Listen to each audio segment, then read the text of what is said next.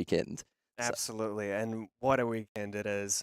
We're gonna have this is the second week, I guess, of the hunted metagame, and we've already seen some great successes with the hunted heroes that have been featured at the top tables of the calling Memphis, taking it down with Cindra.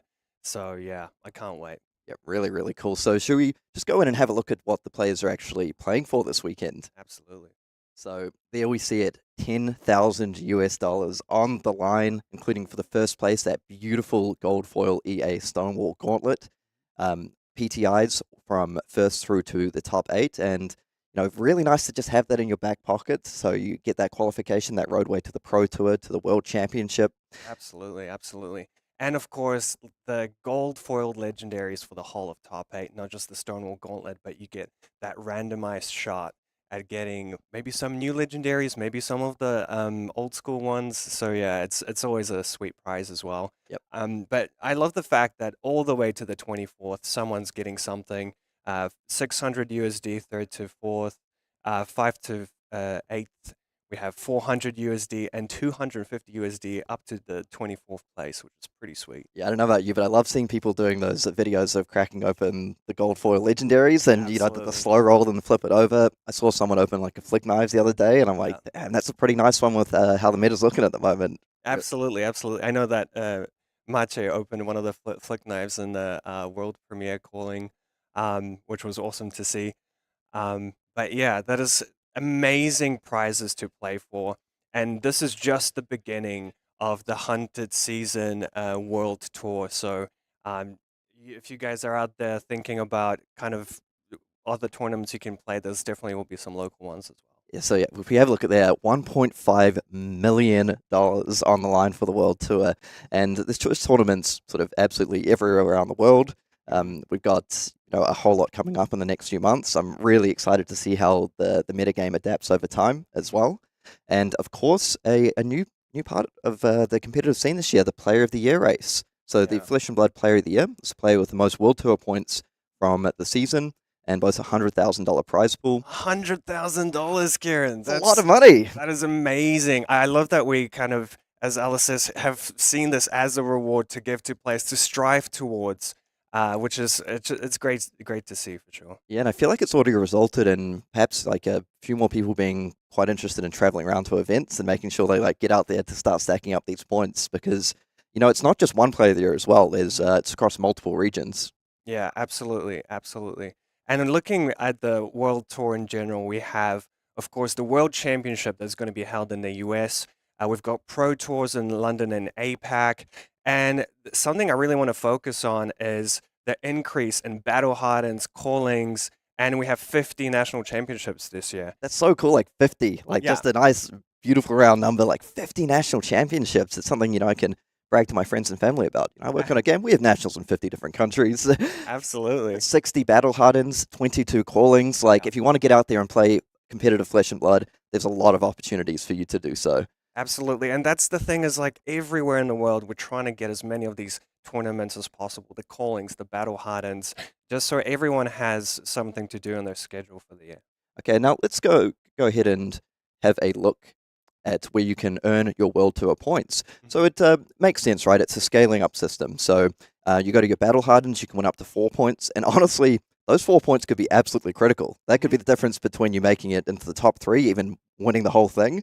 So make sure you get out to your battle hardens. Then the national championships up to 16 points. Mhm. Just a reminder to everyone, we have the Road to National starting this weekend. That's This weekend, and that's the thing. We'll talk about it further on about the calling metagame, but if you want to play some Flesh and Blood, you can do it this weekend. Yep, so make sure you get out there to your local game store and get qualified for your nationals. Then callings, like we have on this weekend, up to 16 points. And then the really big points come in at the Pro Tour and Worlds, up to 28 points for Pro Tours, up to 32 points for Worlds. And that's something that I'm going to be super interested in to see how it plays out because, players are gathering their points already, but the Pro Tours and the World Championship, that the person that takes out those points are going to make a massive shift on the leaderboard. So it's all still up in the air, to be honest with Really you. exciting. And speaking of leaderboards, let's see how the Player of the Year race is going in our regions around the world. But before we do that, let's see how much money they're playing for on the line. So the Player of the Year the overall player of the year, hmm $25,000.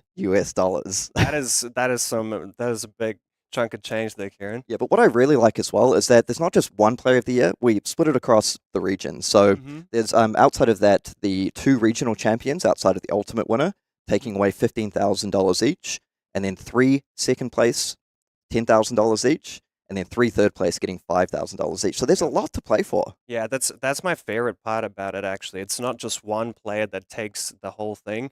It's actually 9 players, 3 from different from all 3 regions. So there's always room for something to play for, and there's always some opportunity to stack some points. And even coming second or third in your region is just such a sweet reward. Yeah, absolutely. Okay, so just checking out our Player of the Year leaderboard. So if we start with the Americas, we see Brody in first place there, closely followed by Michael Hamilton. Quite cool to see our most recent calling champions there, up in first and second. Yeah, Some absolutely. really big names on this list, though. You know, we see Michael Fung as well, a Pro Tour champion. And I do know that Michael Fung is here this weekend as well, so I want to see if he can rake up some points today as well. Yep, just a lot of big names on this list generally, but let's keep on moving and let's have a look at how we're doing over in Europe as well. So we see Jacob Clements up there in first place on 36 points. Yeah, he's been doing really well in the limited events, constructed events. Simon Nielsen taking out the calling from the world premiere. And yeah, Alex Chitu doing well as well. Simon really proving himself to be a bit of a limited mastermind. Yep. But we've talked about the Americas, we've talked about Europe, but I want to focus on our home region Absolutely. of APAC. So let's go ahead and check out the race there. And honestly, not a huge surprise. Up there in first equal place, we have Nick Butcher and Pudding Tam. Mm-hmm. And here we go, straight to the action. We have Ben Dodd versing and yep, so we've got... Oh, okay, sorry, just a small mix-up there, but just continue to have a quick look at our Player of the Year leaderboard. You know, Shomu Yamamura up there, Pro Tour champion on 14 points, and a lot of big names just sort of rounding out our list, so we're really interested. The one thing I don't see there is a New Zealand player from our hometown, so I'm pretty keen to see if a Kiwi player can step up this weekend. absolutely. And today is the shot that that New Zealand players get to take is this weekend in Christchurch to put their name on this leaderboard. Okay, so we're getting pretty close to the action, so we'll just have a quick look at our overall leaderboard. So there we see a lot of big names on this list. We see, you know, a lot of the players we mentioned earlier. Just want to give a quick shout out to some of the players you might necessarily not have heard of, like Jacob Trossing in there from Sweden, top 8 of the calling Warsaw and Dory, top 4 of the calling Florence, and then a week later won Battle Hard in Stockholm. So big shout out to you. And Austin Reddington coming second at the limited calling there in Memphis. Yep. It's emerging name. He also tapeated the LL Worlds Battle Hard. Just round out this there, Victor Mercado, second place at the calling Portland Donu, and you know, a number of these other players I think we all know and love, so we just wanted to spotlight a couple you may not necessarily have heard of. For sure. Okay, so just looking at our upcoming event schedule, there we have it. We have so many events coming up. We've got a couple of Battle Hardens coming up in early March in Taipei and Charlotte, both classic constructed.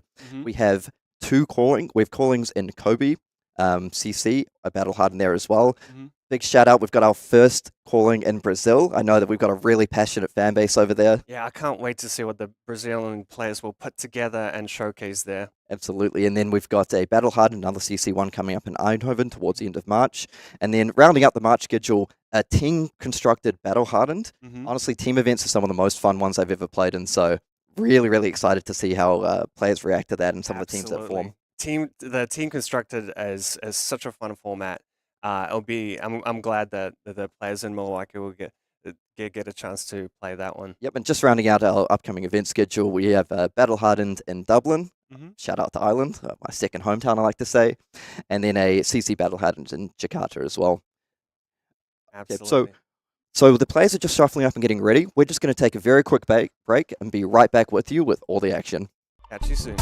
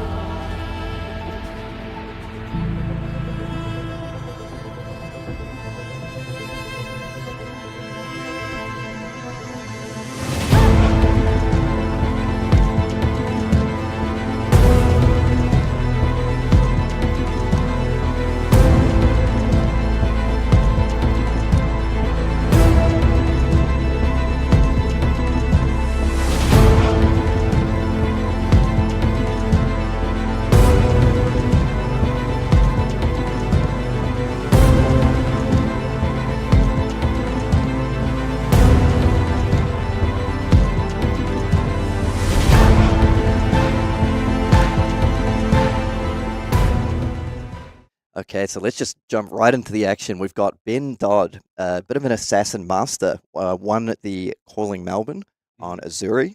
Really great game. I was fortunate enough to cast that one. Coming up against Rob Davenport on Enigma, Ledger of Ancestry. Yeah, it's going to be interesting to see what kind of build Rob goes here for. And first of all, just looking at the board, we can see the Mage Master Boots on Enigma side. I feel like it's a bit of a telltale side that he might be playing something like um, some of those power cards like Like 10,000 Year Reunion, things like that. 10,000 Year Reunion, exactly. And Bad Ben here, starting off with the dagger. Yep, so we're just jumping in on turn 2. It looks like Ben's been able to push a little bit of damage already. Just pitching away that Codex of Frailty to come up with the dagger, and that's a Codex of Bloodrot coming down. Codex of Bloodrot, interesting choice.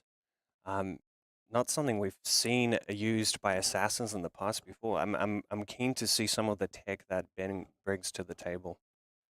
Yeah, the Codex of Bloodrot, it's got a cool interaction with some of that ward. Just sort of trying to make those Enigma turns a little bit clunky, making sure you keep around resources. A good use case as well is if your opponent has an open arsenal slot and you're trying to strip their hand, Codex of Bloodrot has to put a card into the arsenal, which can stop them from having an extra card to defend with. Okay, so Ben coming in here with that mark as a Black Widow. So when this hits a marked hero, they banish a card from their hand. If so, does Ben have a way to mark? And coming in with that Razor's Edge. Yep. Going up to 6, threatening Rob's Spectral Shield there. And Rob does have an answer in the form of Waxing Spectre here, so it is going to prevent 3 damage that the mark was coming over the top with. And that Spectral Shield actually quite annoying for Ben here, just stopping any Flick Knife shenanigans to try and mark Rob. And sometimes all Enigma needs is one Spectral Shield to come in and attack a few turns in a row to get that advantage. But I know that this Bloodrot Pox is going to be quite annoying for Rob there. Yeah, so that looks like that Spectral Shield was from Spectral Manifestations, has the 3 counters on it. But yeah, here we see the importance of the Bloodrot Pox, because it appears that Rob has no cards in hand, so that Spectral Shield's going to be going away at end of turn. And you got to think that's a pretty nice early win for Ben, just getting rid of that off the board. Absolutely. Okay, so just going to go ahead and defend with that Mark of the Black Widow here. Yep. And yeah, Bloodrot Pox doing its job, clearing that Spectral Shield. And Ben actually seems, interested in trying to preserve his life total a little bit early against this Enigma player.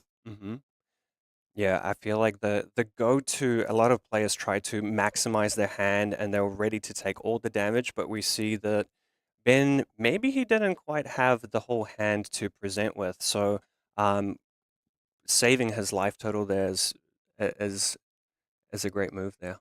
So he's going to kick things off with a Kiss of Death, a really powerful new assassin attack from the Hunted. Great interaction with Flick Knives, because it's a dagger, you are able to flick it on the next chain link or another chain link to not only do 1 from the Flick Knives, but also the opponent loses 1 life as well. And because Rob doesn't have any ward out, that's a very likely scenario to happen here. Yeah, so Ben actually just kicking things off with Kiss of Death. No go again currently, so does have access to those Snapdragon Scalers, does have the ability to try and mark, and then gain the go again from on hit. But against Enigma, which is traditionally a very strong defensive deck, I'm curious to see what Ben's plan is here to start getting a bit of tempo and pushing some damage. Exactly. Really putting Rob in the tank here.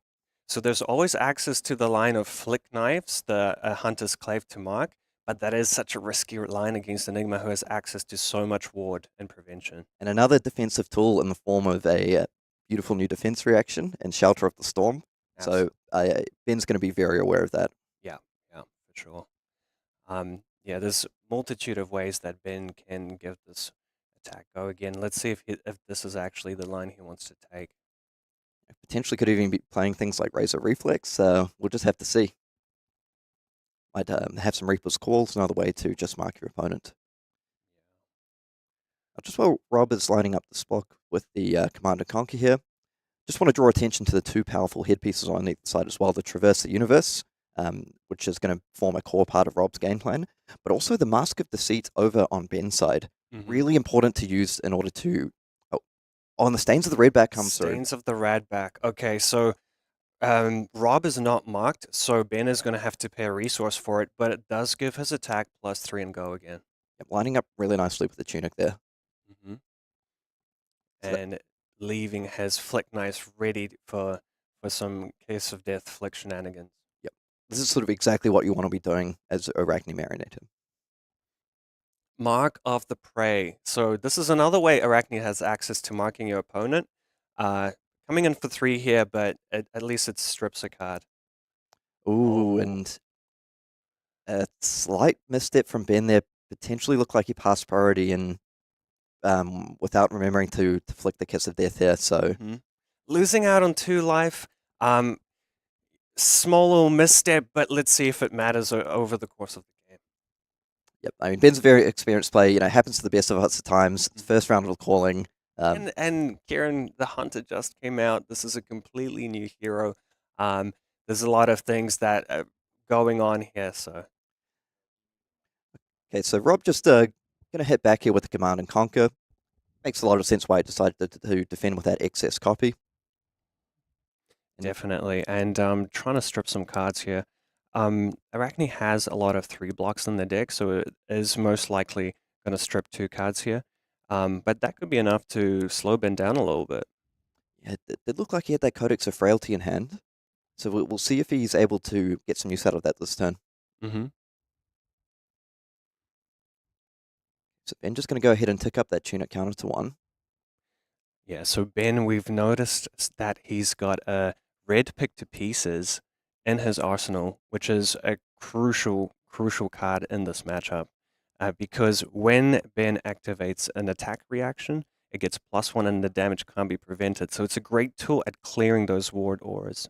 So perhaps a bit of a difficult decision early for Ben here, whether he prioritizes getting that Codex of Frailty into Arsenal to perhaps set up a bigger turn later, Mm-hmm. or if he wants to hold on to that pick to pieces like you mentioned, which is just so important when utilized at the right time. And interesting here from Rob's side is how much do you respect these Hunter's Clave attacks? How much do you of a value do you put on being marked here? Because the thing is from an Enigma side is once you become marked and you generate a board state of a lot of auras, it's actually very hard for your opponent to clear that mark, which means that you're going to be marked for a long time. So I'm not surprised Rob's very deliberate about this decision here.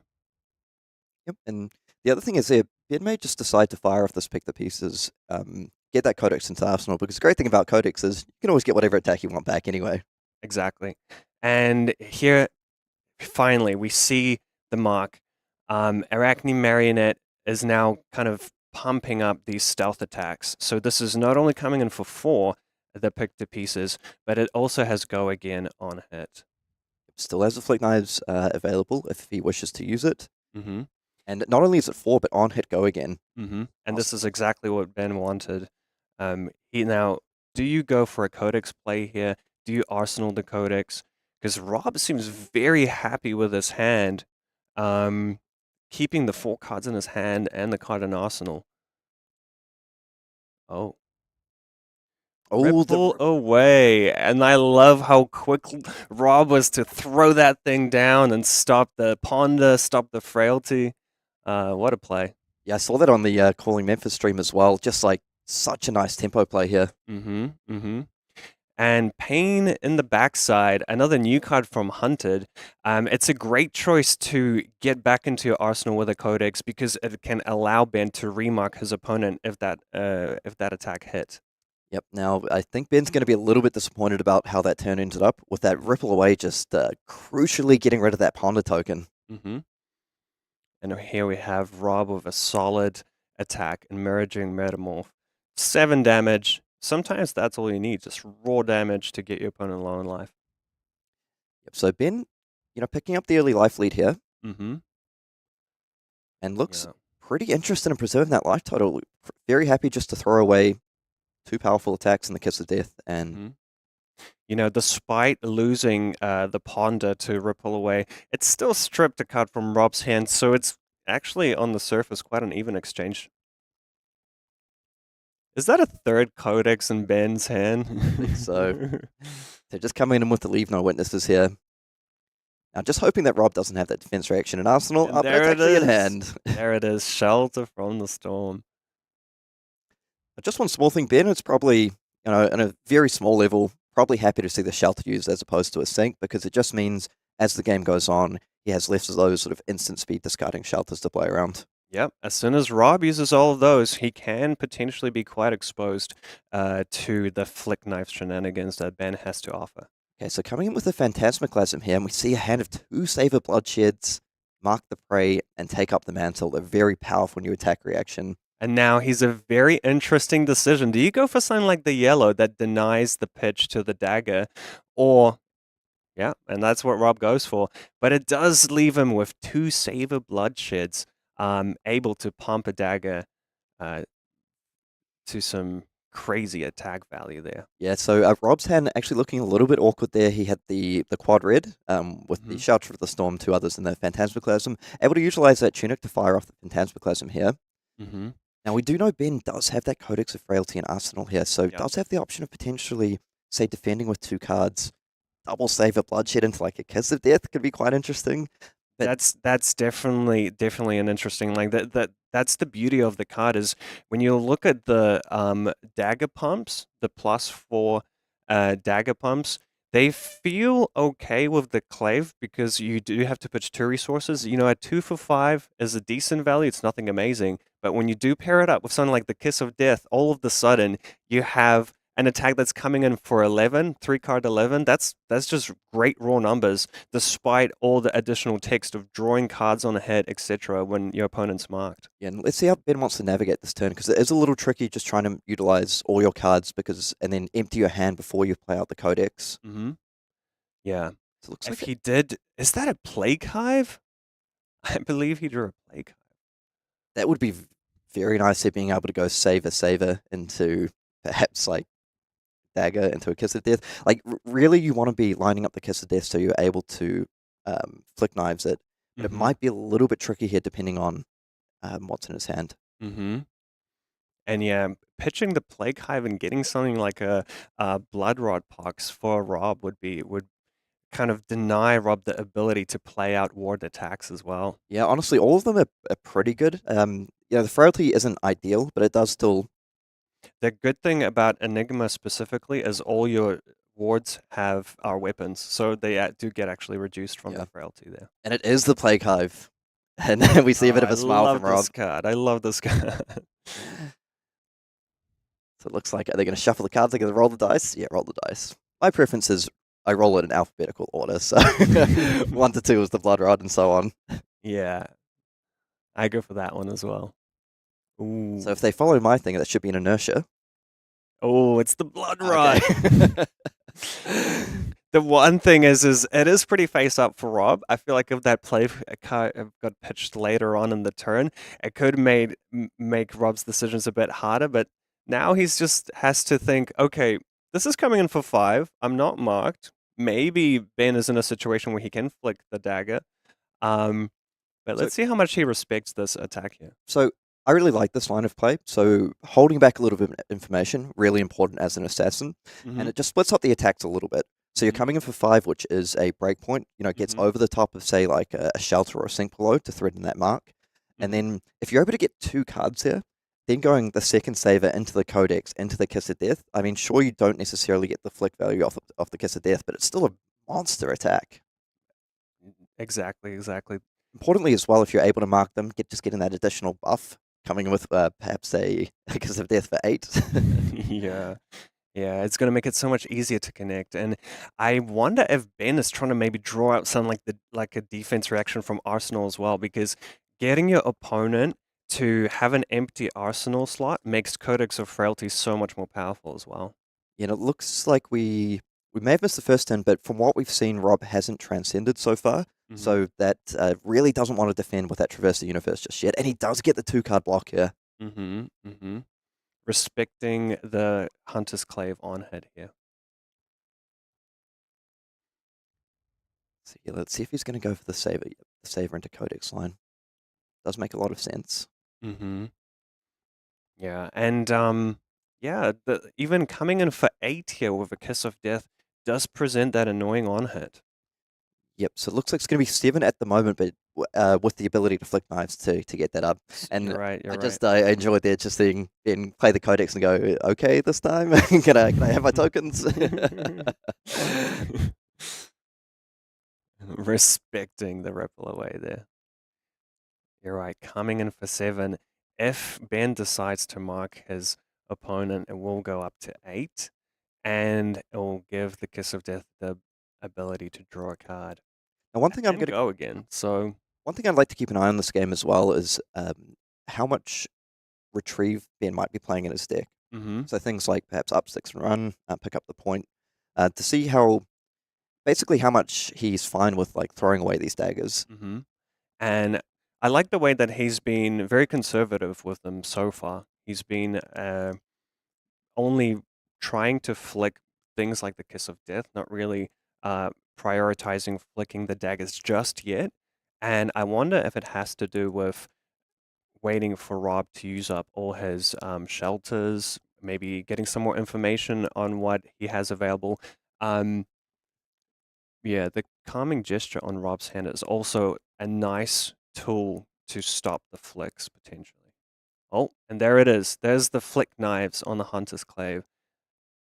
Oh, and it is going to get the calming gesture here. Mm-hmm. But I think Ben, while it's not ideal right now, he's going to be happy to see that off the board. Mm-hmm. And we'll see Rob does have 2 resources. We'll see if he's able to play out to use those. Got the sink below. So he's got the sink. He will be taking 3 and then losing 1 life to Kiss of Death ability. Okay, so down to 1 dagger there for Ben. Okay, not able to utilize those last 2 resources there. So Ben's going to be very happy, I think, with how that turn went. He ends up, he gets rid of the calming gesture, pushes damage, ends with a 5-card hand, Mm-hmm. and is Rob going to be able to use that card from Arsenal? Because he is under the effect of, no, not the inertia, it's the blood rod at the moment. Mm-hmm. Blood Rot and Fealty, and Rob ended up using his whole hand that turn cycle, and he's actually 4 life lower. So Ben doing a good job at just kind of maintaining a little bit of a life lead here. But Rob does have that kind of the big trump card in the form of Traverse and potential plays with Mage Master Boots in this game. I just want to point out, it looks like a red Razor's Edge in Arsenal. I think this is a really important turn for how this game is going to go. So Ben has the tempo here. He's 4 life ahead. He's got the Tunic up. The Snapdragon Scale is available if he needs to use it. And a 5-card hand with that attack reaction. Now, he might have a read as well that it may not be a defense reaction in Arsenal. That's not for sure. Rob might be saving it for an on-hit. Very happy to give up a little bit of life instead. Yeah, and Rob has been sitting on that card in Arsenal for quite some time. Yeah, potentially as well could be something like a Miragai, waiting to transcend and use that Traverse the Universe. True. So Ben really wants to make sure he understands the importance of this turn for how the game goes, because once you give up the tempo into Enigma, it's such an incredibly strong deck at just grinding you down. And kicking And things off, with all the access to the ward, it can get quite hard for assassins to clear them. kicking things off with a persuasive prognosis here, and this is a really tricky attack to figure out how to defend. To potentially access the things like Justinic, the Razor's Edge that we mentioned. I mean, you don't necessarily want to overcommit because of the Snapdragon Scalers. There's also the ability to like market it with either flick knives or something else. And Ben has access to so many attack reactions. You mentioned the Razor's Edge in his arsenal. I do believe he has another one in his hand, and Stains of the Redback, and a yellow Shred. So, Oh no, that's a red infect, but he has so many attack reactions here. And there we go, Stains of the Redback, giving it go again as well. So it just makes it so tricky for Rob here. and this is one of those breakpoints that you absolutely hate to see as a defending player because they're 1 point over. So you don't want to really commit a defense reaction. I mean, something like a Shelter of the Storm discarded to prevent it. I mean, even that runs you the risk of then they play another attack reaction over the top and you lose a bit of that value. And I like how patient Ben is with attack reactions. He has the Shred, he has the Razor's Edge, but he's just waiting a little bit. Oh, and it is the Shelter of the Storm as well. Wow.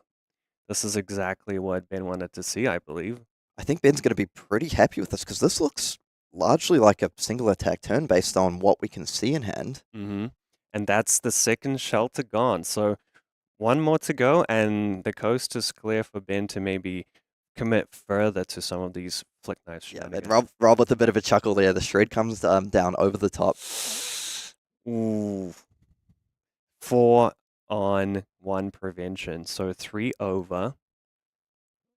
Rob is thinking about it. Yep. Yep, the prevention's happening. That means he's taking the damage.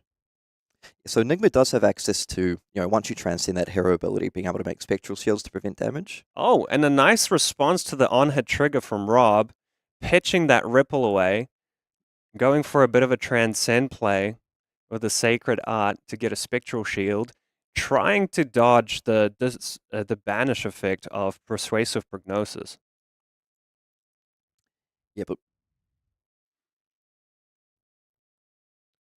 Yeah, so he is. So Ben is still able to gain some life. Oh, no, he's not. That's not an action card. And that's to put into context, I believe, a defense reaction from the Yeah. hunted. I love to see how players of all different classes are able to incorporate some of the tools given in the hunted product.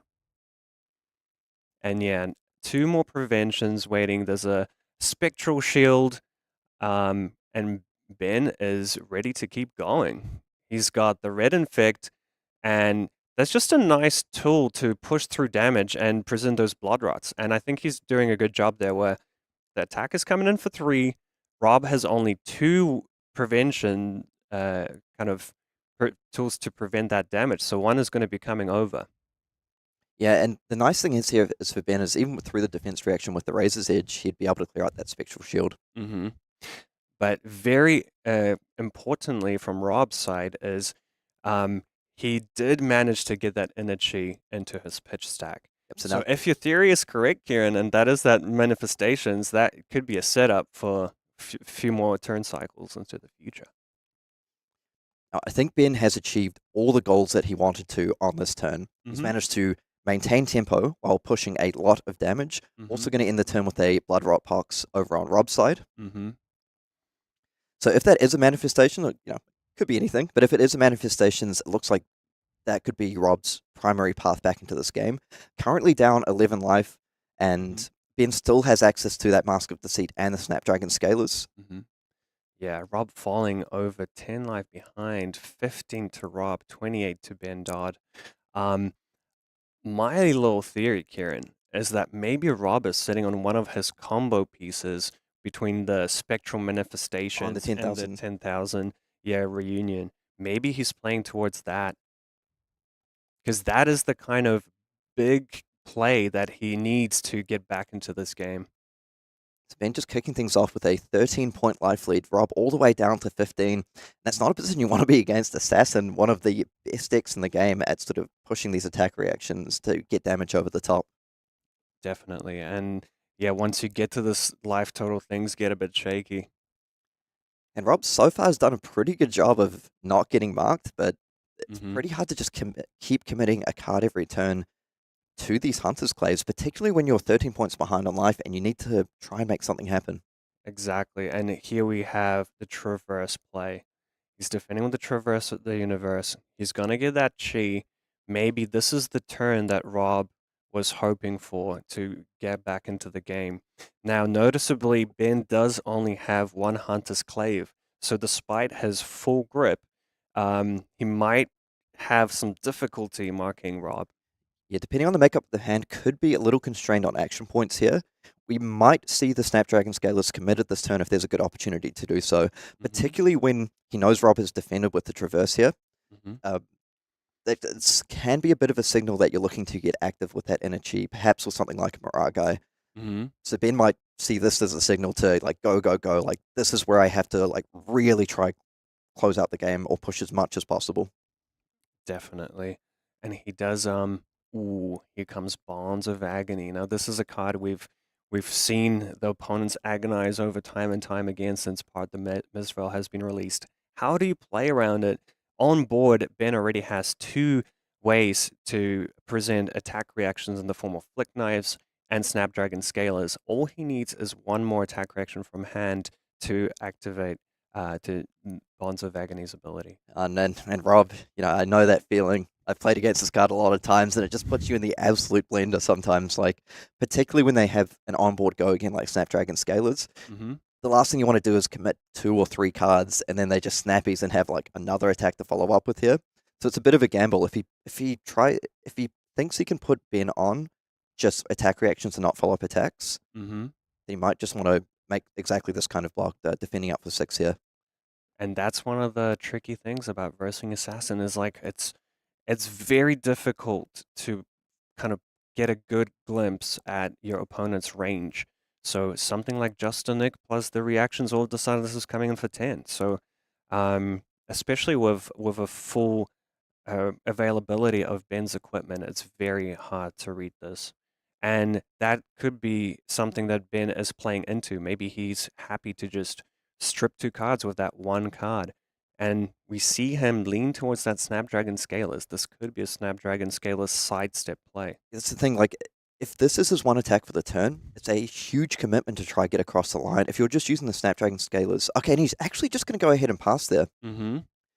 So the one thing I was going to point out, if you commit the Snapdragon Scalers purely to try and turn on the bonds, along with perhaps a Flick Knife and 1 reaction, you get blown out by a defense reaction. Suddenly all your impactful equipment are gone for very little value. Particularly if he feels he's going to have to deal with a Miragai, then... There it is. You were right, Kieran. Okay. It is the manifestations of Miragai coming in for 8. So I think particularly if you feel like this play is coming up, you don't want to be burning those Snapdragon Scalers when you're thinking, like, my absolute number 1 mission is to get this Miragai off the board as quickly as possible. Now, in order to do so, you want all the side steps, you want all the hidden information possible. That's probably going to involve holding onto your final dagger, holding onto your Snapdragon Scalers to try clear it up on the following turn. Definitely. The card you mentioned previously as well, Pick the Pieces, compare up pretty well. Great tool. And so actually Ben's makeup of Ben's hand was a Death Touch in hand and an Inertia Trap. So him playing out that Bonds of Agony was actually a great tool for him to strip 2 cards from Rob's hand. If Rob was able to keep 2 more cards here, this could have been a big swing of the game.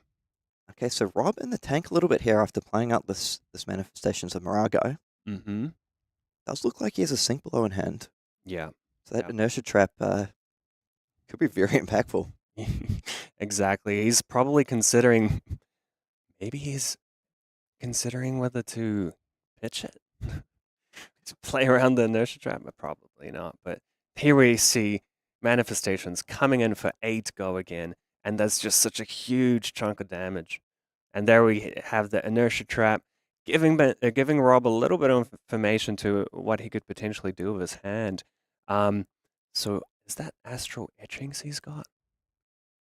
Maybe Rob isn't affected by it too much if he can play out that Astral Etchings onto the Manifestation. Yeah, but I do think, given the life totals here and given the importance of trying to protect that Miragai. Yeah, this is a pretty all-in play. Yeah. All right, 7 counters. Rob is saying, you know what? If you don't deal with this thing, it's going to whack you for 14 next turn. Yep. And because he didn't have access to the Spectral Shield there as well, not sort of able to use that as a combat trick there. So perhaps just taking on whether to commit that before attacking. But I see what you mean. Rob was thinking probably like, is there a way I actually need this Astral Etchings in my hand? Maybe he was considering, pitching it. And it's actually quite a big deal that he used the Tunic counter there, because sometimes you can get stuck in these play patterns where you're able to defend out your Manifestations of Miragai and then just use that Tunic to swing back for 8. Now, even if Ben is not able to clear the Miragai this turn, which honestly I think he has a pretty good shot at doing after being able to ship that Sink Below to the bottom of the Inertia. But that was a huge win with that Inertia trap. Massive, like so much value there. But even if he's not able to clear the Miragai this turn, it's just sitting there. It's not going to be able to attack if he's able to strip his whole hand. So it just gives Ben a little bit of wiggle room to like set up this board and not have to be all in. Fully agreed with you, Kieran. Now, cool thing to see is Ben pitching Poison the Well. A little bit of tech, kind of a bit of a hedge. If Rob did present that Count Your Blessings game plan, it's nice to have maybe 1 or 2 just in case. So it's cool to see that tech Yep, appear on got the screen. hate cards in there because that's the thing when you're playing against Enigma, you're not always sure what kind of build they're going to present. Mm-hmm. And Rob defending here with the Spectral Manifestations, one of his kind of combo pieces. So it kind of showcases what he's playing towards. And It's red. that's shred. Now it really puts Rob in a tough spot. He needs to present some form of defense reaction or prevention to deal with this. Oh, That's a really nice answer. The Oh. drop in the ocean. wow. That is really well timed for Rob. I love that play. You minus you minus defense on my card. I minus offense on your card. Yeah, that is like the perfect answer here to play around the shred as well. Yeah. Very heads up play from Rob, honestly. Just kind of defending first, playing this. He knows that Ben only played 2 shreds. That was a really cool play from Rob. So And how is Ben going to be able to navigate this turn from here? so he does have access to that flick. And if his arsenal is in fact a death touch, that could be stripping 2 more cards from Rob's hand. And potentially even the manifestations. But in all honesty, if Rob decides to give up on this manifestations, eating up 6 damage isn't the worst case scenario. Yeah. I mean, with those 7 counters on it now, like, really just be, like, the ability to... I think, honestly, both players would kind of be okay with that. So Rob loses... Like, he does lose so much tempo making that play. But if, for example, he's able to just soak up that damage, as you mentioned, and come in with something like a Phantasmaclasm to try and push the damage back, even up the life totals a little bit. Yeah, absolutely. And also, it's an interesting dilemma for me for Ben is like, do I flick and try and clear this manifestations and try and push damage with this death touch, potentially giving a blood rot, potentially presenting more damage, but denying myself daggers? And Yeah. it's actually a really rough spot for Arakni Marionette to be forced into a daggerless board state because it cuts off your access to go again attacks and it really makes it hard to mark your opponent. So it's a pretty all-in play. There we go. And they were both happy to just trade those 2 out. Yeah, I think from Rob's side as well, depending on the makeup of his hand, it's just absolutely disastrous if you block kind of 2 cards there and still get blown out. Yeah. Give your opponent a 4-card hand, you're 8 life behind, you have no arsenal. That's Yeah. so hard to come back from against an Arakni Marionette. It And- looks super impressive having that manifestations out, but if you can't attack with it, you're giving Ben a 5-card hand to work with. And you called it! I'm the Oracle! That's the class of the Oracle over here. Oh, and is that a public bounty I see? Public bounty, wow, Spicy. that is spicy. And Honestly, it plays so nicely into Ben's turn. The Tunic is coming up to 3, maybe? Maybe that's actually the card that Rob wants to get out of there. yeah, these are the kind of hands I kind of hate to see when I Phantasmaclasm someone. And it looks like it is going to be the public bounty. Honestly, I think you're right. That's the card to pick there. Because the Razors are just powerful, but when you have information about it, a little bit less so. Yeah, and Ben does have Mark of the Black Widow, I believe, in his arsenal. So he does have 3 red stealth attacks. And those can get a little bit awkward if you can't give them go again. Yeah, and with Rob down, 2 shelters gone, has played a sink put to the bottom from the inertia trap. I think he just knows how devastating it's going to be if you just get marked straight up and you have these breakpoint attacks coming in for 4. Now, honestly, props to Rob to really evening out this game. Coming in, as you said, presenting 9 damage, that Phantasmaclasm is putting in the work. Interesting here. To me, defending with that backstab, the one thing I like about this is Ben is holding back information because now he has 1 unknown card in hand. But that backstab, on the face of it, does appear very powerful in this spot. But maybe it's as we spoke to earlier, Ben's sort of seen a number of defense reactions already go by and pain in the backside. Okay, he was a bit restricted on action points. Just being able to open with this pain on the backside, pretty much demanding a card. Yeah. Very powerful here. Really strong. And the on hit of pain in the backside, the 1 damage is nice, but that marking on hit, oof. Yeah, that definitely needs to be defended out. Yeah. But Rob managing to maneuver himself in a position where the life totals are getting close if he can withstand this attack, maybe it'll give him some room to make something happen. Yeah, one thing to keep an eye on, it's not approaching sort of, scary levels just yet, but Ben's deck is starting to get a little bit thinner if we have a look over on that side. Rob's still on a relatively healthy 15 life, so I feel it's going to be entering his calculations on how he wants to play through this game. Definitely. There's definitely a fatigue angle here for Rob, potentially. Ooh, and actually going to go ahead and take that damage. Whoa. Rob. He's a brave man. And yeah, that is going to mark his opponent. And here comes the mark of Black Widow. This is so tricky to deal with here because you know about the Razor's Edge, but the Snapdragon Scalers just introduces another element that makes some of these things very difficult to play around.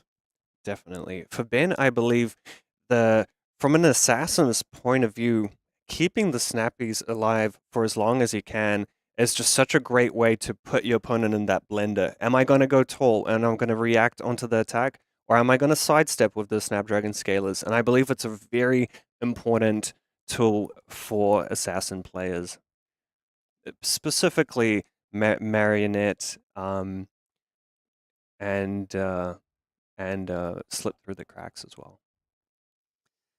So Rob knows that he's sort of running out of runway here. Like at some point, he's going to need to try and turn the corner, set up some sort of defenses. It looks like I thought I saw an energy in hand, but little bit difficult to make out there. I did see. I believe I saw a command and conquer. Maybe Rob was trying to use that to kind of put a bit more pressure on Ben. Just that pain in the backside that really opened up Ben Dodd's turn. Yeah, it just basically unlocked the full power of the hand here. And it's so tricky because you can't really, unless you've got some sort of prevention or defense reaction, you can't really afford to just commit 2 cards here. Then So okay, we have a nicer look at Rob's hand. He's got the 10,000 year reunion. He's got a command and conquer and some 3 blocks in the form of ripple away. Okay, so he's going to commit a lot of his hand now. This is where those snappies come in clutch. And I wouldn't be shocked if Ben even decides to hold the snappies here, leave your opponent marked, transform into a different Arakni. True. I mean, it does sort of IP yourself 1, so he might just want to keep up the pressure because snappies into perfectly reasonable line here because snappies into another big attack backed up, and it's the kiss of death. Painful. Yeah.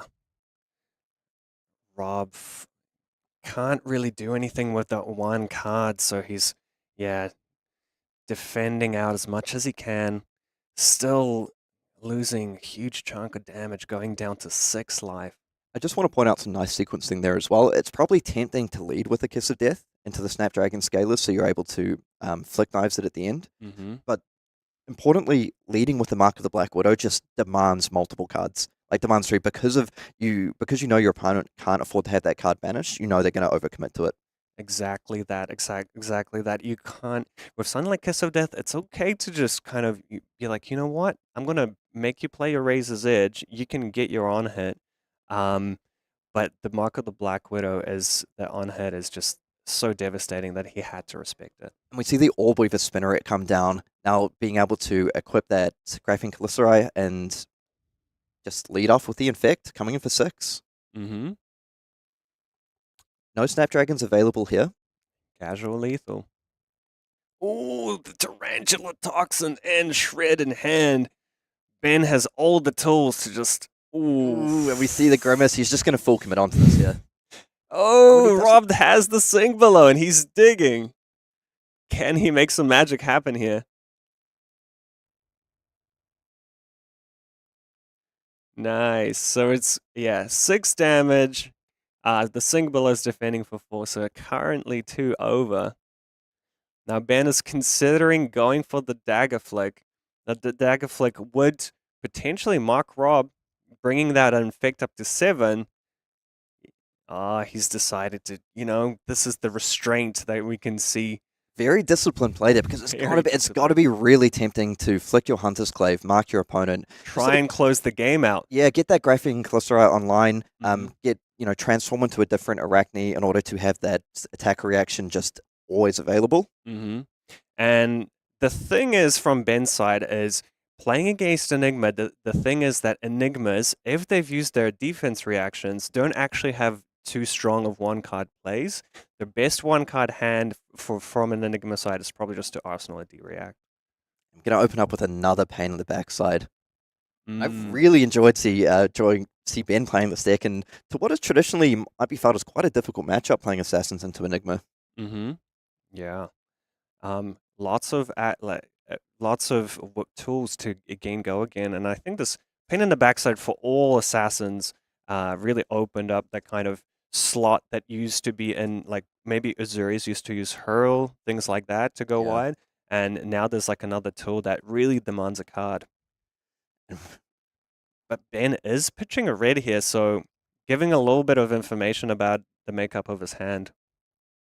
Oh, and Ooh. pitching a Miragai to play out a Miragai, and I believe he has another no block. Yeah, he does in hand. It looks like a preserved tradition potentially there. Oh, he's going for it.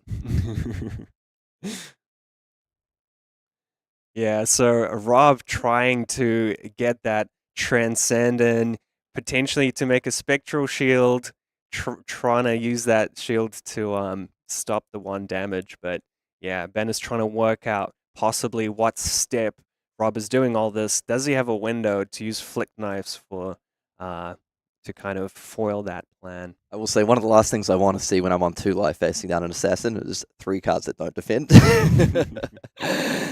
So is able to get some defense out of this with the Spectral Shield and the manifestations of Miragai.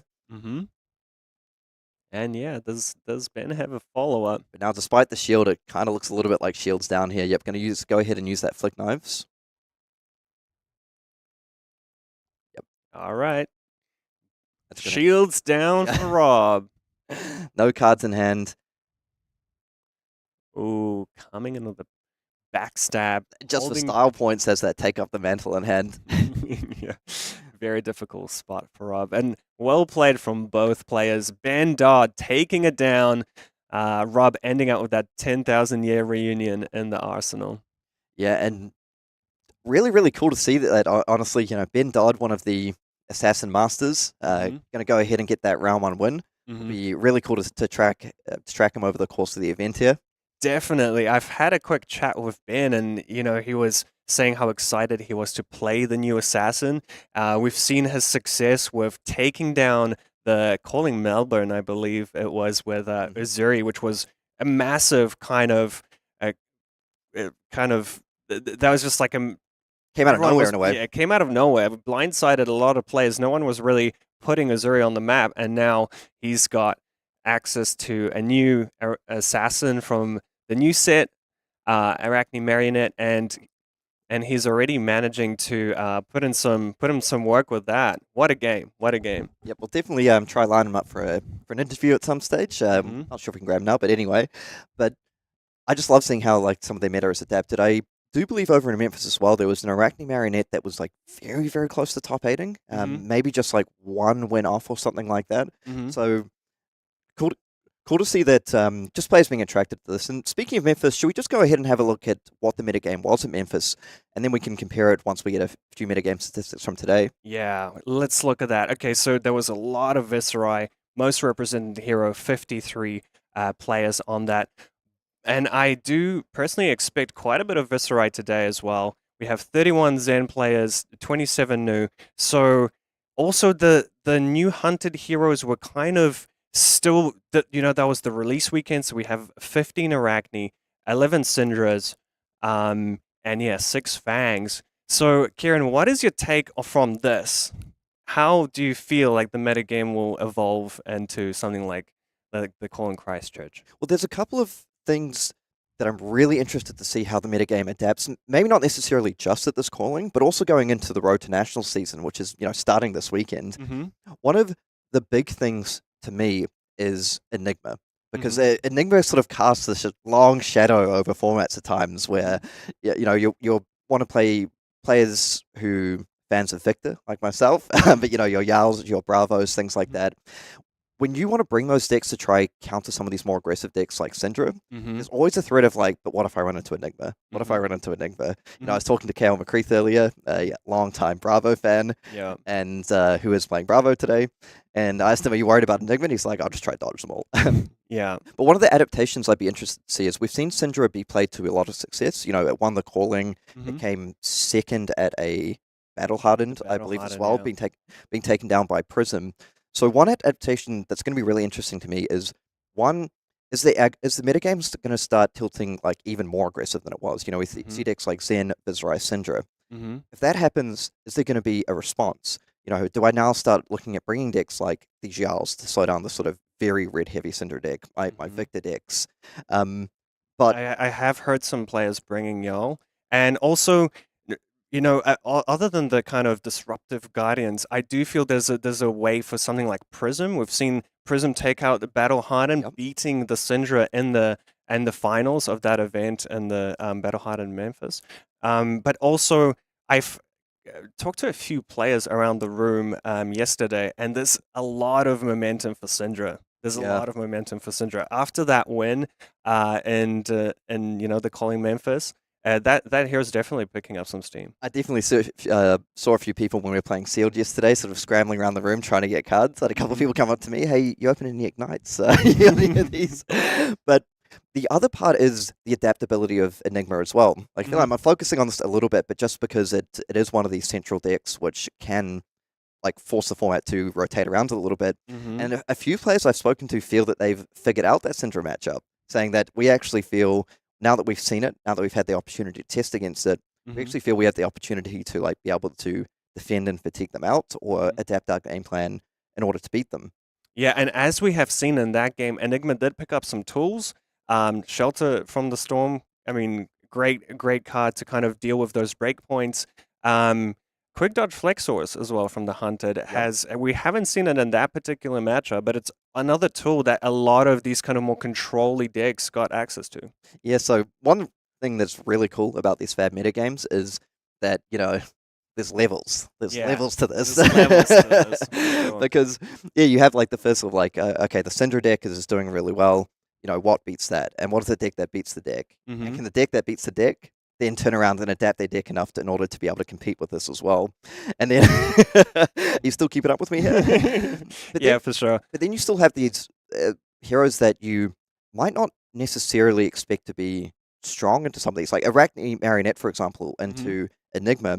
I know there's some players thinking one of the things holding back some of these assassins is the difficulty in playing into Illusionists. But then, as we saw Ben just navigate that game expertly on stream, had a very strong game plan. He said, look, I know what my plan is here. I'm going to preserve my life when I need to, and I'm just going to slowly chip away. And slowly chip, work my way through your defense reactions. And once I have that, I'm just going to keep up a lot of pressure with these attack reactions that I have access to. Definitely. And we saw the masterful use of the breakpoints, making sure that, waiting with the shred and kind of weaving the turn in a way that makes it just so awkward for the illusionist side to play around. Yeah, and then the final part is seeing what are some of the sort of rogue decks that might emerge out of the metagame. Famously, I think Shoma at Pro Tour Amsterdam bringing Azuri. I think like 2, 3, or 4 people registered that deck for the Pro Tour and then goes on to win the whole thing. Yeah. And I remember when we heard about this Azuri doing really well, it's like, okay, there's always these sort of unknown decks that make a bit of a splash, but then sometimes don't quite get there. But not Shoma. Not Shoma. He just proved it all the way through. Just watching some of those matchups, and obviously just really had a very strong grasp on how to deal with the best decks in the format. Definitely. And just kind of seeing the layout of what the metagame is, talking about these matchups, I do strongly encourage everyone to hit up your Road to Nationals events because it started. It's on this weekend. It's on this weekend, so you might as well just head up your local game store, play some events. You can get the hunted cards and maybe pick up some new heroes. It's a great time to try out some of these Cindras, Arakni Marionettes. give Fang a go. And some really cool promos and prizes on offer here. Like, Yeah. I mean, I don't know about you, I want to get my hands on some of these playmats. They're absolutely For sure. beautiful. We have the foil heroes, the participation prizes as well, like Den of the Spider, Lair of the Spider. Road to Nationals to me as well, it's one of my, kind of like Road to Nationals and ProQuest, they're, to me, really, really cool because I think it rewards players for having a bit of a strong grasp on their local metagame as well. Yeah, Because the metagames can often be very different around the world. I know New Zealand's kind of one of those ones that is infamous for having its own different internal metagame. A lot of specialists in New Zealand, that's for sure. A lot of specialists, and you notice this kind of around the world. And it's one thing I like when I go to local game stores sometimes, you know, if I'm able to travel and talking to players, and they just go, like, I remember when I was at Battle Hard in Hong Kong, and I just was having a chat to some of the Blue Pitch guys, and I spoke to them, I'm like, man, I've seen like 3 Dawnblade Dorinthia players here, and they're like, yeah, there's these 3 Dory specialists, they always played Dorinthia, and we always had to respect them. Like, yeah, so, that's the thing. You better come prepared because it's and those kind of like smaller communities. When the event has these kind of known players, you just have to come prepared for that kind of stuff. yeah, and Road to Nationals, like, really fantastic prizes on the line, and that's how you get that's your pathway to the national championship. And also, you know, nationals, as we mentioned before, really important for that player of the year race if that's something that you're pursuing, and it's that beautiful pathway all the way up into worlds. Yeah, and there's some like a special glory in being a national champion. So yeah, definitely check out those tournaments. Anyway, we're going to go ahead and have a quick break, but don't go anywhere. We'll be right back very shortly with round 2 action from the World Tour calling Christchurch.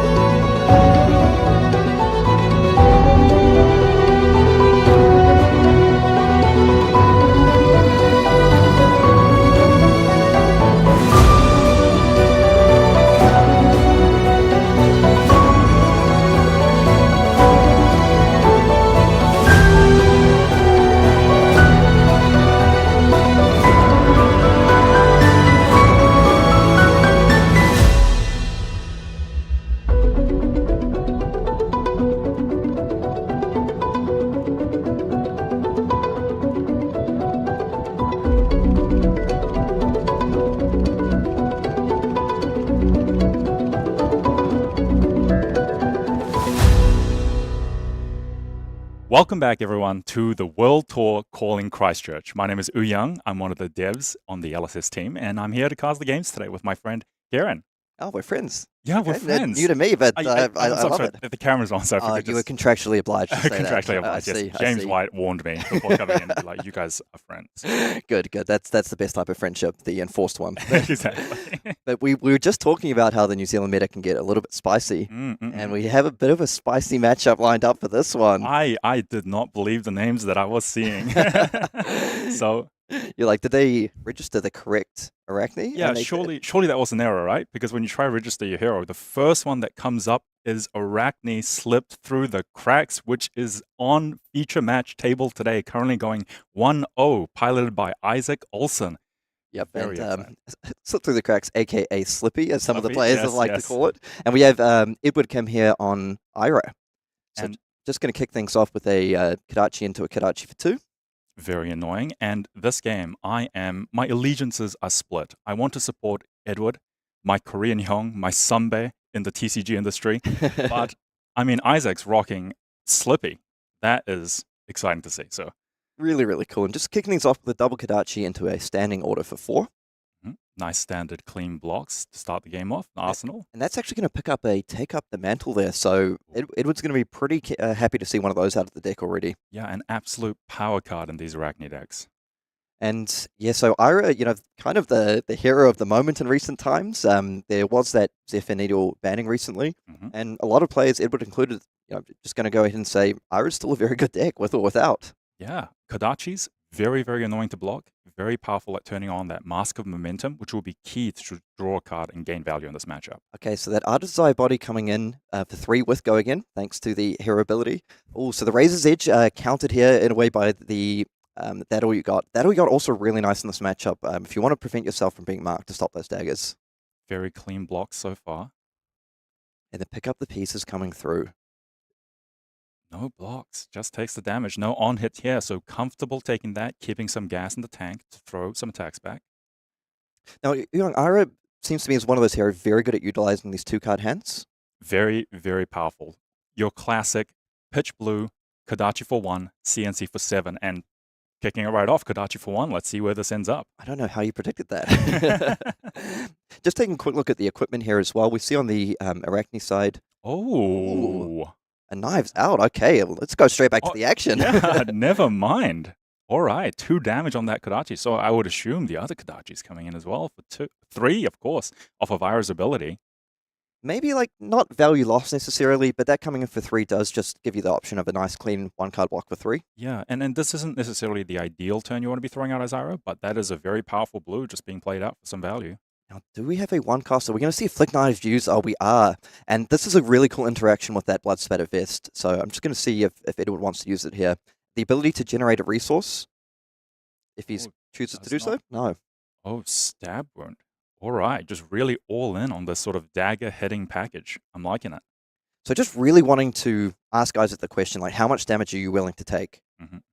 So the interaction I want to point out is the Flick Knives with that Blood Spattered Vest, being able to generate that resource. So if he had something like a Command and Conquer here, just being able to fire that off despite technically not having the resources available. Exactly, and this attack also threatening the mask on hit to draw, because despite the second attack being blocked, the dagger was flicked on it, so technically that chain link hit. It's going to be a really important thing to keep an eye on throughout this game. And Edward actually getting very aggressive with that Flick Knives. One thing I'm also going to be keeping an eye on is the amount of retrieve in the deck. If we see how many things like upsticks and run and pick up the points that he is playing. Definitely. Don't want to be throwing those daggers out too aggressively, because Ira without daggers, much less threatening. And that is going to pick up another card from Isaac there. So down to 2 cards in hand. Does have that Codex of Fealty. Really nice here. An absolute powerhouse of a card. Really keen to see some of the side steps you get. Oh, and the Bonds of Agony. But that's the thing. 2 cards in hand, Bonds of Agony available. Oh, What's look at he going Isaac. to commit here? Throws down the Bonds of Agony, just looks away. Head in the hands. Just chill. You figure it out. You figure out how you want to block this. Do want to point out, in comparison to our last game, where we had Arakni Marionette for the Ben Dodd playing Snapdragon Scalers, Isaac here with the Black Tech Whisperers. Yeah. So we'll see if he has a bit of a silver generation side plan. The thing is, that's one of the advantages of playing Arakni slip through the cracks. This is Bonds of Agony. It's coming in for 1, And it's just really tricky to deal with because it has go again. Exactly. And there's just attack reactions in the hand and also just attack reactions on board. Flick Knives is an attack reaction. Black Tag Whispers, when activated, is an attack reaction. So Yeah, now you've played a bit of Arakni yourself. Marionette, maybe a little bit to slip through the cracks. How important is dagger management when you're playing these heroes? oh, it's so important. It is so important to keep your opponents marked and also tricking your opponent into blocking these daggers when you don't necessarily have a marked follow-up is just part of that mind game. But Just wanted to say, sorry to cut you off, a really nice yeah, read from Edward there, just saying, look, you've got 2 cards in hand. If you want to commit a whole lot, that's fine. No blocks. absolutely bold move there and paying off greatly. Just taking 1 off Bonds of Agony, absolute control of this matchup. Yep, and you got to feel like that's a bit of a win for Edward there. Yeah. Ooh, and that thing doesn't hit there, just hitting the blue, so won't be gaining any life. All But right. Isaac nicely set up with the Codex of Frailty, though. Definitely. All right, Eddie. 3 cards in the grip. Let's see what he can do. Ooh, and there we see the first up 6 and run. Now, he's playing the yellow that leads me to believe he might be playing the full 9 copies. Yeah, definitely. Yellow is a sure sell sign? I am losing my ability to speak, but he has a lot of dagger retrieval is what I'm trying to say. Yep, and retrieve the exciting new mechanic from the Hunted set, being able to bring back these daggers from the graveyard by paying a resource. Yes. And so he's going to go ahead and retrieve that Harmonized Kodachi, and that's coming in for 4 with go again. Still a resource up, still 2 cards in hand. Yeah, and it's just damage.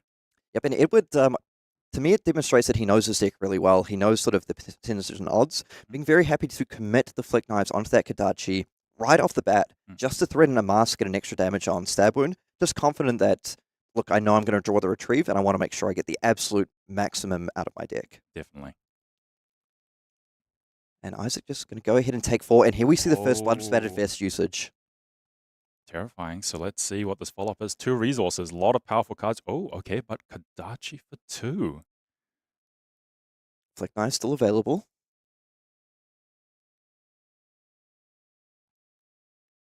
Now, when a player activates the vest, you know that some power card is coming. That is a very finite resource, that chest base.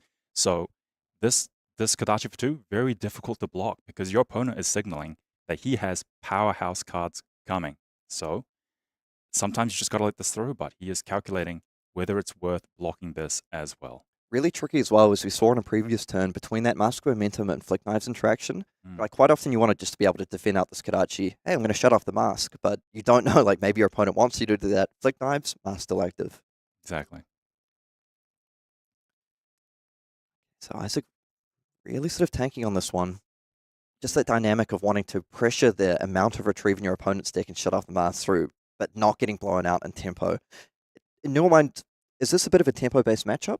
It is quite tricky. It depends on how much power that Eddie is able to dish out and how much disruption that Slippy will be able to present throughout the game. So it will be a bit of a tempo matchup, but we just, in the early stages, just trying to figure out exactly how the rest of this game will play out. Okay, so we do see the Flick Knives committed there, and now we're coming in with a bleed out for 4 with go again. I have not seen that card in some time. Yeah. Threatening a mask on hit as well. And that's going to pick up another take up the mantle. Oh, and ending a the snatch. Really nicely sequenced from Eddie here. And then bleed out, you might be thinking 2 costs for 4 go again. That's not great. But hey, when it costs 0, that's pretty damn awesome. And it's just so many on-hit draw effects that Eddie is threatening.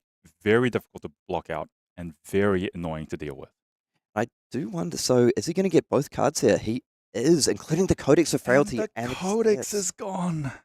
What a absolute play. That is one of the key power cards in Isaac's deck. Just committed to blocks because he can't be giving up his Flick Knives to block that breakpoint. He can't give up his Tunic this early. He can't give up his mask, so he has to just give up his Codex. Isaac, with a really, really nice 1-card play here, has access to the Codex of Frailty, a resource available if he wants to use it. Oh, okay, all right, let's go. Codex from Arsenal. But it's quite nice as well because it just kind of shuts off that first Kodachi attack with the Frailty affecting weapons. Yes. One interesting thing from last turn as well, we did see Edward actually end the turn with the resource available. So it makes me wonder if that was actually a little bit of a bluff, saying like, hey, I'm going to throw down a CNC or something, just to try and get Isaac to commit to blocking that second Kodachi. Exactly, because even me watching it, I was just like, oh, but surely a CNC. Oh, no. So a lot of tricks, a lot of mind games coming forward here. Honestly, not the most threatening codex of Fealty here. I feel like Isaac would love to have something like that classic codex and to leave no witnesses to threaten the arsenal. Yeah. So the codex here does give, Edward the opportunity to get back the snatch. Coming in for 3 though, because of that codex of Fealty. And then the Art of Desire body just gonna come in for 3 here. Yeah, and no cards in hand, so this is essentially just 3 damage. There is a potential draw on hit, but it doesn't matter because there's also a ponder. But Eddie thinking about still blocking, because if Isaac does draw 2 cards, it does give him more flexibility in that arsenal slot. So not completely wasted that draw. Now, while Edward's lining up this block, I just want to talk for a second about that Prowling Pause. So one of the ways we've seen Ara use that card is with Dual Threat. So just want to sort of walk us through how that works with generating that additional attack. Yeah, so Eddie blocking with his boots here signals that dual threat is coming. So he's going to attack with a dagger, attack with an attack, play dual threat, which essentially becomes a 0/4/6 value card. So, all right, here comes the first attack. So just going to lead off with the pick up the point here. And yeah, the cool thing about Prowling Paw is just being able to generate that the Crouching Tiger to get that dual threat online with like very little resources committed, which is really nice. Yeah. And I pick up the point blue here, so starting to see there is a very high density of retrieve in this deck. Yeah, Eddie's just got a game plan of death by 1,000 cuts. These daggers are going to keep coming in, keep being thrown, keep being retrieved, and it's on Isaac to figure out when he takes damage and when he swings the tempo back in his favor and have a very powerful disruptive turn. Now, is Edward going to commit the snatch here for 3? Okay, he is. He is. So I think this is perhaps Edward's just trying to identify how important tempo is based here. So by making this play, he kind of forces Isaac to give him a card. See, I feel he didn't want to end that turn there with giving Isaac a full grip of 5 cards and just trying to save that snatch for a little bit of value later on. Yeah. Also, if you pass and keep an arsenal and give Isaac full tempo, your arsenal will be threatened. So it is very heads up to just say, if I can't strip enough cards from you, I'm just going to play out my arsenal and at least try grab a card, or I guess I'll get a free draw. Here comes an inertia trap. Okay, so not going to have any impact there, but just representing a clean block out. But a pretty nice draw off the Codex of Fealty. Yeah. Okay, so our Isaac has the 4-card hand. All right. This is his opportunity to try get some tempo, to try get ahead, to try really put Eddie on the back foot. Let's see what he can do.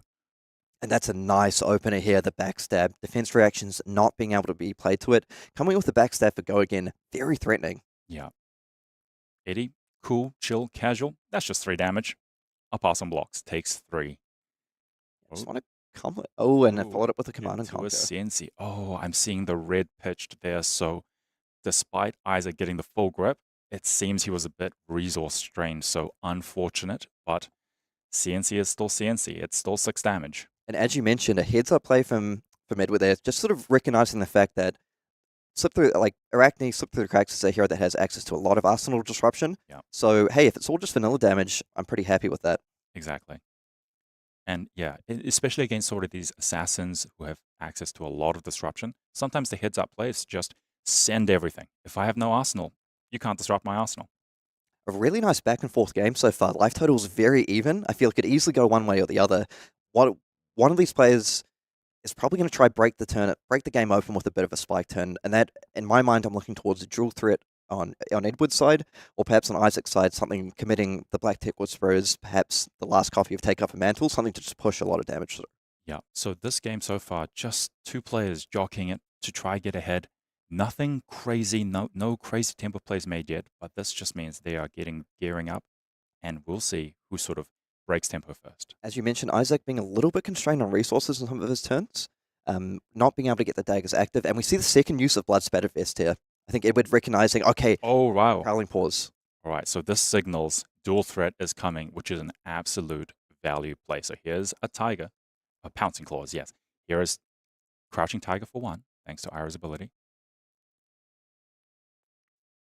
Okay, so are we going to see the dual threat here? I feel like we are. This generally signifies when you want to use it. Yes, here it is, a 0/4/6. A little bit of a difficult condition to meet, but when met, the value generation is insane. So just want to point out this has closed the chain, so you're restarting up the Mask of Momentum. But that's the really nice thing about getting the pause active. You still have 2 resources available here. You're coming in with a Kodachi for 4. You're then quite likely going to be able to follow up and potentially threaten a mask. Exactly. Also threatening a CNC for 9 maybe. Yeah. Just look at that 2 floating. One of the most threatening floatings in Flesh and Blood. It could be a CNC. It could be a lot of disruption coming his way. It could just be more damage. Who knows?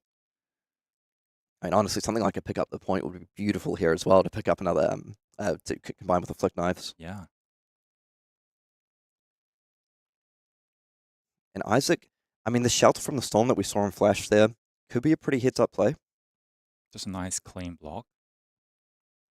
Makes it a little bit more difficult to try to get that mask off later on in the chain.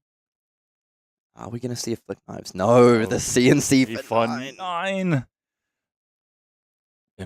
It will most likely just grab the whole hand. Brutal. Ooh, but I mean, Isaac's going to be pretty happy that he had a nice defending hand there, being able to actually just cleanly block that whole hand. And Exactly. on his side, yes, he's given Edward full tempo here, but he has managed to navigate that first dual threat turn Yes. with the pause. So, honestly, while a little bit of tempo lost, he's probably going to be happy that turn didn't go worse for him. Yeah, because Eddie committed his boots. It is one of sort of the highest value turns that Eddie is able to sort of present with that deck. And Isaac, still ahead, relatively comfortable for now, but we'll see how this turn plays out. One card I want to spotlight as well is the Mask of Deceit over on Isaac's side. That, in my mind, is going to be a crucial piece for when he looks to try turn the corner and get very aggressive. Yes, yes. So I feel like he is going to want to try and mark his opponent first, so he's able to choose which one to get.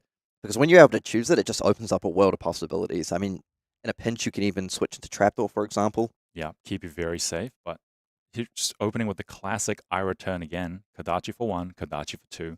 Just demanding cards here. Yeah. And a flick, so this chain link has hit, so the next attack will threaten mask. Now, does he have a go again attack here? Ooh, that's a really nice one. A cut deep coming in for 4 with go again because a dagger has hit this turn. Yeah, 4 is a beautiful break point against Isaac because Isaac just does not want to block with his equipment right now. So if he does not have a defense reaction, this is going to demand 2 cards. Yeah, because as we just mentioned, the importance of the Mask of Deceit and ideally lining that up with your opponent being marked. If we look at the other equips here, the Black Tech can't defend. The Flick Knives is the last card you really want to block with, and the Tunic. Does Isaac have a defense reaction here to try and shut this down? It seems like he does not. Oh, the mask committed, and Eddie is not marked. So we are just going to roll into 3. Which is Memory Orbweaver? Orbweaver, yes. Ooh, a quick test. Uhyoung's a bit of an Arakni master himself, Yeah. so he would have judged me heavily for missing that one. So, oh man, if Edward can land some disruption here. Okay, so just to pick up the point. Yep. Just going wide, just presenting damage, just flicking daggers, and then just buying them back. And a Tarantula Toxin committed to the block, another one of Isaac's sort of power cards that he can push damage with. So this is looking a little bit rough for Isaac. Yeah, and another red in hand there, coming in with the backstab. Just honestly not that threatening here. Yes, and especially because he's currently not Slippy. This attack does not have go again. So it's just 3 damage. But he could flick a dagger, and he could take up the mantle, turning this into a potential disruption piece. So there needs to be a little bit of thought, but nope, Eddie just slam takes it. That's damage. If you have it, you have it. If not, I don't care. A little bit rough for Isaac there. I think particularly being Orb, would have loved to have access to a couple of blues and start getting trying to activate that Flick Knives, pair up the Graphene Cholesterol with the Tarantula Toxin. Yeah. Okay, so actually pitching a Snatch here to come in with a Harmonized Kodachi, perhaps a sign that Edward's hands is a little bit resource light. Yeah. Although I will say as an Ninja player, I love trying to like sidestep. You know, you pitch the red and they're like, oh, they're a little bit constrained, and then follow up with the pitch blue. But man, Snatch being the first card to pitch, it is a beautiful chain ender. So it just potentially shines a light on the clunkiness of Eddie's hand. But guess we'll see. Yep, 2 more reds and another Snatch committed to the pitch zone. But honestly, as far as a quad red hand goes, that's a really nice way to utilize it. Being able to come in with the CNC for 7 because of Ira's ability. And again, we are faced with the same problem we're seeing all game. 7 is a beautiful break point against Isaac because he just doesn't have good equipment to be able to sort of clean block that breakpoint. Yeah, so I think this could be an opportunity, depending on the makeup of his hand, to commit the Tunic. As devastating as it is when the Tunic's on 2 counters, I absolutely hate doing this. If he has a 2-card hand, he might look to get a little bit aggressive, try get some tempo here. Block Okay. 3. Alternatively, maybe just happy to give up the Arsenal card. Yeah, sometimes it's just not worth defending that Arsenal. Yes, you lose a card, but sometimes the cards in your hand can give you more tempo than defending the Arsenal. So electing to keep 3 cards in hand. And is that a Toxicity I spy and a Kiss of Death? So this is one of Isaac's key power turns, which is why he was willing to lose his Arsenal. Kiss of Death, also being a dagger, gives it the Toxicity's on-hit effect of losing 4 life. If Kiss of Death connects, Eddie will lose 1 life from Kiss of Death and 3 from Toxicity. But the thing is, this also has Go Again.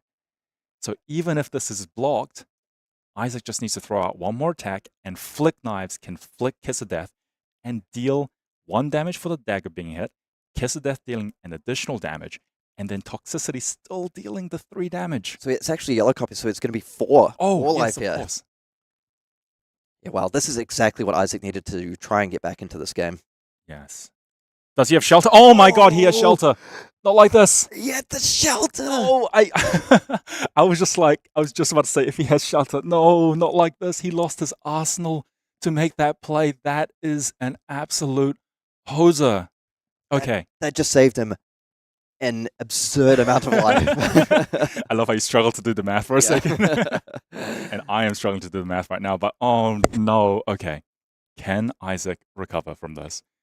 Not only did that just prevent so much damage, I mean, the mental damage you sometimes take from your play being blocked out like that, devastating.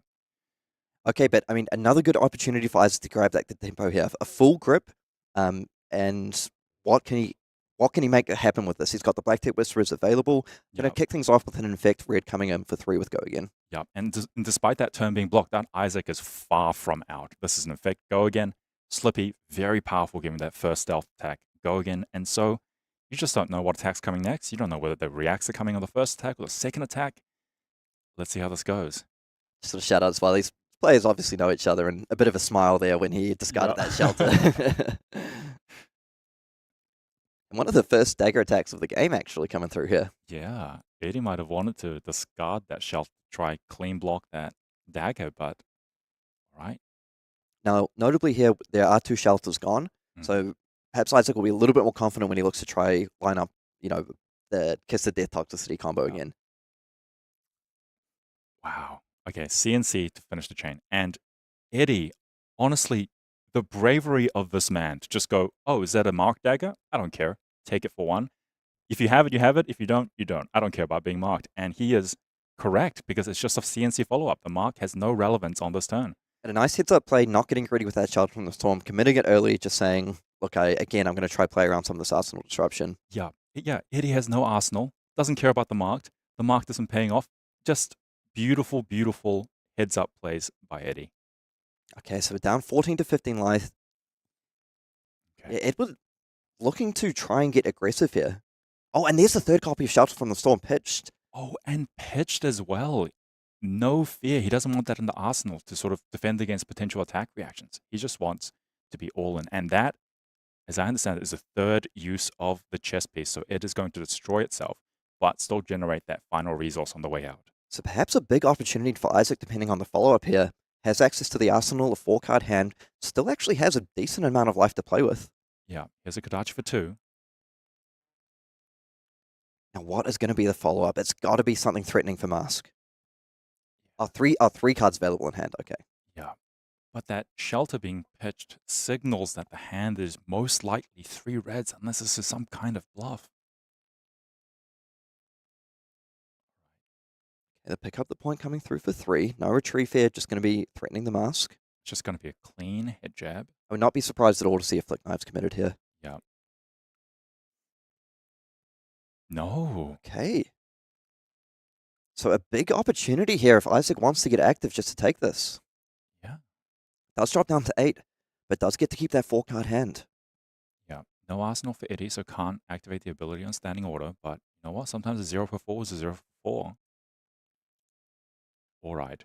Really interested about that Arsenal card. I wouldn't necessarily be surprised if we saw something like a Flick Black or a Sink Below. Yeah, so Eddie valuing that Arsenal over a defense reaction. And that big head tilt, you know he wishes he potentially kept that defense reaction to play around Bonds, but now he is facing down Bonds of Agony, 2 cards in hand, 1 card in Arsenal, on top of the reactions that he has in his equipment. So Eddie in the tank, and because Slippy gives the first stealth attack go again, this could just be sidestepped if Eddie overblocks. But if he doesn't block, it's such a powerful on hit.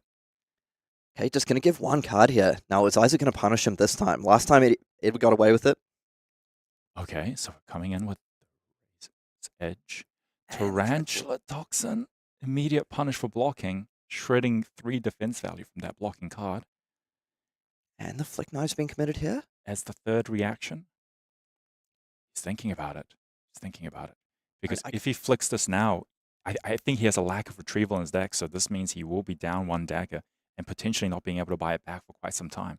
One thing is the daggers don't appear to be super important to his game plan. It feels to me they're largely in there for that take up the mantle. Yeah. And with 2 copies of those gone early, maybe just happy to get that committed.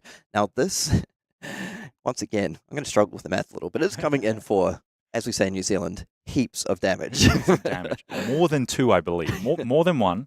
I believe it's 7. Now, this would take at least a couple of attack reactions to pick up. Yeah, and thanks to Tarantula Toxin, Eddie is currently blocking for 0. So if we counted up the Bonds coming in for 4 with the 3 reactions, and then +3 from the Razor's Edge, and plus then the Tarantula Toxin effectively being a +2 in a way.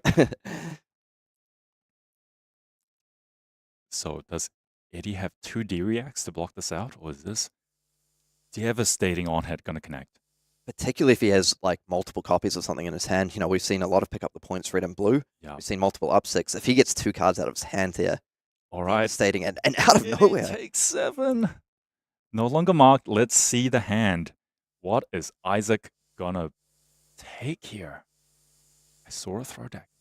Okay, now this cut deep block makes a lot of sense because if he had blocked with another card and lost 2 card teams, just devastating. Yeah.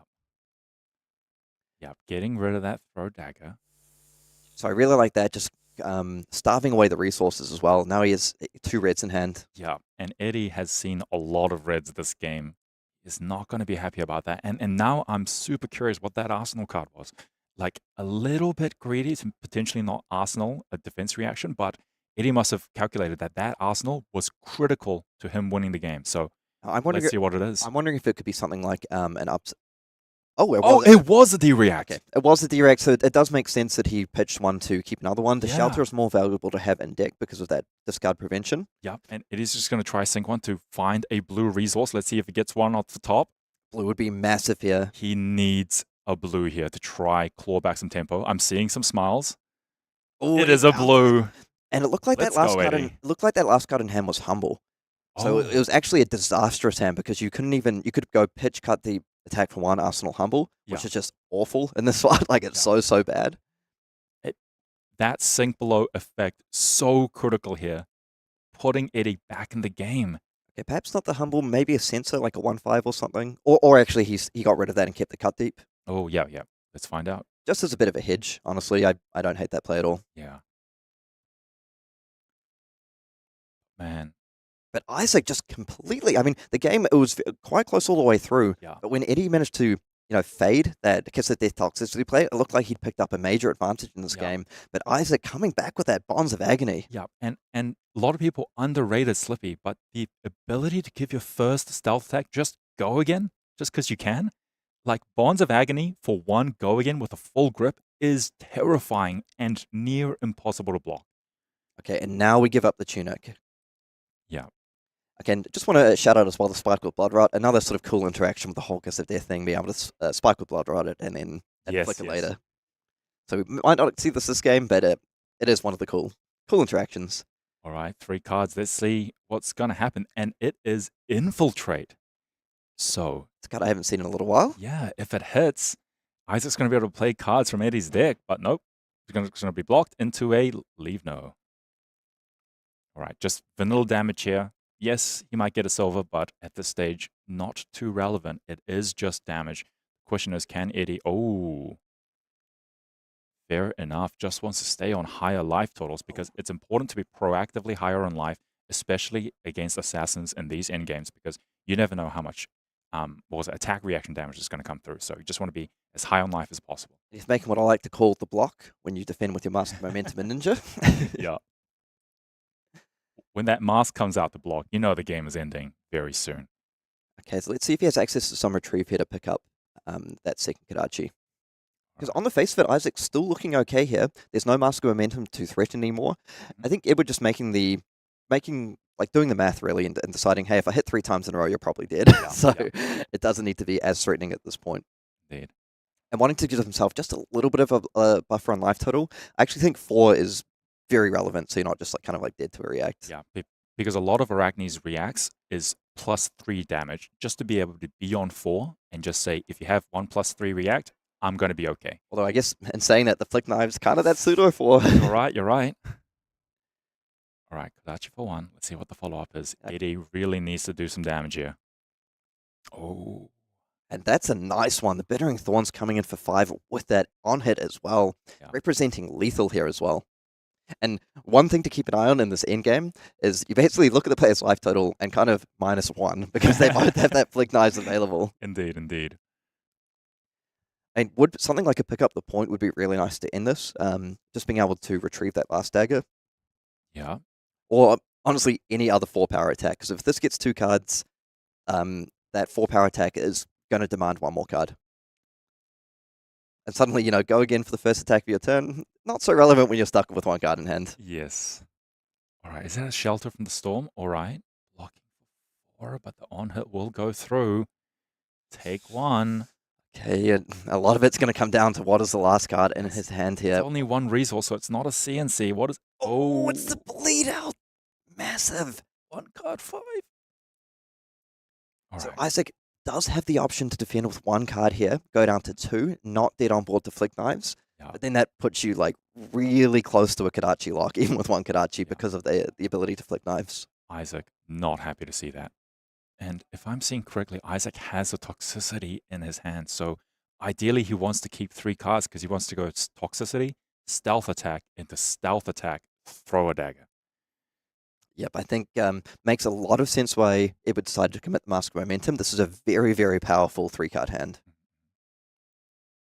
I mean, if I do the math, which I have failed thus far, but we had 1 + 5 + 5, so representing 11 damage. AKA a lot of damage. It's still quite early here in New Zealand. We've just woken up. I've had 1 coffee. It's my first game. Math has always been hard. All right, let's see. This block is difficult because if he gives up 2 cards, he only has 1 card, which may not be enough to strip cards out of Eddie, which will give Eddie a full grip on the swing back. Let's see what the 1 card is.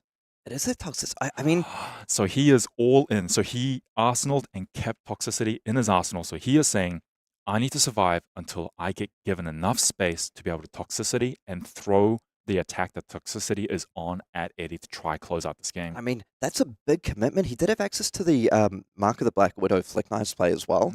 Choosing to keep that toxicity here, I mean, it's a bit of a gamble on what your opponent's going to draw, and that upsticks with the blue is definitely not what Isaac wanted to see here. Yeah, but I respect it. Isaac's got a game plan for the end. He needs to make this toxicity connect. That's his out. Yep, because I mean, Ira, very consistent deck, but sometimes towards the end game can be prone to kind of drawing these a little bit awkward 3 blue hands, which don't do much. Yeah, but when your opponent's on 3 life, you just go Kadachi, Kadachi, anything thrown. Oh, and a pain in the backside for 4. A true pain in the backside. Again, another breakpoint. On hit, deal an additional 1. And it is fair to say this is not one of those awkward 3 blue hands. This is looking very nice. And that flick knives is just that's his end game. If he defends with that, that just completely blows away that toxicity plan, unless he can sort of go toxicity into Kiss of Death into another attack. But even then, it's just not reliable. And Isaac has to fully cover this attack, because if even 1 damage leaks through, takes 1 damage, deals 1 damage from the dagger from the on-hit effect, and then Eddie will just flick 1, so that's 3 damage. I mean, may have a really difficult decision if he has to give up on that toxicity in-game. Oh, wait, he's blocking 3? Ooh, no, I Ooh. think he's kind of... He's thinking about it. He's thinking about it. Oh, he sees it. He sees it. He knows that's lethal if he commits that 3 block. Yeah, and this is going to be... I mean, there is a chance that he actually has to give up on that Flick Knives game plan at a certain point. Yep. Yeah, and Oh, difficult decision, but I think this might be the correct one here. Yep. The issue is that Eddie still has a resource available for that Kadachi Yep. and potentially a follow-up attack. Yeah, that Flick Knives committed is devastating because Isaac arsenaled a toxicity, which signaled that his in-game plan was to try flick something with toxicity on it, but that arm piece had to go, and then another 4. Yeah, some really nice, just consistent threatening damage, and that's something that Ira is just known for. That's one of the reasons you pick up and play the deck. Yeah, Isaac just nodding the head, blocking with Tarantula Toxin as well. Just had the full setup, right? The Yeah. full setup. Ah, Now, like, potentially, I mean, we did mention it previously, it was a bit of a gamble because your access to that other line of the Mark of the Black Widow plus Flick Knives to threaten to banish a card and damage. It's a really nice 1-card hand. Instead, maybe going for the... Oh, and actually down to 1 here. Yeah, Eddie flicked it. Oh, and it was a kiss of death as well. Yeah, so instead kind of going for the higher ceiling line, just trying to close out the game. But down to 1 life here, I mean, it should be pretty easy for Eddie to wrap this up here. Isaac is devastated. He had the kiss of death. He had the Tarantula Toxin. He had the Razor's Edge. He had the toxicity in his arsenal. He had the game-winning hand in his hand, but couldn't block out. I just want to say, like, an absolutely, like, fearless play there. Just, Yeah, Eddie is just on fire. He is taking the damage when he needs to, and that is the flick, and that is game over. Lights out for Isaac. Eddie taking out the win here. Okay, makes sense. So he had the sync blow here, because I was going to say a bit of just a completely fearless block saying kiss of death, like leaving yourself open to getting Tarantula Toxin, just blocking the 3. But I think that sync below backup makes clear why he did that. Yeah, Eddie has been... that is exactly sort of the main reason that Eddie won this game. Like, he knew when to take damage. He was fearless at some of those dagger swings, fearless on some of those stealth attacks. There was a Bonds of Agony for 1 go again, and he goes, I don't care, no blocks. That is the kind of heads up, no blocks kind of commitment that you need to play to sort of get the value and win this game. And he did it. I completely agree. It's those type of plays that are able to win you these close games. Mm-hmm. For me, honestly, the turning point in that matchup was that shelter play. Oh, Like discarding the shelter, we saw how close that game ended up being, yeah. and just being able to prevent something like 7, 8, save us 7 or 8 life off like discarding a shelter. Yeah. I mean, 0 for 8's pretty good in my book. Yeah, absolute agony. Just seeing that beautiful combo or setup, and everyone's excited. It's gonna pay off. Shelter. Yep. I mean, I'm glad we got to see some of the really cool Arakni slip through the cracks interactions there, because I mean, you can do it in the other assassins as well, but just having access to that initial go again sets it up perfectly. Like we saw, you go toxicity, kiss of death with go again, already put your opponent in the blender with all the attack reactions you have access to, and then follow-up attack, flick, a lot of damage. And you can do that multiple times per game. Yeah. You have access to toxicities, you've got access to like the kiss of death and the codexes, codices, in order to be able to repeat this game plan. Yeah. But yeah, for me, as you mentioned, Edward's blocking decisions really paid dividends for him there. Yeah. Just masterful play from both sides, and what a game to watch. I am so excited to see sort of how the rest of this day shapes out, because Slippy lost. No. Yep. And but really cool to see Ira, still has some legs. The banning of Zephyr Needle obviously, would have an impact on that deck. I mean, just have to say that. Yeah. But we still see Ira being able to play to her strengths.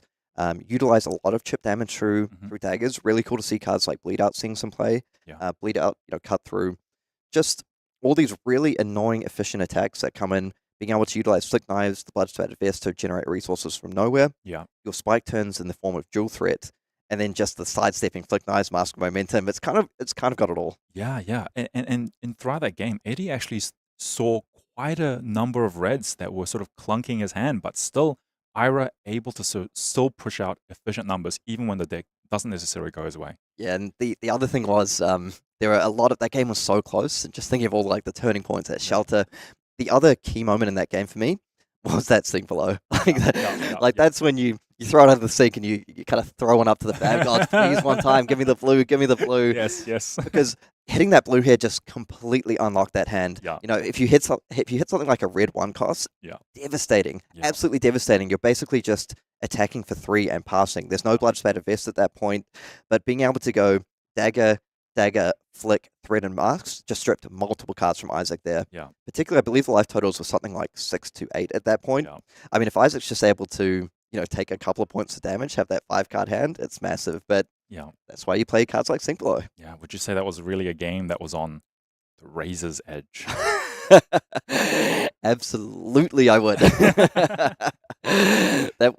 But yeah, so honestly, beautiful game. I'm really glad we got to see Arakni slip through the cacks in action. We're going to go on a short break. Keeran and Uhyoung are going to be back shortly to bring you round 3. We've got plenty more classic constructed action to come. Don't go anywhere.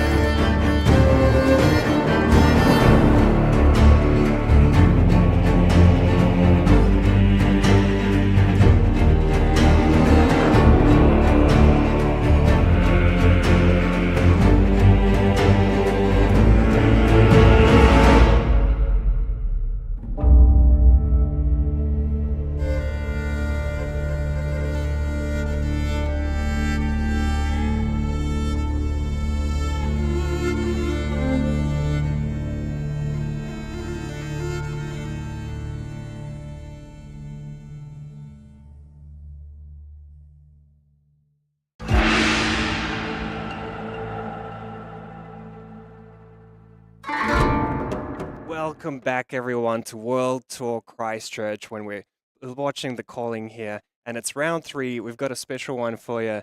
This is going to be 2 big names in the New Zealand community. We have Kiki Labad piloting Prism against the national champion, Dr. Dan McKay. Yeah, and it's going to be a matchup against 2 illusionists, Prism, Advent of Thrones, and Enigma, Ledger of Ancestry. It's going to be interesting to see how this game plays out because both decks have a lot of sideboard options and a lot of build options that they could have brought to this tournament. And it's going to be exciting to see what they have for each other and what their game plans are going to be. Yeah, Prism can go all the way from an aggressive Herald build to kind of more of a hybrid build using auras to a full, potentially Iris package using spectral auras as well. Enigma has a lot of builds. We saw in round 1 kind of usage of that 10,000 plus Mage Master boots. Yeah. Let's see what Dan has for us here. Enigma can usually plays quite control, can even tap into the Count Your Blessings package, which can be used to control the game. Yeah. And immediately off the bat, the most important thing I'm seeing a coal foil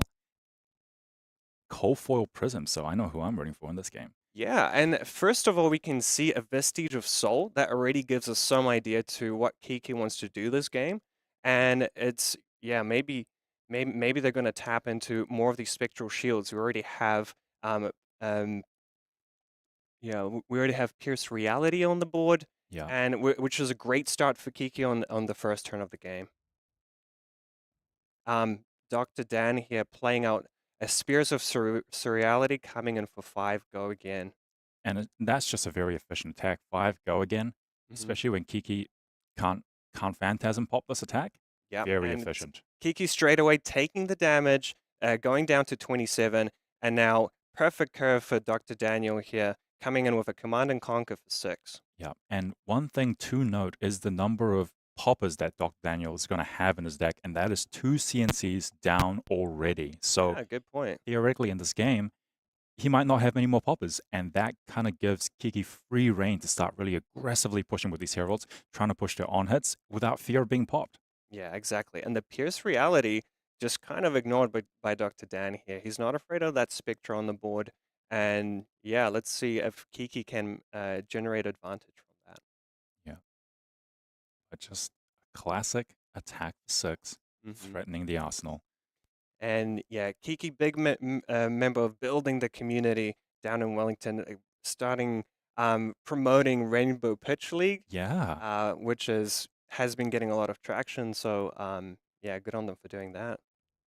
And also recently helping organize the in quotes calling Taiape. Very exciting to see. A lot of community events sort of pioneered by Kiki. Yeah, and here we have the Blue Herald of Triumph, getting +2 thanks to the Pierced Reality, already making usage of those spectral auras. But Dr. Dan, double defense reaction to shut it down and keep Kiki away from getting those figments on the board. Yeah, 0 floating, so we're probably just going to go back to the arsenal, and then next cycle, we're just going to try again. And one thing interesting to note, that is both Sync Blow and Fateful Scene in the deck. So even though he might not have that many poppers in the deck, he does have powerful D-Reacts that's going to help cover up the breakpoints of some of these heralds. So yeah, and I see a very defensive equipment suite here from Dr. Dan. We have the Beck and the Gauntlets. yeah. 2 defense, really cool choice. And Phantasmal Footsteps kind of give you an idea of what he's tries to do this game, which is defend a lot of damage, and that is exactly what he's been doing. So Merging Metamorph coming in for 7. Dr. Dan has 2 resources available to him. Maybe he might have some form of instant aura to copy with that merging if it gets popped, but Kiki's just happy to take the damage here and going down to 20. Yeah. So already Dr. Daniel having a solid life lead in this game. Yeah, Kiki just playing a little bit safe. It's just vanilla damage. If you try pop this, for example, Dr. Dan can play out an instant speed ward aura and just get crazy value off of it. So it's just damage. Kiki keeps a large grip. Let's see what they can throw back. Yeah, and the one thing about Prism is I've seen Prism games where they're down 20, even sometimes 25 life and still manage to use those figments to get claw back into the game. With the figment of Soraya, coming in with the angel, drawing 2 cards, using Halo of Illumination to really get back in the game. Yeah. And here we see the Halo of Illumination getting popped. Kiki's going to be using it most likely to get the Figment of Triumph, which Yes. gives -1 attack to all of Dr. Dan's cards here. So it's going So to negate that popper there. yeah. So what was originally a very powerful, efficient, phantasmal trigger is just now a very bad 3-block. So this Yeah. on hit's going to go through. Kiki's just going to start the chain rolling of these powerful Prism turns where once they get these heralds in the soul, Mm-hmm. Prism really pops off. Yeah, exactly. And here we go. Kiki able to find another figment, the second one on this turn. And I really want to see this usage of Vestige of Soul. Like we have heralds entering the soul on the Prism side. Now all the cards that Kiki's going to pitch are going to give them an extra resource here. Yeah, very important to note that this flip, if Kiki wants to flip this herald, it's not going to be free because of this chess piece choice. Mm-hmm. So we'll see sort of how that sort of impacts the value of this game. Mm-hmm. I do believe that Kiki must be playing a lot more blues and kind of utilizing those blues to cover the cost of both the flip and the potential attack. Yeah. And there it is, the Figment of Erudition. Right. What's coming up next? Yeah, Kiki comfortable with a ponder. Oh, second figment in the pitch zone though, so it Mhm. was a bit of an awkward hand. And this is actually the third time Kiki drew up some figments. We've seen him this exact Figment of Triumph pitch the turn before, so Yeah. yeah, getting a lot of no block draws there. But they are still navigating this very effectively. Draw 2 cards. Mm-hmm. Very powerful effect. Is that a book I see on an angel? Yeah. I thought we banned all those. Yeah, so some things because it's an angel, it's not technically a book. Or You're right. Angels are not books. You are. Your powers of observation never fail to amaze me, Karol. Thank you, thank you. And here we see another great spectra aura setup in the form of Genesis. This will allow Kiki to start generating that card advantage turn by turn by getting Herald into the soul at the start of each turn, getting a spectral shield, Yeah. but also being able to search up more figments. This board state is quickly getting out of control for Dr. Dan to manage. Like, Mhm. he has the E-Strike, but it's so hard to clear these powerful auras that are just going to stick around, and it's going to cost a whole card and an action point to try to get rid of them. And Light and Strike coming in hot, but is it going to be enough to clear through the Ward 4 of the Soraya? So it's as much of a defensive build as Dr. Dan has here, he actually has to be the aggressor now because he has to try and push through this Angel. Angel Soraya generates so much card advantage through its ability. Paired up with that Genesis, it's just a value machine. And this is coming for 5. Go again. Most likely. Yeah. Kiki, just taking the time to think about this block. What's interesting is that this E-Strike didn't go for the Angel. It went for Kiki. Mm-hmm. So now this question's a follow-up because that Angel is such a powerful thing to leave on board. If you give Kiki the ability to block it out, that Angel might just stick around and just generate more value potentially in the future, drawing 2 cards. So I think it is a bit of a tell that Dr. Dan feels comfortable that this threatens enough Yeah. to clear this Angel. Yeah. So one resource, available off the Tunic, maybe he has like a breakpoint attack there. And there it is. Miraging Metamorph coming in for 7. And good on Kiki for being heads up play by just letting the Angel die. Because Yeah. it can be quite awkward for Prism to be able to defend out these breakpoints coming in for 5. A defense reaction doesn't quite stop that. And yeah, following attacks can be quite strong as well. Agreed. Especially when Kiki has such a commanding board presence at the moment with these auras. Mm-hmm. The way they lose is just overcommitting to a block that they don't need to. Mm-hmm. So just playing it safe, playing it smart. Let's see what this turn can do. Yeah, and here we see the value engine in practice. are we going to see that Genesis trigger activated? I mean, used on their start of turn. And yes, Arclight Sentinel, Arclight the Prism Sentinel. specialization going into that soul, which won't trigger the ability to get the Figment because it's not a Herald. But hey, Spectral Shield and another card is good Yeah. enough. Thanks to Genesis, gets a free soul, gets a free spectral shield, and Mhm. draws a card to replace it. I mean, it's just free real estate. Absolutely. Yeah, we have some of the usage of the spectral auras that pierce reality from the very start of the game, and giving Kiki so much value. I Yeah. mean, these heralds are coming in so hot, Yeah. demanding potentially 3 cards, or as we Yeah. can see from Dr. Dan, probably using that gauntlet to Yeah. A add- blocking 4, signaling a and another D-react. 4. Yeah. And as efficient as and powerful as these blocks are, Dr. Dan is not getting Ooh. tempo, and that is a second Genesis. Wow, the value engine continues, and we're gonna and the spectra auras put the opponent in such a tricky situation. Do I go face? Do I try and close this game out before they generate too much advantage, or do I start actually clearing these spectras? Yeah, and I think a second Genesis essentially signals that the board state is too out of control. Mm-hmm. Dr. Dan just needs to figure out whether he's going to race or start clearing out this board, and he decides, all right, 2 Genesis, too much. I actually need to deal with this. I need to pivot my game plan. The Restless Coalescence clearing one of the Genesis, but Yeah. Kiki's got another one. Yeah, not the strongest grip there from Dr. Daniel, but he achieves what he wanted to do, which is just kind of start chipping away at these spectras. Right. 2 soul, 4 cards in hand. What will Kiki do? And despite the pierce reality, I have to give props to Dr. Dan here for managing to stop these heralds quite efficiently. Yeah. Those poppers, those D-reacts, putting in work in this matchup, making sure to try control these heralds as much as possible because they are terrifying. Yeah, and a blue herald of protection gets basically turned into a red thanks to that pierce reality coming in for 7. Another annoying breakpoint. And the one thing I want to point out here, that pierce reality makes sure that all these heralds go above 6 power, which makes the phantasmal footsteps a little bit clunky. Yeah. But double transcend. Mm-hmm. All right. So this is sort of a potential pivot point. Dr. Dan is transcending for the first time. He's going to start getting access to powerful chi. Now his headpiece is online to generate further value in the future.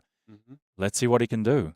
And the Passover isn't just blank text. Being able to banish a card from Kiki's graveyard means that they lose access to some of these cards with something like the Figment of Rebirth later on. Yeah, but two cheese now. You're absolutely right. And there it is. Yeah. Straight away, the Traverse. Wow. Sinks it, immediately gets it. What a nice, cute little combo to generate a lot of value. That is really cool. That is real cool from Dr. Dan. Setting up that powerful, still 5 cards, I believe. Is it 4 cards? That's a lot of cards in hand. And while actually keeping that Herald at bay. Yeah. But what's important is Dr. Dan committing one of his most powerful pieces of equipment, Traverse the Universe, signals that this is the turn. He is going to try pivot, try get back board control, and try get these heralds and auras under control, because if he can't do it on this turn, he's not going to get many more opportunities. Yeah, and in this matchup, it's such a slippery slope. If you give up too much of an advantage, you can start snowballing your way, or same thing the other way. So this is the time where players are really trying to figure out, can they find ways to, but another Herald of Protection coming in for 7. A red one. Oh, okay. Let's see. Dr. Dan might just have to face tank this, because he needs that full grip to get this game back in order. So taking 7, Kiki's able to get a Spectral Shield, able to find a Figment, but won't be able to flip that Figment this turn just yet. Yeah, that is a lot of damage and a lot of value for Kiki. So Dr. Dan is saying, this is my last stand, essentially. Yeah, my hand is going to do the work, or I'm going to go out swinging.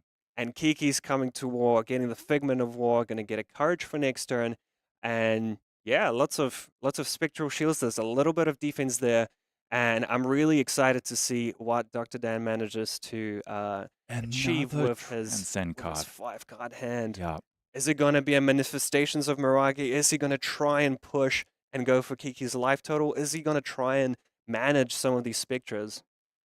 Yeah, it's going to be quite interesting to see what he ends up doing. All right. Pitches at Chi. Oh, Sacred Art coming in hot. And because he's transcended already, he's getting the full value from this one. He's going to get 2 Spectral Shields, be able to put some counters on them, and really presents a majorly offensive turn the following turn. And I'm sorry, was that the 4th transcend card played this turn? Dr. Dan truly priced into this play. So fingers crossed. This has got to do before it work. resolves, he's going to create a Spectral Shield, making sure that the one that he creates gets the additional +1 counter as well. Yeah. So let's see. Let's see what Dr. Daniel can do. Yeah, he's got a full army ready to go. We have Spectral Shield on Spectral Shield action. But one side has counters on them. Yeah. Surely they make them better, right? Spectral Shields, Spectras, it's got it all, folks. Yeah. I like to imagine Kiki's Spectral Shields are just like sort of like wimpy Spectral Shields, and then Dr. Dan's are like jacked, drinking protein powder. Yeah, going to the gym, getting that. Yeah, getting that +2. All right, here we go. The army is coming in hot. All right, doing little bits of chip damage, but still, it is just damage. So Kiki, comfortable taking it all. Mm-hmm. Yeah, and to be honest, like 16 life total is still quite comfortable. That Waning Spectre coming in for 4, it's going to have go again as well. And let's see if Dr. Dan wants to clear one of those Spectras with his last ward. Yeah, very, very tricky here. Now, of course, yes. Ooh, going for the Pierce Reality over Genesis. Yeah, that +2 value on the attacks has been devastating. Absolutely. I think he identified how impactful that has been throughout the game and really wants to shut it down. But yeah, Genesis unlocking the power of Vestige of Soul. Kiki with a 4-card hand. Now it's the clapback. Yeah. Oh, wow. Second Arclight Sentinel going into Soul. Kiki identifying that is not the course to victory. All right. Another beta Spectral Shield hitting the board with no counters, facing down 3 jacked Spectral Shields with counters. Yeah, there's a lot of pressure. There's a lot of pressure on Kiki to be able to clear those ward attacks because they all have counters on them. Thanks to Enigma's weapon, they all have go again. Yeah, it's one of these kind of tipping point of which way the game's gonna go, which way it's gonna snowball. And this is such a tricky board state to navigate and also evaluate. There's just so much going on. There's so much ward. There's so much effects on the board. So it's still anyone's game. Let's see how this turns out. Kiki's flipping that Figment of Triumph, coming in with the Angel. Let's see. So when Victoria attacks, you may banish a card from your hero soul. If you do attack action cards, so it won't affect the Spectral Shields, unfortunately, to get the -1 power to the attacks. But it is coming for 4, and it does have go again, thanks to Luminaris. And Dr. Dan just happy, just letting these wards die. They've done their work. Now they've achieving the goal of what Kiki wants to do, which is kind of clear the board a little bit, even out the permanents there in the arena. And yeah, still has 3 cards to work with. Thinking about the next play. Another big Herald. Herald of Protection coming in for 7. Another breakpoint with the Courage making it 8. So these are some big haymakers being thrown out by these illusionists. And the breakpoint between 7 and 8 is actually quite relevant because it will eat up one of those Spectral Shields as well. Yeah. So blocking for 7. Yeah. Fate Foreseen, making it so that at least one of the shields survives there. Yeah. Yeah. Kiki's happy to just arsenal and pass. All right. Dr. Dan left with 1 lonely Spec Shield, but now playing another Waning Spectre and just going straight for that Angel. Nice. Very efficient 4 attack, cleanly taking out an Angel.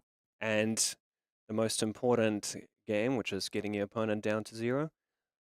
So And he decided not to attack with the Spectral. yeah, and cleared the other aura. Mm. You know, this board state looking much cleaner Yeah, now. yeah. You know, Dr. Dan on cleaning duty, just trying to clear up this clutter on this board. Yeah. Yeah, and to be honest, Dr. Dan has done an amazing job of actually somewhat stabilizing this board state. Mhm. And now we have Herald of Triumph coming in for 7. Mhm. That Herald in particular is amazing against poppers.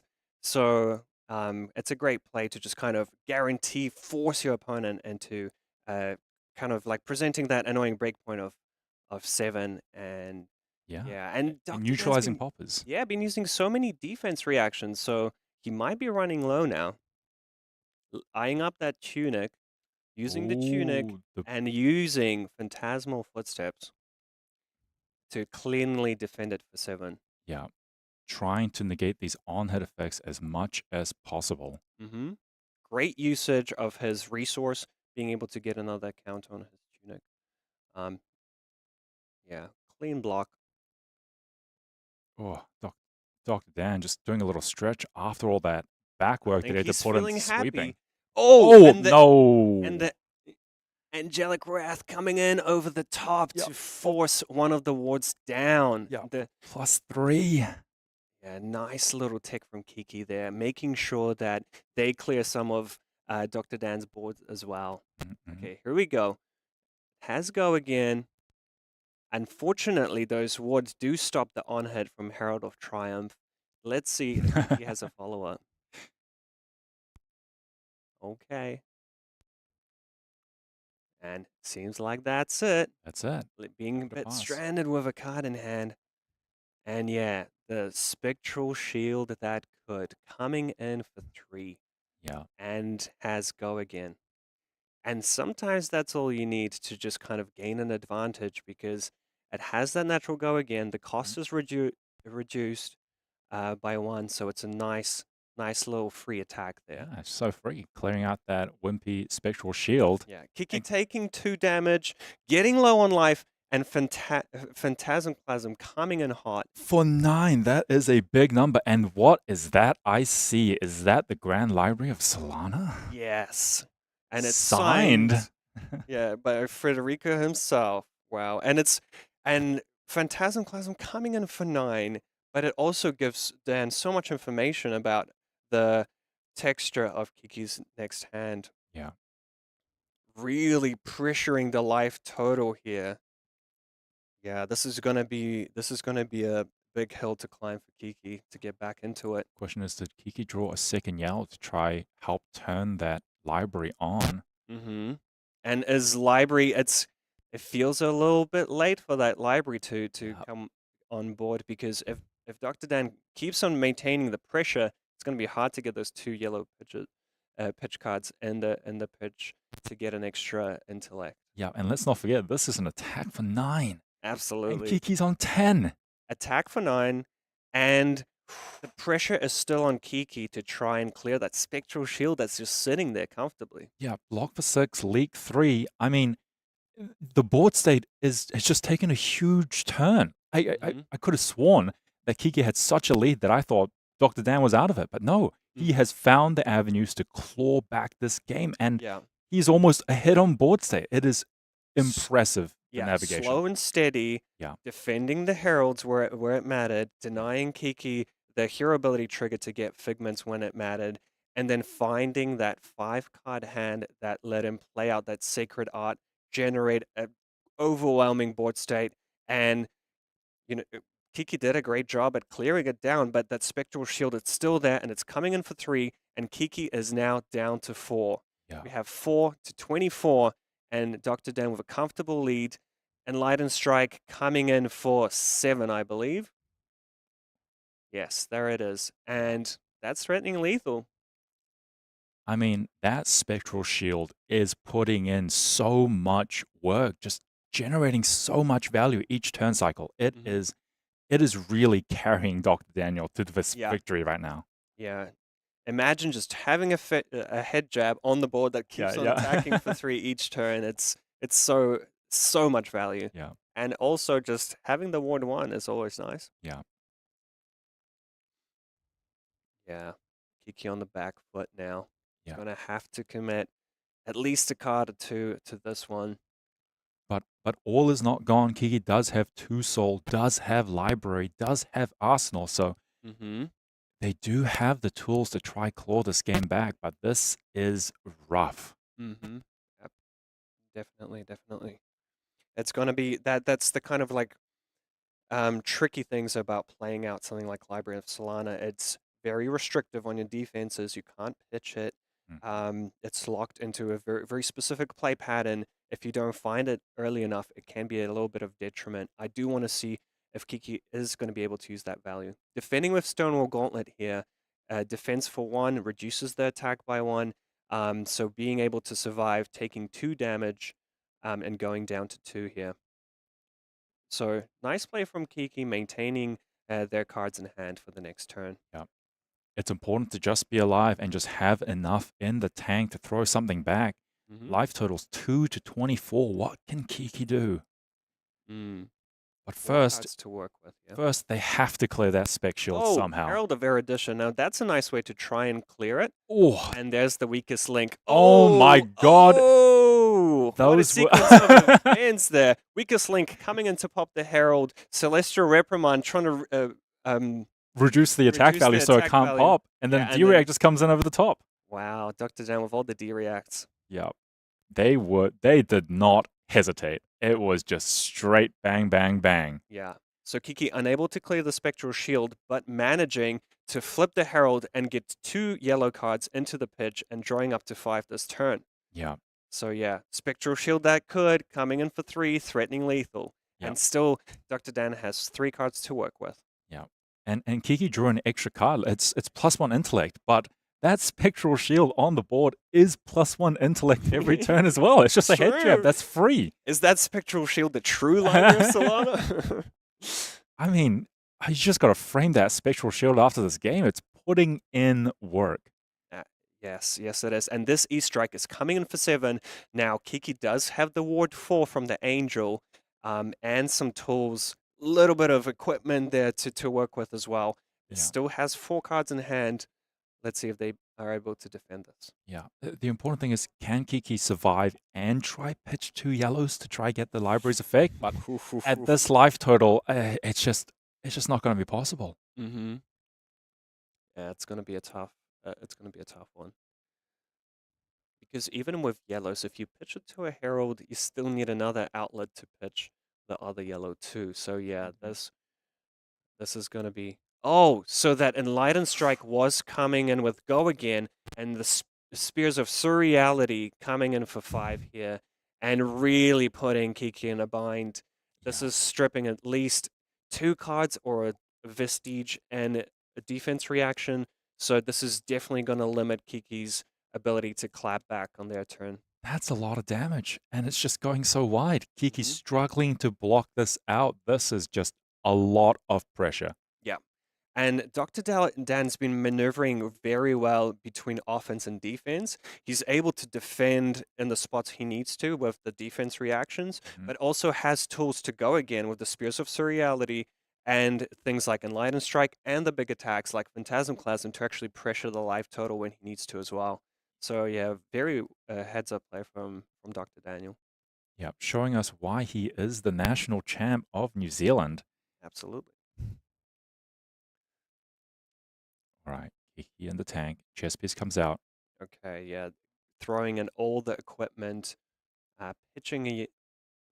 Okay, so defending with the Herald of Protection, pitching the Spectra Shield, the Spectra Aura to cleanly cover that up. And this is the kind of risk of putting Spectras in your deck. They don't defend very well. They can not align very well either. So here's the final kind of hope, the Herald of Triumph coming in for 7. Yeah, the Tunic being committed just to clean block this out, save that Spectral Shield again. And Dr. Dan has all the tools, all the 3 blocks in the world, happy to throw the final Spring Tunic to clear that breakpoint as well and keep his Spectral Shield alive. And Now here we he's go coming again. back for 3. Demands a card. Oh, Ooh. Restless Coalescence stealing the The +1 counters counters, yeah. from the Spectral Shield, coming in for 4, annoying breakpoint for Kiki. Yeah. That is a super heads-up play. Getting that extra breakpoint means that Kiki needs to... Oh, Oh, yep. Soul And a Shield? Soul Shield Okay, committed. still demands 2 cards, but now... Oh, there's another one. Yes. And that was a great play from Kiki to try and mitigate that, but Dr. Dan's sitting pretty with 3 auras on the board. Yeah. Very cool play from Dr. Dan. Yeah. And Kiki, no card, 1 card in hand, Mm-hmm. trying to figure out what they can do with 1 card, and it simply goes in the arsenal. And here we go again, defending against 4 cards and all this Yeah, ward. so Restless Coalescence coming in for 3, but because Dan moved those counters around, now his Spectral Shields don't have go again. Yeah. So he will... And there we go. And Phantasmaclasm for 9. Oh, Oh, and Kiki's in trouble. And I see two blocks in hand. I think Celestial Cataclysm off the top is the Yeah. only thing that could do it. Yeah. And unfortunately, that wasn't enough. And Dr. Daniel takes the match.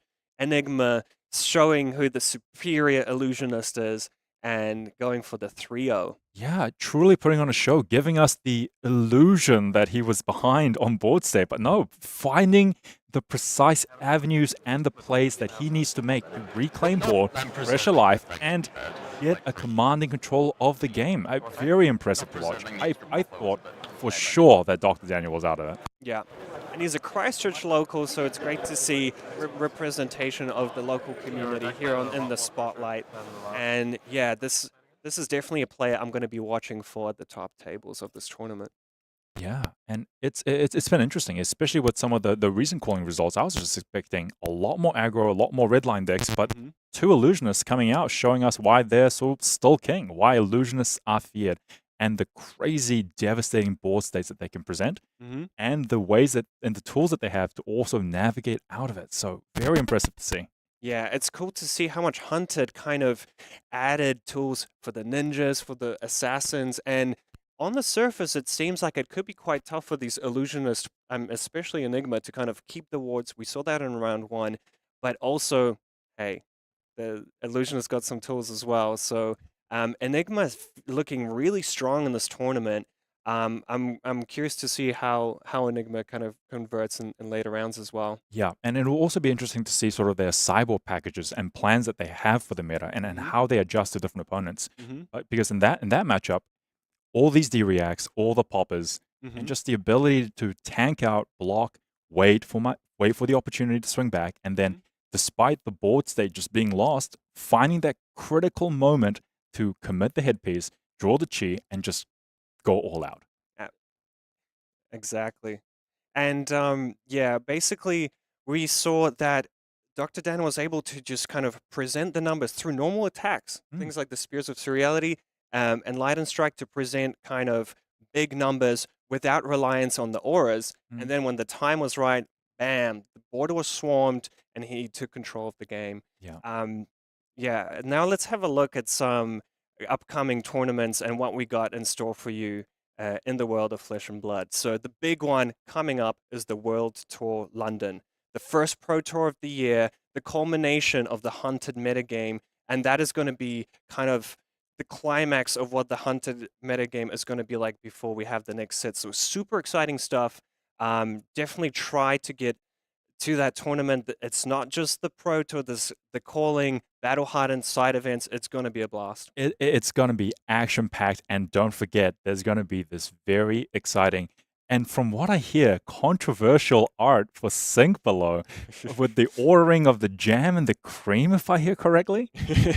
I love it. I adore this design, and I wish I could be there to grab this playset of these promos. Sink Below, what an iconic card, and this promo is going to be available for everyone attending. Honestly, I'm a big fan of the full art treatment because one of the things I love about cards with like a tiny little text is you can chuck it on the bottom and really give the full attention to the artwork. And it's such a cool alt art for this one. Yeah, I absolutely adore it. And not to mention the souvenir package with these sick Command and Conquer art on a playmat, on the sleeves, on top of the promos, the hunted deck box, Mhm. and it's just so much goods to be found. And it's already 60% sold, so don't miss out. Mhm. Make sure you pick up a package to avoid missing out, because World Tour London going to be very exciting. Yeah, and I also want to mention how much fun you can have playing side events. I talked to a lot of players yesterday who just came down to Christchurch just to play some kind of sealed events, draft events, grind out some points. So there's lots of fun for everyone to have, whether you're a highly competitive player or you're just keen to play your favorite deck or maybe some limited. There's something for everyone. And there's also the Fable package, so getting that sick Jarl Vitrevi art and playmat on top of being given the option to pick between Pack A and Pack B, Path of the Ninja, Path of the Warrior, depending on what heroes you like and what promos you want, you get to pick the cards that you need. And such a fresh looking playmat, so nice and bright. Would pair up so nicely with your Jarl Armory decks. Yeah. And yeah, we have one random promo card. You can get some Tarantula Toxins, Blood Runs Deep or Long Whisker Loyalty as well. Yeah, very, very powerful cards. And they're all in nice extended art, so you can still see some of that artwork in the background while having the full text as well. Yeah, and just for participating. Yeah, exactly. And that's just such a nice event to turn up to. And yeah, I can't wait to see what the top players kind of put together for this one in terms of the top decks. Some more beautiful full arts for the Drakai, for the Emperor, for the Realm. These cards, nice and simple text, giving the full view of the artwork as well. Cool. Yeah. Great one to participate in the Battle Hardened there. Yeah, and we're being told that there's going to be 3 different Sync Below events, so that if you participate in them, you get access to these Sync Belows. So Friday 10 a.m., Saturday 6 p.m., and Sunday 5 p.m. So if you play all 3, you'll have a full playset of Sync Belows. One of the cool things about having it in London is such an easy destination to get to. Yeah. You don't have to get too many connecting flights. It's such a great airport hub there as well. Yeah, so that was round 3 down, and we're only round 3 down. I feel like I've just been hyped up for some of these games. Yeah, so we saw some Arakni. We saw Arakni slip through the cracks. Yeah. Enigma get the better of Prism. What are you looking forward to for the rest of the tournament? Deep down, I am an Arakni truther. I believe Arakni Marionette has the ability to take this tournament out, so I'm keeping my eye out on Arakni Marionette just to see what they can do. And to be honest, from that performance, Slippy, truly terrifying as well. Yeah, like that Toxicity Flick combo. Yeah. Having access to that, super threatening. For me, I still feel like walking around the room before, I saw a lot of Viserais, a lot of kind of the old school now kind of heroes that were dominating the metagame. Quite a bit of news, quite a bit of Enigmas and Zens as well, and a lot of Aurora as well. Yep, so don't go anywhere. After a quick break, we'll be back for round 4, and let's see how this tournament develops. See you then.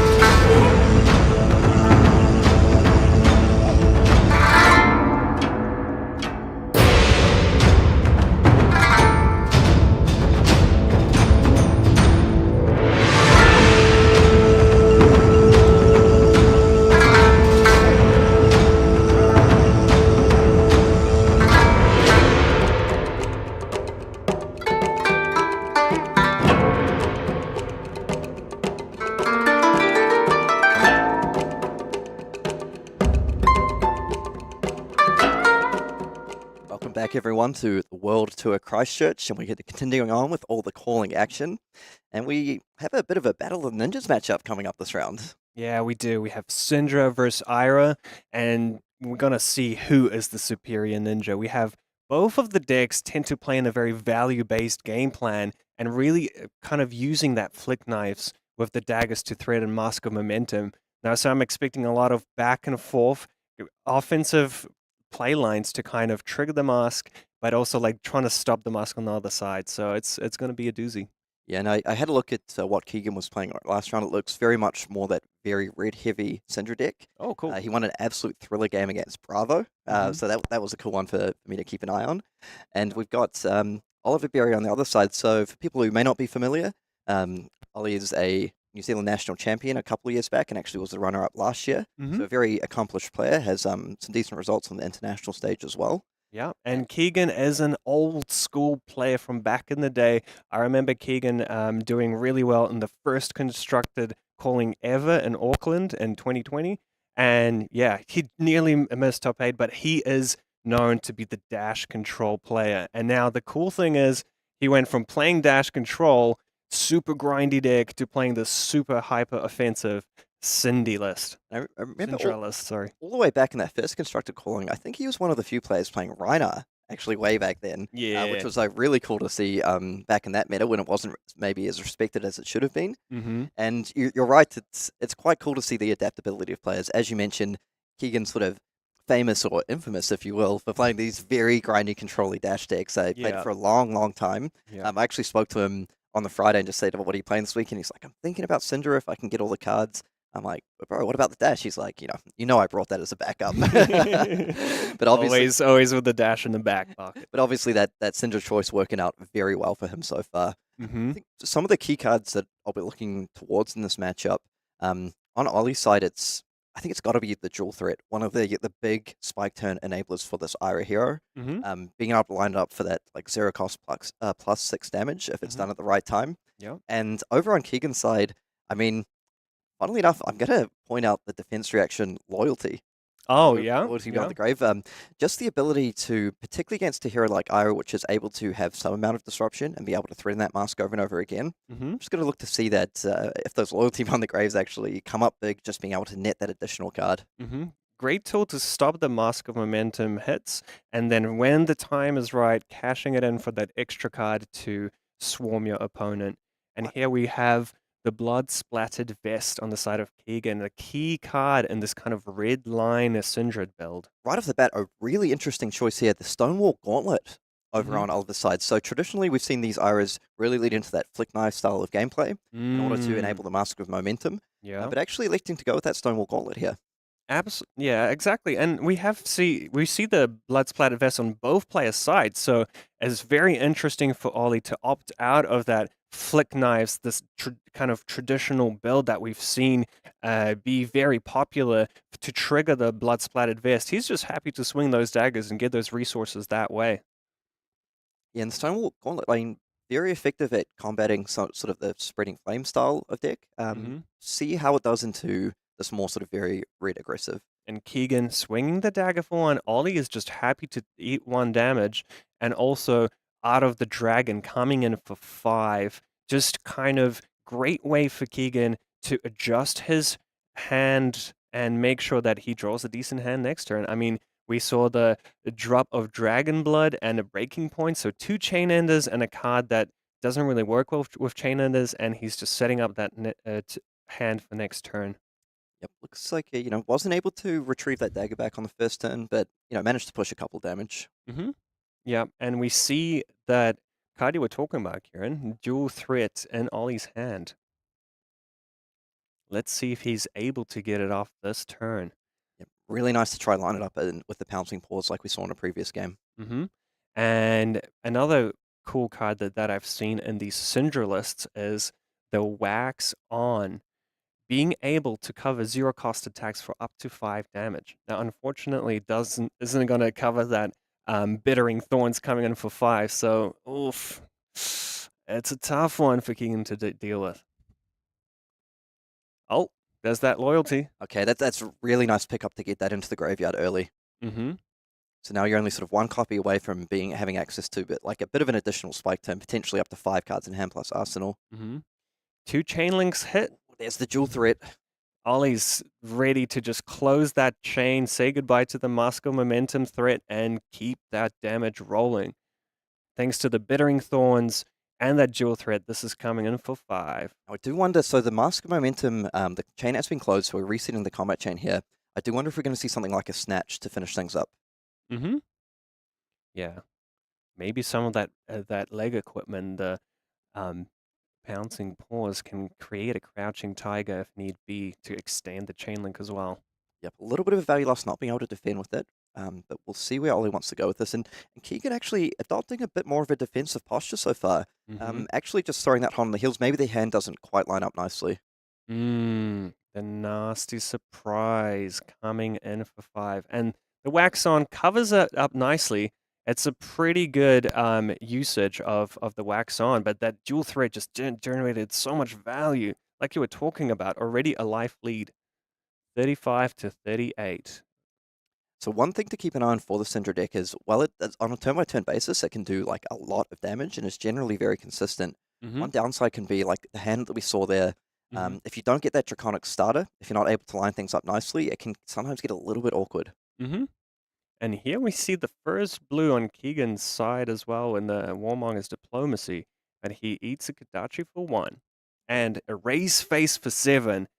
Very annoying breakpoint for Keegan to deal with. Very threatening on hit as well. Just erasing that Draconic tag from all his cards. Are we going to see perhaps the Dragon Wings pushed in here to defend for 1? So that is a key card to stop a breakpoint for sure. But letting that go so early in the game just means he's very much exposed to the breakpoints that Ollie can present throughout the game. Now looking over at Keegan's hand, do see appears to be a hot on the heels. So it does have access to a couple of 3 blocks there. He's got a Lava Burst in Arsenal. But he needs that. He needs that starter, and I feel like that starter is his dagger. So, yeah, he might be forced to defend here. Yep, I'm gonna go ahead and line up that block for 7 here. I like this play. It does open up the opportunity to just pitch the Warmongers, get going with the dagger, and to harden their heels, potentially look to flick, buy back both daggers, attack for 1 more, just get that Lava Burst Rupture online. Yeah. But Ollie so far doing a pretty good job of navigating this early game. Yeah, he has been. And it's cool to see both. I see both of these ninjas as able to generate 1 point of value per turn through their hero abilities in a way. Ira with the +1 on your second chain link, and Cindra by flicking the dagger and getting it back.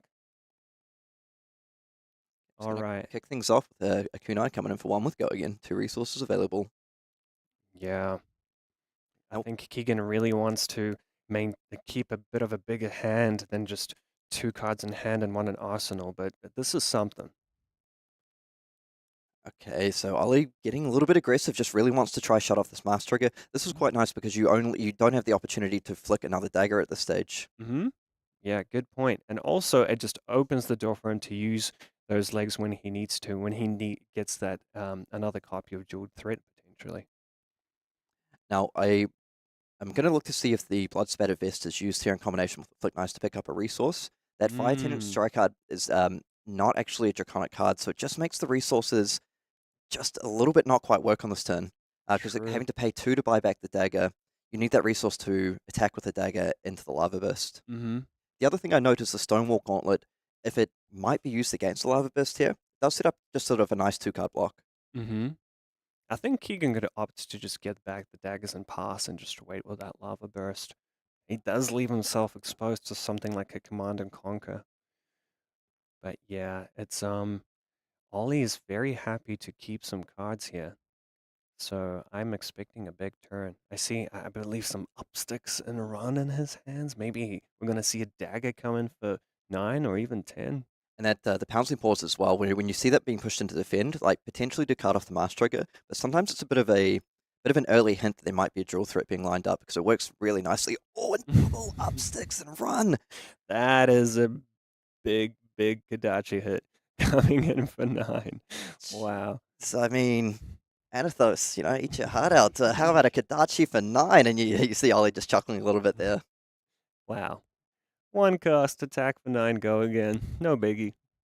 This is such a strong start to the turn. You're attacking for 9. 2 resources available. You still have the Kadachi up. You still have a card in hand, card in arsenal. And that play pattern can mean Command and Conquer for 7, another erase face. That's scary. A lot of really good disruptive tools available Yeah. for Ollie here.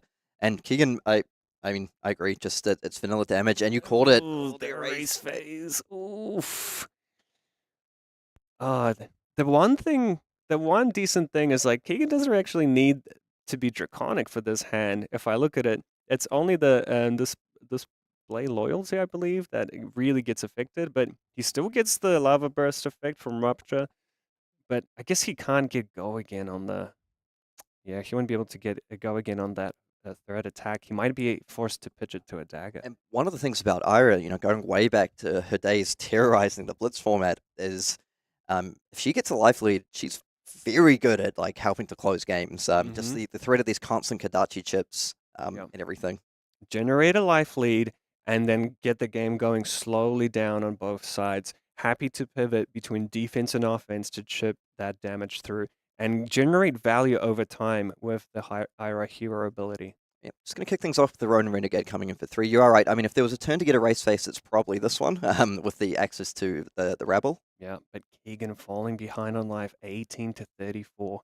He needs to find some pressure here. Maybe needs to try and find some threat and some mask triggers here as well. Yep, I think the early game has just sort of been all Ollie so far. Yeah, absolutely. So Ronin Renegade, yep, that's just going to come in for 3. Yeah, great starter there for Keegan. I mean, this is the one that doesn't get affected that much by the erase face, but yeah, this is definitely the turn that allows Keegan to actually threaten something here. It's nice. Now, can that Rabble hit for 4? This is a very, very important Rabble. I mean, and so often, like, it should be in this deck. It should be. Yeah. So far, we've only seen the Warmongers as the only blue, so... Yeah, he is playing yellow-brown with Cinderclaw as well. And here we go. Oh, and there it is. There's the red. Yeah. So nice break point for Keegan, coming in for 4, threatening the mask.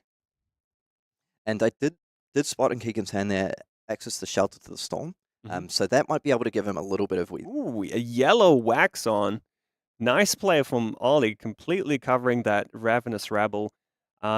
Keegan could have flicked, but I think he just knows that it doesn't matter. I mean, he knows what he's going to draw.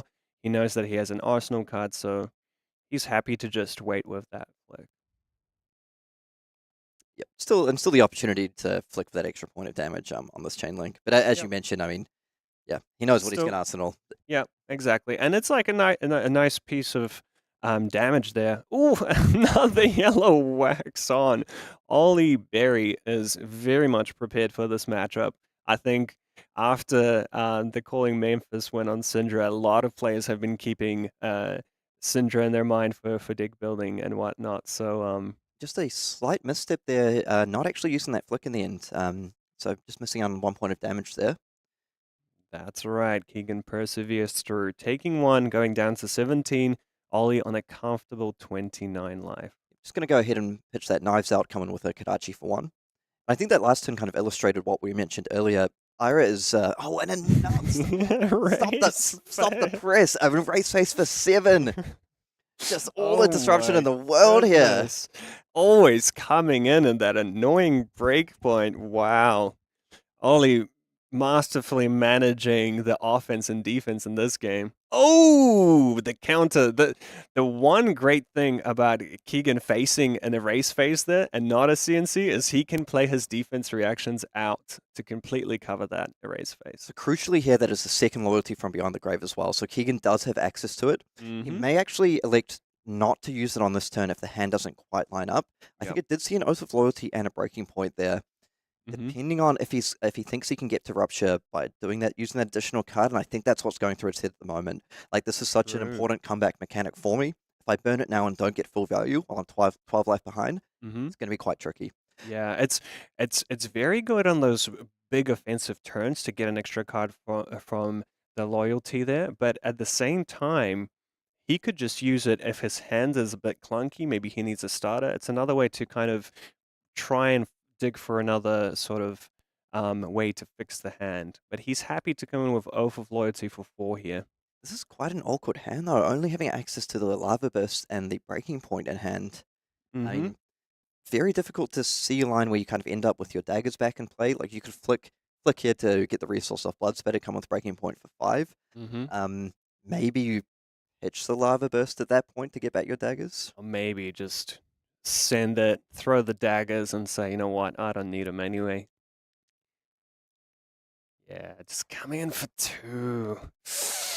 Yeah, and you got to That be is rough. gotta be That thrilled is on- rough. thrilled on Ollie's side to see that. Yeah. He's going to throw that dagger. Is he going to use his breaking point?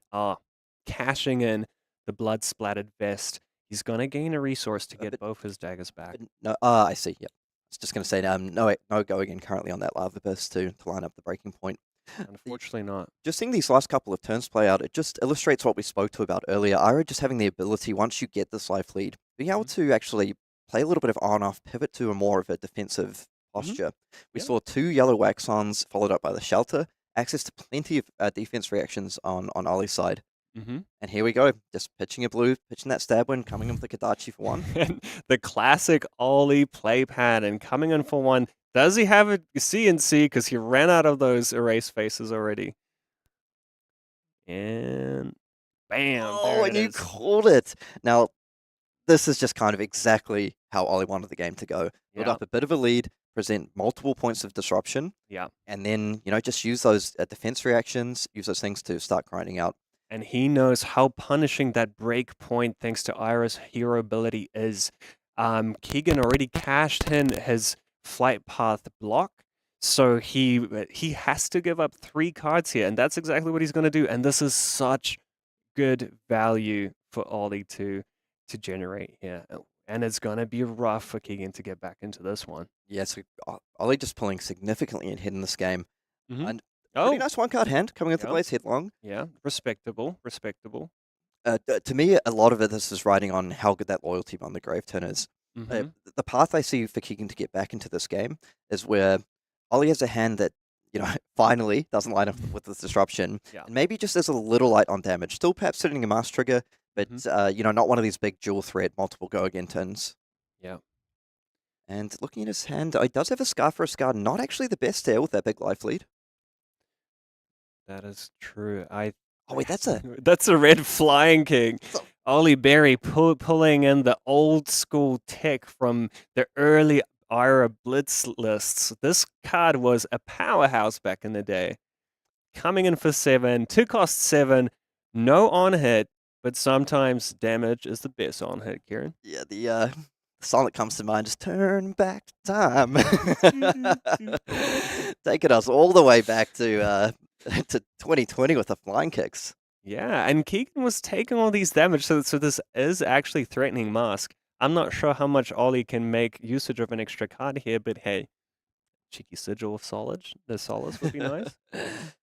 Yeah, and if we look over at Ollie's side, apart from those pouncing balls being used to block, still has a Stonewall Gauntlet up, still has all the equipment pieces available, and still no blood spattered vest used so far. Yeah, Just being able to play out very clean resource turns.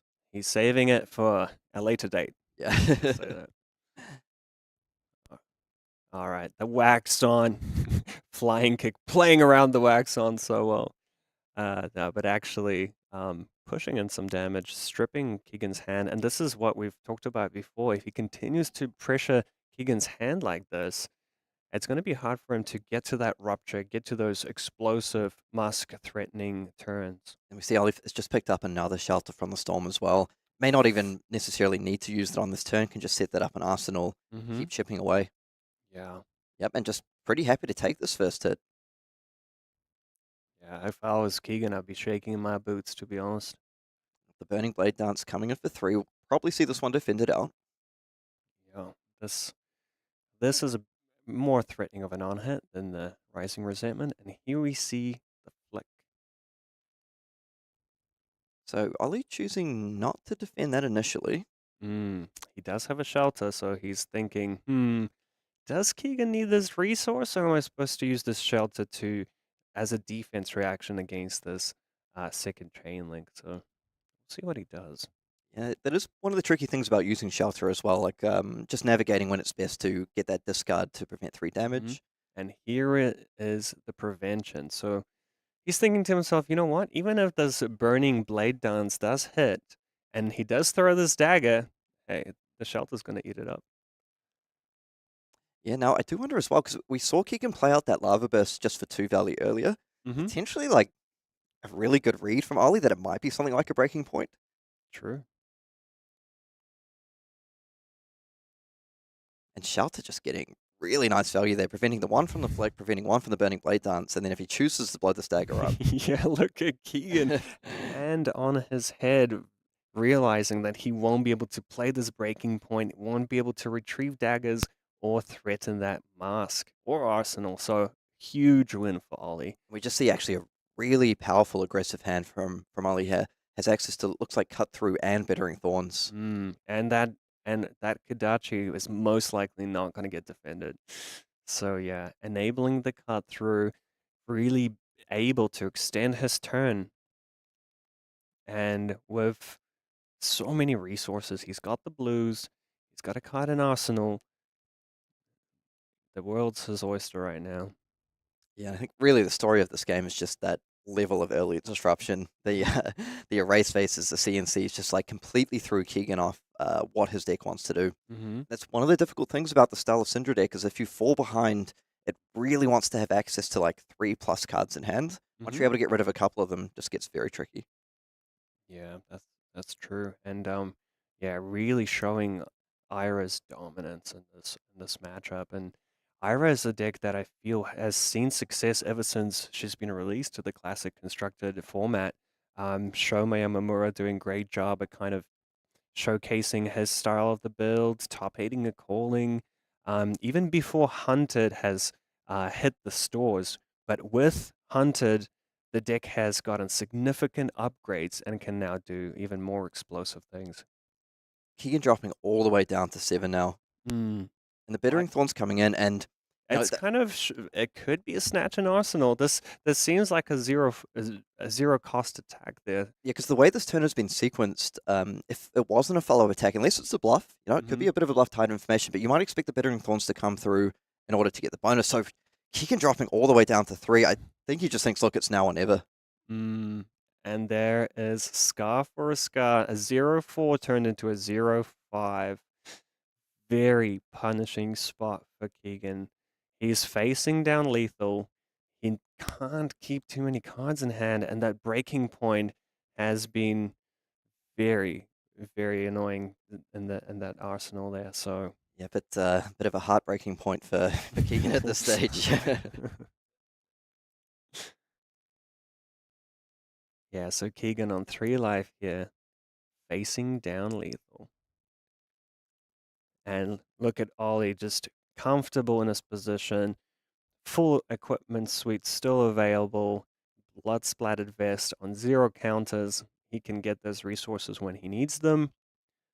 Yeah, just looking very strong. And I think Ira is actually very threatening the deck in this metagame. There's a lot of game you have into so many different archetypes, builds, heroes. And that is devastating. Being forced to throw 3 cards in front of that. Now you're on 3 life, facing down an Iro with Kodachis. I think Keegan's only hope is that Oliver bricks, maybe draw some defense reactions. But at the baseline, he has Kodachi for 1, Kodachi for 2 available. Then there's pain in the backside. So one small thing here is that Ollie's hand is definitely a little bit red heavy, but he does have access to both Weakest Link and CNC. So we might just see, yep, the CNC, the 7, just the story of the game here. Yeah, the ultimate punisher. And even with a 4 red hand, I mean, these hands happen. He's able to just strip Keegan's whole hand and just have another turn cycle to find that lethal damage. Yeah, and I mean, at this point, Keegan is really going to struggle to be able to keep enough cards to actually utilize that loyalty beyond the grave. Perhaps regretting not cracking it when he had the chance to maybe unlock that Lava Burst hand. Mhm. But in fairness as well, just like the level of disruption from Ollie early was, Yeah. it's fair to say, a little bit above average. Absolutely. I do think that Keegan does have. I think when you see that CNC, honestly, I would find it tempting just to say goodbye to that breaking point at some Yeah. point. Like maybe the time has come, but he's holding on one of these turns, waiting for an opening to play it out. And Ollie here, just with all the time in the world to do whatever he wants. So just noted as well, picked up another wax on. Could just be safely placed into the arsenal if he Yeah, needs it. now pain in the backside sequence, so that does have that break point coming in for 4, presenting lethal even if it hits for 1. Yep, so Keegan actually does have the shelter here. Just looking through, going, damn, you've played all of these cards. Some nice cards in the Yeah, graveyard. he's just chuckling a little bit, being like, no more race faces. Yeah, it's just that. I think it's just that scary thing of seeing Ira with 2 resources floating and a go again attack, and you're just like, oh.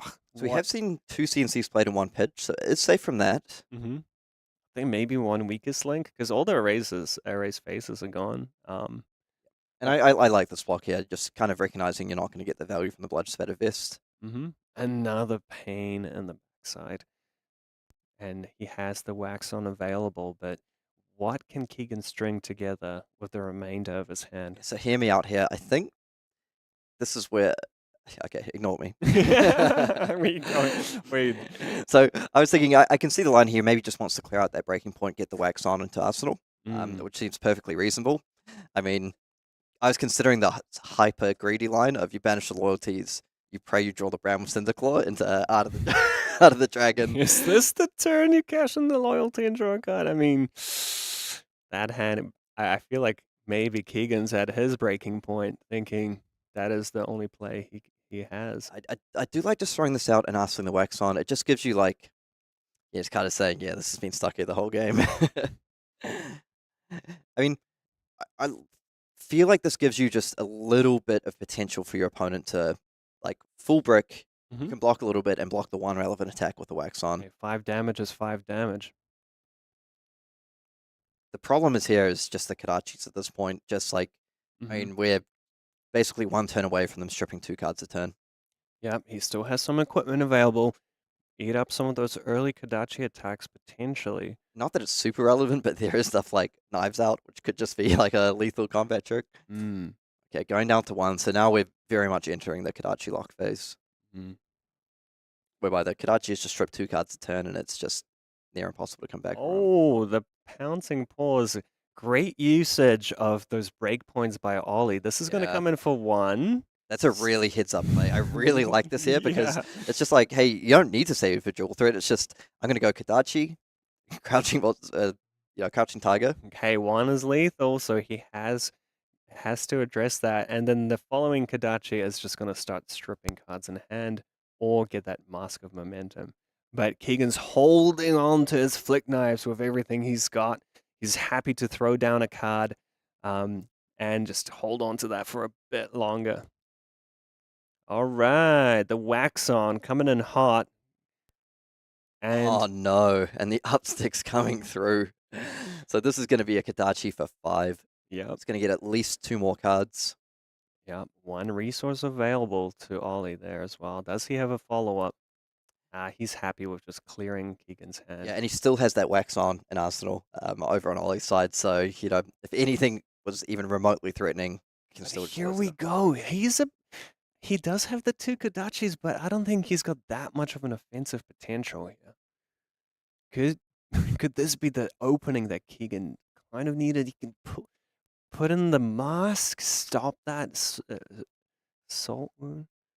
Stab wound? Stab wound, sorry. Yeah, potential. There is a lot of potential to throw in them. Okay, choosing to commit the Ancestral. I mean, I think this is where you probably you have to go. You've got to banish the loyalty from beyond the grave to try find This something. is the turn. Because I think what you want to pick up here is something like a Draconic Ninja attack. Oh, okay. So just choosing to pass. Very rough. Very rough for Keegan. Yeah, well, I was just contemplating there the ability to draw a card off the Ancestral Empowerment and try get something going. Yeah, he just needed that attack. And Oh, here and there we goes go. flick The knives. flick knives. Knives out! Knives out. A little bit of tech from Ollie, and that will be enough to close out the game and take the win. 4-0 for Ollie Berry. So just a sort of comprehensive win from start to finish there. I mean, credit to Keegan for doing his best to stay in it. Mhm. It was just sort of I assume you've tested the match. basically just trying to, Tested it a few times. just hearing from the players a little bit here. Has it always been Yeah, so for you? very Definitely, I great feel like the more I've showcase. tested it, the more of a Great fine showcase tune. of I presenting feel like those it's break definitely points. slightly in my favour. Play draw is massive in the matchup.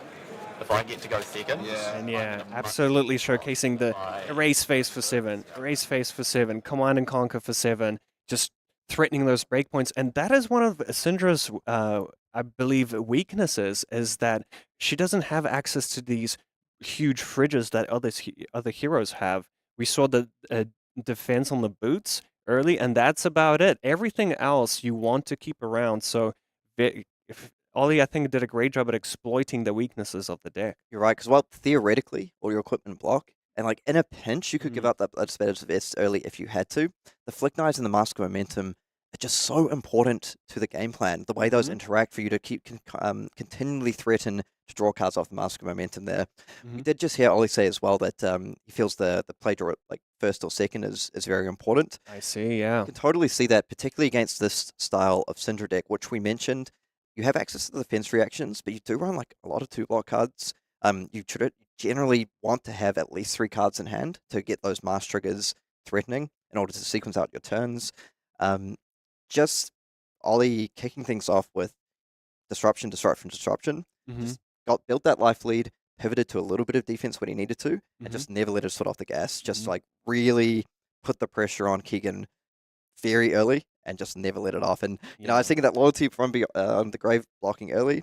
I was thinking that might be like the light at the end of the tunnel, but that light was an oncoming Wasn't. train.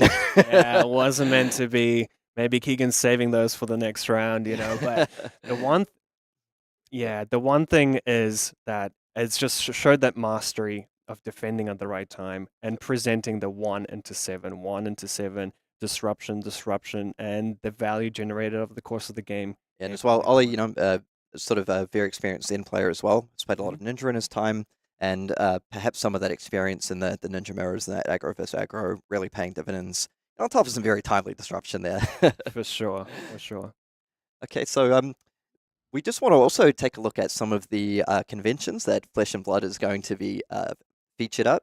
So one of the big ones coming up is the Copenhagen Gaming Week, coming up from February the 13th to the 15th, which is next week. And absolutely, it's a really good way to learn Flesh and Blood, and particularly with that Ira deck. So the Ira, for those who may not know, Ira is basically what the starting point for your Flesh and Blood journey. So that's I feel like so many players I've spoken to said they got their start playing the Ira Learn to Play decks. It's really funny as well. Some of the competitive players, they still say one of their like favorite things is they challenge someone to learn to play Ira Mirror because they're really true skill tester, like who can navigate the value game. Definitely, and it's just the classic Flesh and Blood way to onboard players. The thing I love about using the Ira starter decks is the fact that now you can play the hero in Classic Constructed, and it's really strong. So you could learn to pick up the basics there and really help, even if you have some friends to come over, learn the game, and you can show them how to play, maybe play some of those starter decks at first, but then transition over the Classic Constructed one as well. And moving on later in February at Cannes Festival International from February 28th to March 1st. Again, if you're around the area and want to just go play some Flesh and Blood, maybe you've got some friends who have been, you know, seen us blowing up around the world on social media and just having more and more people attending tournaments with the success of Hunted as well. It's a great time to, you know, grab your friends, take them to the event, get them experience, and they can start on their journey from, you know, learn to play, maybe going along to an armory with the introduction of gem packs. I think it's really, really cool that you can go to play at armory, don't necessarily have to win. Maybe you open a Marvelous Area and you're on your way to your deck. Yeah, beautiful destination as well. You can play some cards and then in spare time check out some of the beautiful areas nearby as well. Okay, so anyway, finishing up round 4.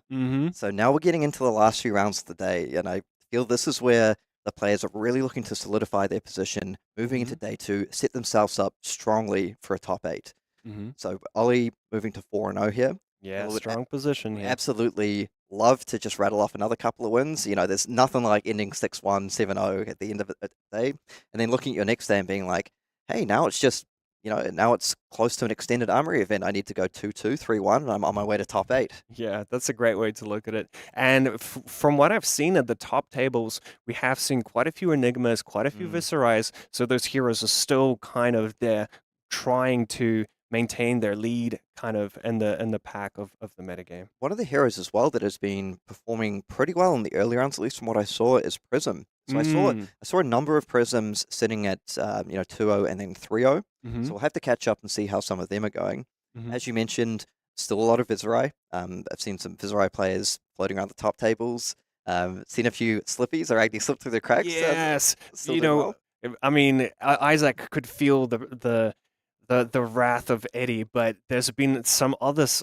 I believe there's 3 players playing Slippy, and last time I checked, 2 of them are 3-0. So Could be the I'm breakout really deck. hoping to see some more Slippies on stream because that deck is insane to watch. Yep, and one thing that has struck me a bit is I haven't seen that much Zen around this weekend. We look back at Memphis, second most Was represented second hero, most represented, and that's right. perhaps like it could be one of two things. It could signal a metagame shift. But again, we did talk about the importance of local metagames and knowing the situation you're getting yourself into when you go to these tournaments. Potentially just down here in New Zealand, not as popular as elsewhere. But things like Viserai, I've seen a lot of new still floating around.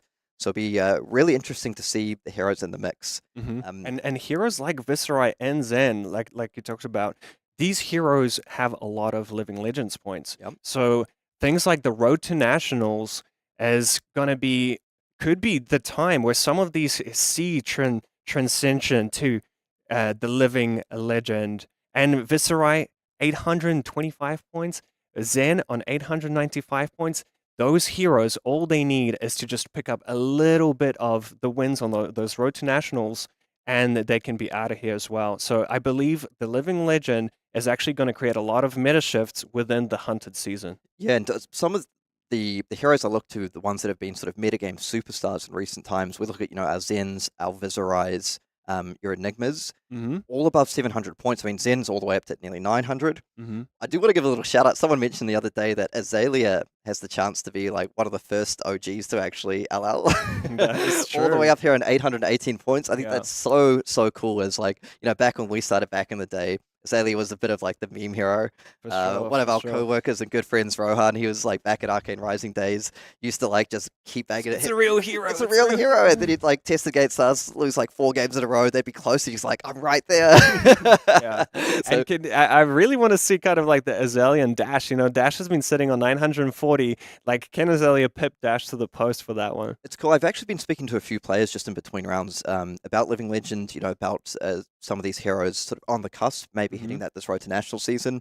And a lot of them are actually quite excited about, I was talking to people like Nick Butcher, like Michael Fung, just saying, it's nice, they've had the opportunity to play these heroes and they do cool things and they're enjoyable to play and they sort of sometimes dictate the metagame a little bit. But the great thing about Living Legend is it's a way to refresh the format. Yeah. And I see it as like, it's not so much you're losing a friend, you're just gaining a new friend. For sure, for sure. You get something, because once some of these heroes move out, they do tend to have these matchups that are very good that maybe put players off bringing certain decks. Definitely. I think Viserai is a great example. I was talking to a few Fang players out here, and they were saying, you know what? That's a really tough matchup. I'm really hoping that when Viserai ascends to Living Legend, then we'll see some more like heroes like Fang kind of pop up and really, really show their presence on the metagame. Yeah, it's such someone else is saying that was asking about Florian, very hero very close to my heart, and they sort of said, well, why would I play Florian when I could play Viserai? Yeah. Not something I 100% agree with, but I totally understand so some of the thoughts. So there's a lot of points being given out this Road to National season. I believe it's 1,500 around that mark. So sometimes a lot of the heroes like the Zen and Viserai that we mentioned, all they need is just like a little bit of a trim, a little bit of the slice of that 1,500 points, and they're out. just a little slice of that pie, and then they're on their way. Exactly. Yeah, so I'm really excited to see what happens during Road to National season. I'm pretty sure that some of these heroes are going to end up going to LL, and it's just going to be really exciting, particularly in the lead up to Pro Tour London. Yeah, and for me, Enigma's a big one, right? Like, Enigma has such a strong hold of the metagame, and she could get there as well. I mean, a lot of the top players that we've been talking to, they really see Enigma as the control deck, and a lot of them do still value how the deck plays in the current metagame. So if Enigma wins this calling and takes us around to nationals, she could be out as well. And it's a fascinating sort of almost puzzle, like a Jenga type thing. You start removing these bits and pieces, and there's levels. I probably shouldn't get on my levels round again. Hey, your boy Victor might see some play. Exactly right. I just talked to some players about the emergence of these decks like Cindra, like these very aggressive Cindra decks. You mentioned Viserai sort of holding back Fang, perhaps holding back a little bit of Florian, but particularly when these Cindra decks, some of these very aggressive decks start to rise up, you kind of look to my guy Victor. Some of these Guardians like Jarl, Victor, perhaps even Bravo, if you talk to Kale McCreath, as some of these natural counters. But what can scare players off a little bit is like walking into these Enigma matchups. And then, you talk to some people, they swear they can beat Enigma, and sometimes they can. But the tech... Oh, yeah, I bet you Kale swears he can beat Enigmas. He's just like, line them up. Oh, don't ask this record today. But the issue is that sometimes when you make these... When you try and adapt to beat some of these decks that hurt you, sometimes it weakens your stronger matchups just down a little too much to bring it. So yeah, you love the Florian talk about how Florian can beat Enigma, but it does weaken your other matchups. Florian can beat Enigma. You heard it here first. It's the classic knows best. But yeah, just a really exciting time coming up in sort of the Flesh and Blood world. The Road to Nationals meta, and then what follows after that with the Living Legends system. We're just going to see, I think we're about to be on the cusp of like a seismic shift in the meta game, and I can't wait to see it. I'm really excited about it. Seismic shift with some seismic surges. All right. Anyway, we're going to have a little bit of a break, and we'll get back to you soon. Don't go anywhere.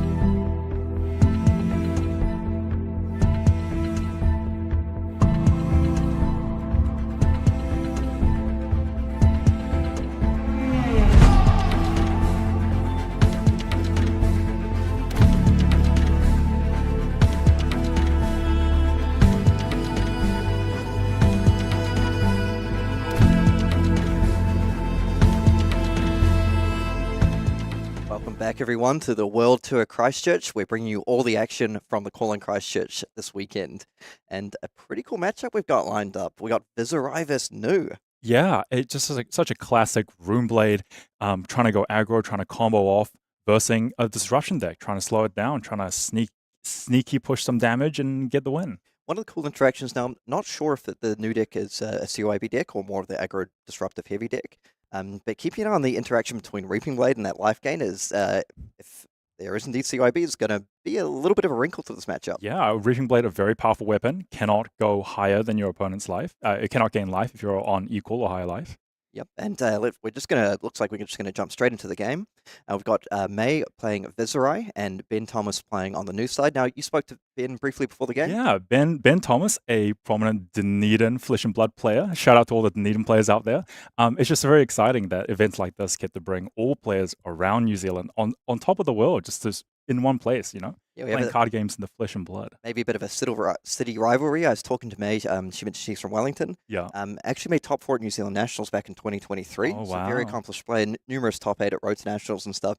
And she just mentioned, just missing that one big breakout performance. So Yeah. maybe this could be her weekend. Exactly, and both players on 3-1, so this win is more important because dropping down to that X2 bracket makes your tournament life very difficult. Yeah, it does indeed. We were just talking last round about the importance of trying to finish the day strong, to really set yourself up to make a good run on day 2 without being pressured to have to go like the 4-0 or the 3-1 or however many rounds. Exactly. So players sideboarding, shuffling, gearing up, it's going to be one explosive matchup. It's going to be about who gets ahead first, who gets to set up, who gets to sidestep, who gets to get ahead in this value race. And May also just, she mentioned I just want to give a bit of a shout out to the Rainbow Pitch League. May mentioned that she played a fair bit in that and Yeah. definitely built up a bit of experience playing through there.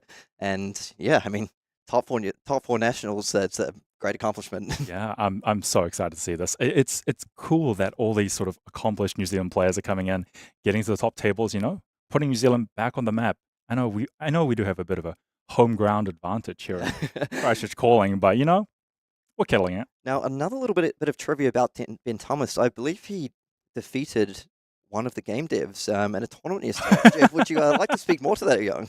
All right. There was a bit of a CC side event. I'm playing Dory because Dory's sick, and I versed Ben Thomas. He's playing Florian, and I'm like, cool. I've been told that I can possibly go into a fatigue game plan here. I Okay. whip out the battle axe. I stack my deck, so I'm like 68 cards. I'm like, all right, I'm going to fatigue this Florian. Yep. He reveals his equipment. He reveals the scepter that Yep. deal 1 damage. Build a rune shot. I'm like, uh-oh. And then by turn 2, he has 2 Millennium Trees out, blasting me for 7 Arcane. I pitch a red sink below to prevent 1, take 6. And then he makes 6 rune chants, and I'm like, I'm so toast. So how'd that game go for you? I know, it was pretty close, I would say. You got absolutely demolished? I had no chance. I got absolutely obliterated. So it's very exciting to see him on the big stage. So let's see what he can do. But today, instead of Florian, he is on Nu. Yeah, so we'll see if some of that Runeblade experience helps him out in the matchup playing into the Runeblade. Yeah. All right, fist bumps. Let's get started. Okay, so I was about to say really notable, no arcane barrier, but of course that beautiful full art arcane lantern. Yeah, nice and cold foil. It is also interesting to note that the boots isn't Snapdragon, so it is a bit of a conditional go again on those boots. Yeah, the Black Tech Whisperers, we have seen players sort of lean a little bit more towards those undertow stilettos, so maybe going a little bit old school with these Black Tech Whisperers. Yeah. Perhaps a bit of a Silver Generation side plan here. Yeah. Over on the Viserai side, we see May with the Face Purgatory, such a powerful piece of equipment, and that beautiful anime Viserai. I really want to shout out that. Sick art. Oh, Become the Arc Knight, a great opener. Being able to search for pretty much any card that you want in your deck, discarding an attack. So we'll be searching for a non-attack action. Okay, so getting rid of that snuff out, so maybe looking to bring in a little bit of disruption in this matchup, and this is kind of the classic Viserai opener, the Become the Arc Knight, search up, read the runes. Let's see if she does have access to maybe a yellow or blue card to generate that additional rune chant off the grasp of the Arc Yep. Knight. And it's about as good of a start as you can get. Yep, and or maybe even pair it with a Malefic Incantation. That would be pretty Oh. nice. Absolute banger over turn 1. Also, just want to point out those Spellbound Creepers there. That can really unlock turns where you get those sort of, quote-unquote Viserai hands where nothing just quite works. Yeah, The Viserai, the Spellbound Creepers can be a really nice bailout, either there or just to push a lot of damage. yeah, Well, and that's the Ninth Blade of the Blood Oath that maybe we see that pitched away. yeah. Sounds good. To grass, generating 1 rune chant. I'm just going to go ahead and make another 4 off the Read the Runes. Wait, the other card is a Malefic Incantation, I think. A little bit hard to make out there. Okay. The one thing is I feel she may have looked to play the Malefic, but I mean, honestly, it does unlock other lines representing a non-tech action. Just leave yourself a little bit vulnerable to Arsenal Disruption. Yeah, yeah. All right. Well, Nu, given the ball here to really kick this match off, 40 life, 40 life. Let's see what we can do with a full grip on turn 1 and pitching a red Sink Below and a Codex of Frailty for this Beckoning Mistblade, not the pitch you want to be making so early. Yeah, so not ideal to start with, but if we do look, sometimes these games can go quite long. So, I mean, honestly, not bad to come back to in the late game. Yeah. Just opening up, being able to play that Sink Below straight into the Codex, really nice. Yeah, Codex an absolute powerhouse and a key card that we should be keeping an eye on. Okay, so looks like that Beckoning Mistblade is going to connect. That means Ben's next blue attack this turn gets +1 and go again. So he'd love to see something like a Persuasive Prognosis here to try and start threatening. Yeah. See what the follow-up is. Oh, And it is. I am on fire this Called weekend. it today. Look, I know it's not about me, but I'm just going to give a shout out to me for a second. Mhm. But the Persuasive Prognosis coming in for 2 with Go Again here. So potentially could be a grasp for the Arknight block, lines up pretty cleanly. I mean, there is the Arousing Wave, which is permanently threatening the +1. Yeah, especially with that one floating, very spooky. Also, that one floating, signaling that the card in hand could be any sort of attack reaction. Something like a Hiss or a Fang Strike, yeah, very Yes. strong. Or Venomous Bite. Oh, no blocks. No blocks, Just okay. hits it. May getting very aggressive here. Very brave. All right, let's see what the banish is. Oh, that's really good that it's yellow, usually. Yeah.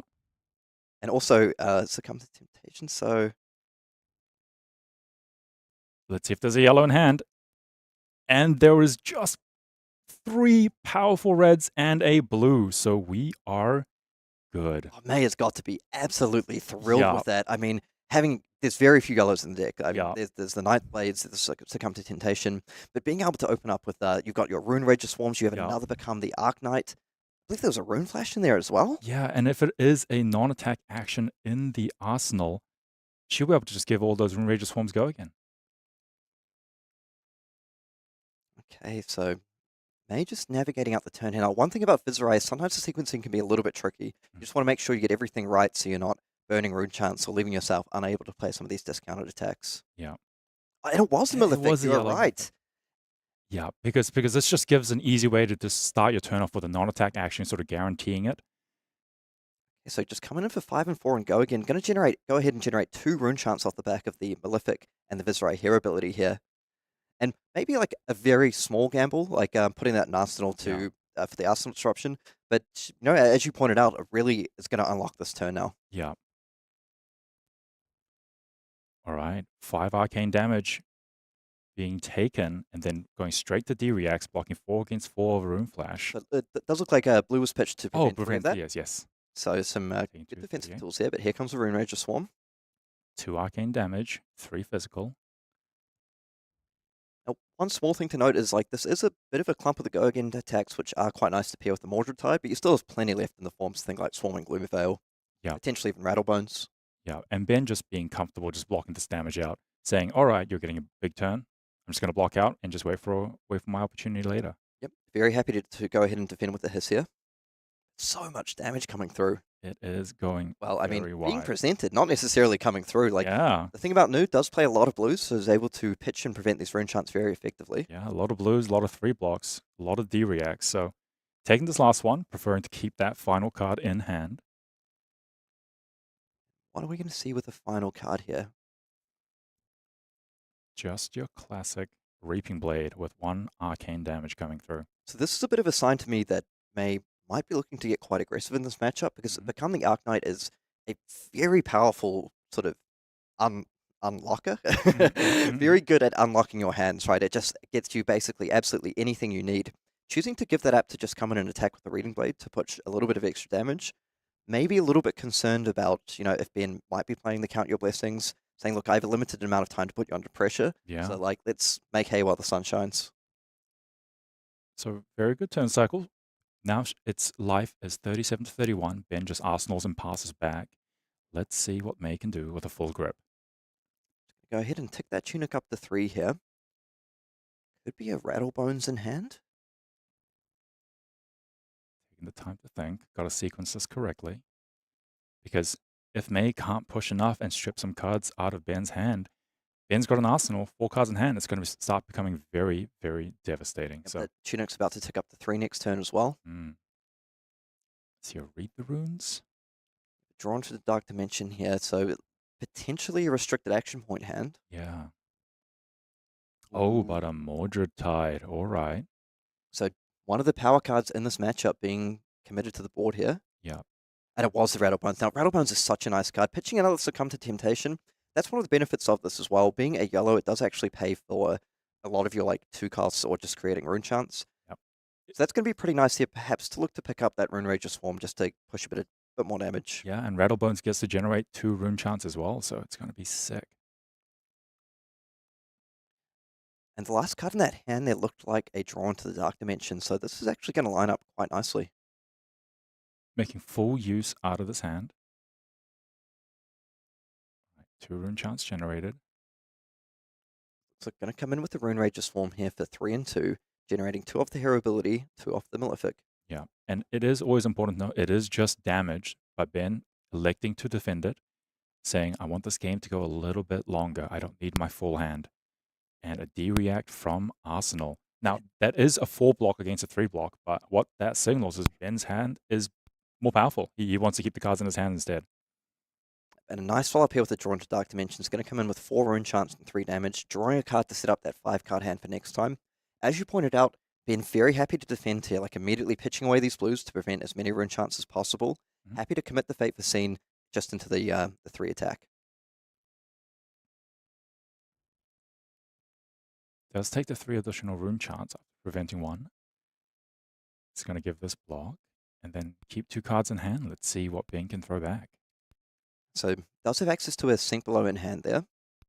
And May, just considering her options there, does have the Tunic and Spellbound Creepers. The Drawn to does not have Go Again. Mhm. Yeah, I mean, potentially, you could go Creepers into Read the Runes would be interesting there, particularly with the Mordred Tide. I mean, powerful turn, but I think as far as Mordred Tide turns go, Ben's going to be kind of okay with how that went. Yeah. Only down to 20 life, managed to keep 2 cards, coming with a very powerful Leave No Witness, threatening that arsenal, demanding a block. Most likely going to be a card and a piece of equipment, so just going to need to start slowly whittling away. I kind of like this, electing not to defend with the Arousing Wave, but does have the Tunic up in order to threaten it. So sometimes I find it interesting that it can put opponents into the thing, well, if they were going to use it, they would have defended with the last turn. Yeah. No reactions. No blocks, so No maybe that was a blocks. bit of a brick off the top, maybe? Fascinating. Not even electing to give up equipment. This might just signal that her hand is very powerful. She doesn't want to give it up, and she just does not care about this arsenal. What is it? Oh, it is a blue become the Arknight. So she's sort of less inclined to defend it because it would have been an inefficient attack. So happy to sort of save the equipment blocks for now, get rid of a theoretically low value arsenal card, and then just swing back with 4 cards to be more efficient. When we see another Rattlebones come through here, probably a little bit unfortunate you haven't seen a Swallowing Gloomveil yet, just to get that tiny bit of additional value. Do want to point out as well that with that red Rune Flash banished off the top, does generate 1 silver for Ben Thomas, and that is actually going to be relevant over the course of a long game because of those Black Tech Whisperers. Yeah, the ability to buy them back is going to be very powerful if it comes up. Also, honestly, just a nice card to get rid of because that's 2 Rune Flashes gone now from the deck, and that is one of your better sort of big turn enablers with the Mordred Tide. Yeah. So just kicking things off with Ben's going to go ahead and pitch to prevent those 2 rune chants. Just adds 3 damage coming through on the Rune Rager, and just throwing down the CNC in front of that. I kind of like that here. There's a good chance May might not end up with an arsenal. Yeah. I'm liking it. Ben's just sort of comfortable with the sort of slow pace of the game, biding his time, waiting this damage out. So Oh, Oh, that is a big chunk of damage. Revel and Rune Blood essentially generating 5 rune chants each. oh, that is massive. So we have 11 rune chants coming in with the Reaping Blade here. Now, how is Ben's hand looking? If he does not have many more blues, he's just going to use the one floating, most likely prevent 1, take 10. No, actually, just taking taking all the damage here. Maybe he is playing the CYBs. Does have the resource floating and the tunic available. All right, sink below, just blocking out that physical. And you are correct. Count your blessings. The first one quite late when he's on 17 life, but here we go. Like better late than never. Let's get that life gain train started. So May sees the first count your blessings, finally realizes that this is a ticking clock. She needs to push more damage before those count your blessings go online. Yeah, I was talking to a couple of Viserai players who played against New earlier, and they mentioned there've been a couple of games where they've played into it, not realized that they were on the CYB because of how the turns played out. And so just before I get into that, Codex of Fealty picking up the Leave No Witnesses, really, really nice one-card play. But they did mention it can be a little bit sort of disorienting because you think you're playing one game plan, and then you start like pushing things like your Mordred Tides, your Malefics, and then they play the first CYB, and you're like, okay, I might have to adjust there. Yeah. But that's the thing, like with the CYBs, you need to buy yourself enough time for them to come online. I mean, for example, that turn cycle, if that had been a blue, it actually prevents more damage. I mean, obviously with CYB, the point is they stack up over the course of a game. Yeah, but currently quite inefficient. So let's see how long this game will go. May wanting to close it out as soon as possible. And May has only played out one yellow Malefic Incantation and one Mordred Tide so far. So still access to 2 more Mordreds, all 3 Swarming Gloom Veils, plenty of gas left in the tank. Definitely. But that's one thing for Ben, like maybe, facing down 2 Revels not ideal, but the one thing I guess he doesn't necessarily need to worry about as much is the impact of the Reaping Blade, as we mentioned earlier. Yeah, and just he would also be glad to see that those Revel and Rune Bloods wasn't comboed with a Mordred Tide, because then they just start pushing absurd numbers. Start getting completely out of control for sure. All right, May just taking her time, figuring out what to put in the arsenal. And honestly, for Ben, even though that was a really big turn, that potentially went about as well as it could have, being able to finish off the turn with the Sink Blow to cover up the damage, using the floating resources for the Count Your Blessings to start that stack going, and straight into one of the best one-card hands in the game, the Codex of Fealty, into Leave No Witnesses. So powerful because it lets you retrieve a card from your graveyard, put it into your arsenal, gives your opponent a Fealty, and gives you a Ponder token. And legends say it also gives you a foot massage. Just gives infinite value. Infinite value. I've heard numbers thrown around 35, 600. Yeah. All right. Oh, I missed the card that was put into Arsenal. Did you see it? Oh, discarding a 9th blade, though. And here comes the Leave No Witness. I didn't quite catch it. My best educated guess is going to be a Rune Rage's Form or a Rune Flash. Just the importance of the Go-Again attacks in this matchup. All right. So here comes the first equipment block. Grasp of the Arakni. Yep, and that's going to pick up the second Become the Arakni as well. So only 1 copy remaining in the deck now. Yeah. But okay, so just going to kick the turn off by making a Rune Chant. Fealty actually potentially doing a lot of work here. Yeah, minusing 1 the weapon, minusing 1 the card in the arsenal. Here's a Swarming Gloom Veil. Only 1 Aura made, so just coming in with 1 Arcane and 3 Physical. Only 1 mode online for that card, which is the Go Again. Yes, that Codex has just done a lot of work into this hand. Just forcing out the discard, like I think May would have absolutely loved to be able to hold on to that Become to set up like a really nice swarming turn here. Yeah. It's still 3 and 1 coming through.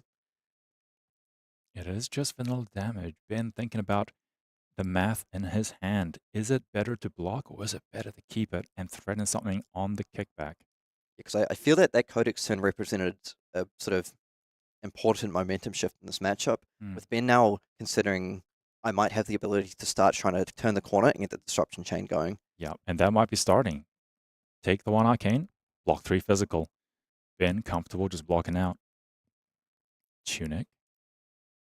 2 resources, CNC?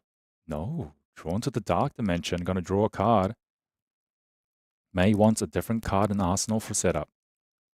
Yeah, looks like choosing to value that sort of random card in the Tunic over something like just keeping the Rune Ranger Swarm there. Yeah. And because that was played from the Arsenal, it was also -1 attack. But all right. Did manage to buy the 3 blocks, so not too much value there from the Fealty token. Yeah. Ben, 2 cards, 1 card on Arsenal. Let's see what it can do. Now, May with access to the Face Purgatory if it comes up at the right time. Yeah. And Ooh. just going to throw down the CNC here. Yeah. CNC, 1 card in hand. One might say one of the best places to use Face Purgatory. This, like, if it lines up for May, this is actually a really, really nice place to use Face Purgatory. Yeah. The issue with using this against the CIB new decks is quite often you do it and then they just run out the CIB. Yeah. But being able to snipe out that last card from Ben's hand, defend with 2 cards, Face Purgatory, still have 3 cards plus Arsenal Yeah. when you're 15 life ahead, feels pretty good. Feels pretty good. And especially because right now Ben only has 1 floating, so won't be able to respond with the Count Your Blessings. And the nice thing as well is, even if, say, you have a 3 block and a 2 block, you line that up with the Face Purgatory, you are cleanly blocking 7, so you're also safe on the Arousing Wave here. Yeah.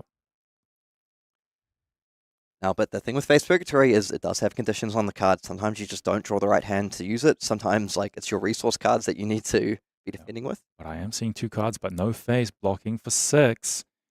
Is the Arousing Wave going to be committed? For the +1, is that Arsenal worth it? Ben hasn't quite got the block value out of it yet, no, but Ben Okay, so electing to just pass, Yep. comfortable with that trade. So maybe a bit of a heads-up play from A there, just saying, like, hey, if you want to pop the Arousing Wave there, I'm happy about that. Yeah, and Ben electing to keep that Arousing Wave around because the threat of it sometimes is good enough. Yep. It can just sort of loom over the game a little bit. Yeah. And it looked like it was 2 Drawn to Dark Dimensions defended with here, pitching a blue Rune Ranger Swarm. So maybe it was just a hand that didn't line up nicely. Okay, so the Deadwood Dirge here, very nice. Gonna destroy a Rune Chant. Make 3 more. Then snuff out. All right, coming in with 3 arcane damage. Okay, so may have actually missed out on 1 Rune Chant there from, I don't know, because there was no hero ability active. So this is really nice. Coming in for 3 arcane, 5 physical. Does have that Rune Chant available to destroy for the snuff out to threaten a bit of disruption here. Yeah. So May so far doing a pretty good job at just trying to throw Ben off his rhythm in a way. I mean, if you want to defend out of this damage, pitch a blue, defend with 2 cards, leaving you with a card in hand plus Arsenal. Maybe kind of happy with that. Yeah, and remember, Count Your Blessings do not block. So sometimes it can really threaten these on hits. Just appreciating the art on stuff out there as well. It is very cool. Also, slightly terrifying. My candle. So gonna go ahead and pitch away the Levels of Enlightenment here. All right, Arousing Wave finally being committed for the block. What is a signal? That Ben might be gearing up to crack it offensively soon. So, block for 5, clean block, 3 cards in hand, initiative towards Ben. 18 life to 33. It is now Ben's opportunity to try get some tempo. Really nice defensive turn cycle there from Ben. I mentioned it was going to take 2 cards. How about 1 plus my plus my equipment here? And the Surgical coming through here. And now this is kind of the issue because the Surgical, the Arousing Wave is very much online. Trying to defend it for 4 using the Grasp of the Arknight does leave yourself open. On top of that, committing the Face Purgatory here, I mean, we got 1 resource floating, we got 1 up on Tunic, so we've only seen 1 CYB this game as well. So there's actually a decent chance it might just be in hand. Yes, this is sort of the pinnacle of that new CYB deck. Threatening an on-hit, having 2 floating essentially with the Tunic, threatening either a Rousing Wave or life gain through Count Your Blessings. So very difficult to block. And May just saying, you know what? Hit me. Yeah, May going to go ahead and say no blocks here. All right, revealing the hand. I mean, it's a pretty solid hand. What will he take? So kind of interesting choices here. I mean, if you take the blue, you still leave open the Malefic into Swarming line. If you take the Malefic, you get to go... I mean, you take the Malefic's pretty strong here. You don't actually have the resources available to go... Yeah, I like this because you have a Rune Chant, Grasp of the Arknights is going to cost 3. If you want to run out the Snuff Out play, it's actually a little tricky to do so. Yeah, this play does mean Ben won't get the second silver because he needed to banish a blue to fulfill that contract, but still very good, powerful disruption. And do see they elected not to use that tunic resource and the floating to play out a CYB if it was available. Yeah. Depending, I mean, you can hold back a little bit of hidden information, but you do lose a little bit of that tunic value not making that play. Yeah, yeah.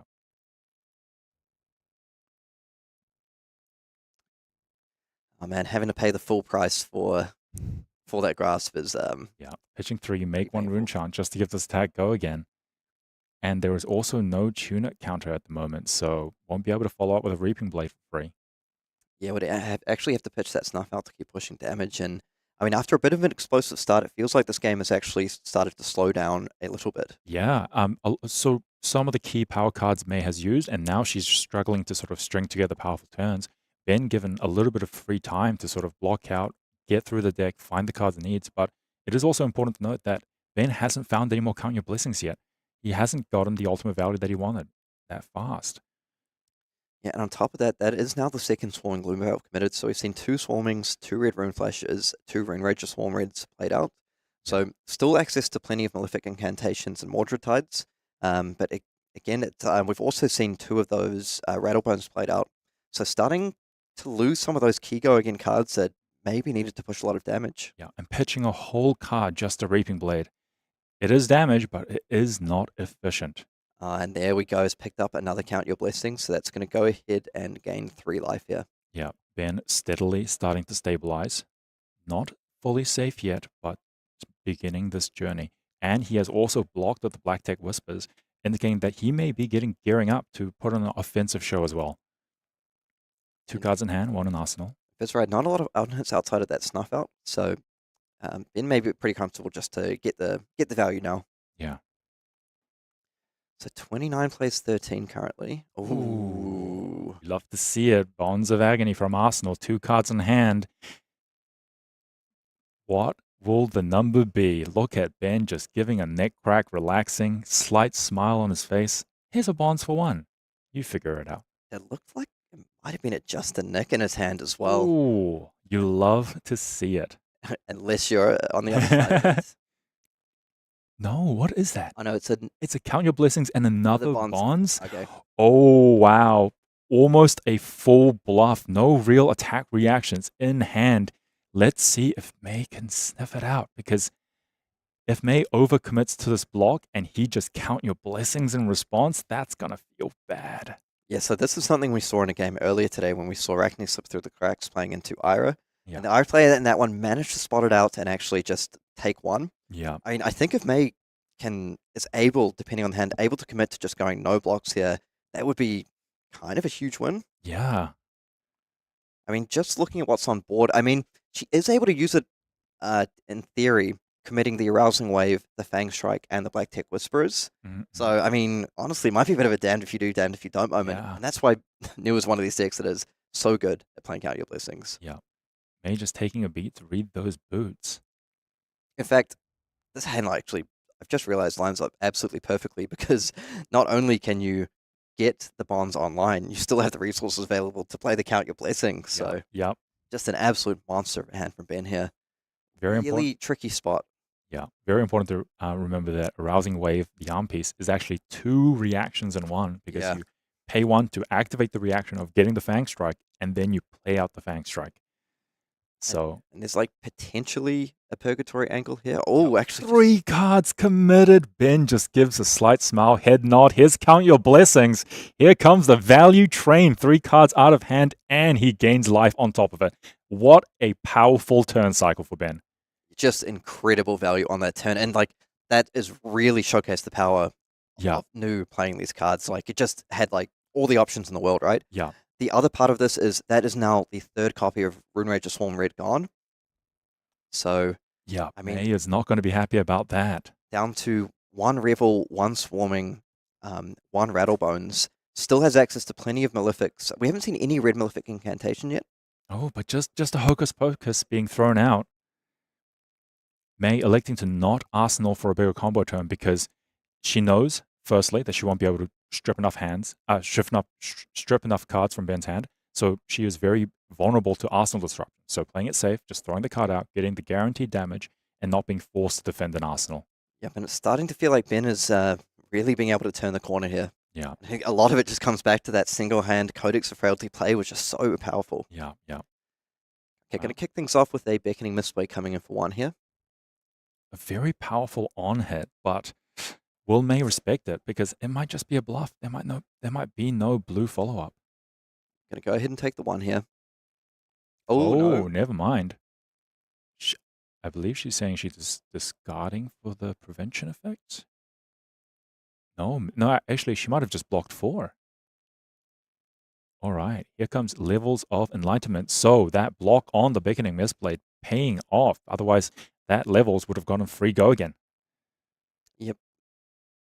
Paying off to a degree. So, actually here, choosing to play the Transcend, yeah, maybe a slight misstep here from Ben. I wonder, because traditionally the way we see Levels of Enlightenment play, you sort of play it and then before it resolves, you want to Transcend to get that additional blue, get all the modes. Yeah. Electing not to do that here, but actually kind of makes sense now. Wants to get some Yeah. disruption through that Mask of Recurring Nightmares. Yeah. So the only misstep was me saying the wrong thing. I think it's important that you're trying your best. Thank you. Sometimes that's enough. Ben also trying his best to stay alive, stabilize the board, and he seems well on his way to just closing out this game potentially shutting out May. May needs to find some source of big damage, but oh wow, she has just pitched Mordred Tide, one of her most powerful cards, and she's keeping the other. So it begs the question, what card in her deck is more powerful than a Mordred Tide? Is the answer a second Mordred Tide? Or maybe looking to try and set up like a bit of a stack into the Malefics. Yeah. Interesting here that the card banished to the Mask of Recurring Nightmares is actually that copy of Sink Below. So there are 2 defense reactions in that hand.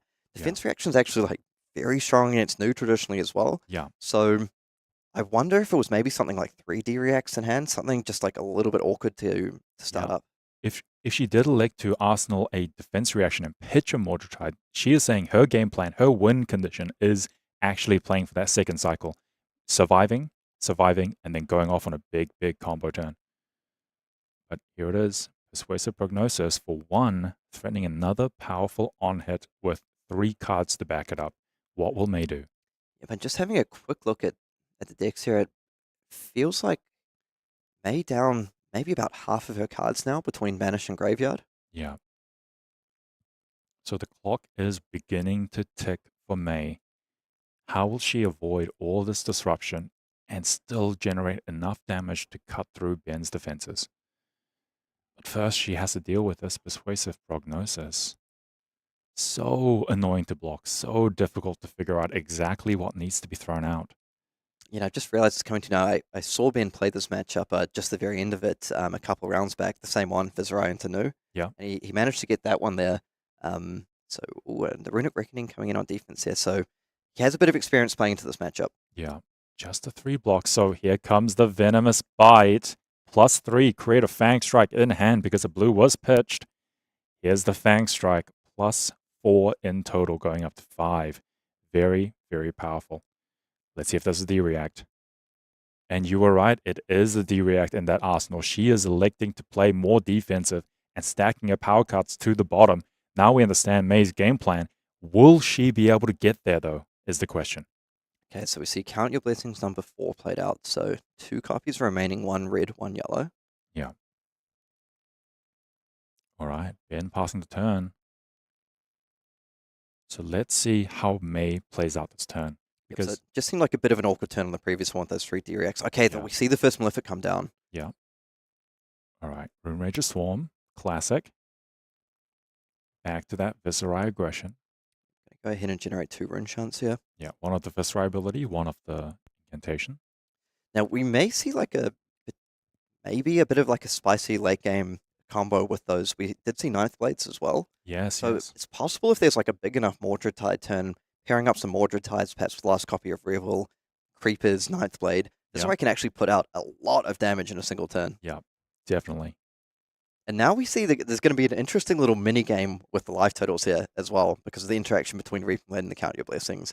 Where Ben wants to kind of make sure he's not just giving up damage for nothing, but also wants to make sure he ends the turn just below his Yeah. life total. All right, here comes that Reaping Blade, 2 arcane damage. Ben's going to do what he's been doing. Most likely prevent and block. Oh, wait, no, never mind. Takes it all. He's saying his 3 cards in hand is going to save him more life. And it looks like just Oh, well, never mind. resolving those Just returns. there you go. Blocking 3 physical. Okay, I mean, I think May's going to be pretty happy to see that surgical extraction hit the graveyard. That's a Yeah. second copy of that. But, I mean, the other thing is there's still 2 more Codex of Frailty left in Ben's deck. Yeah, one being pitched early.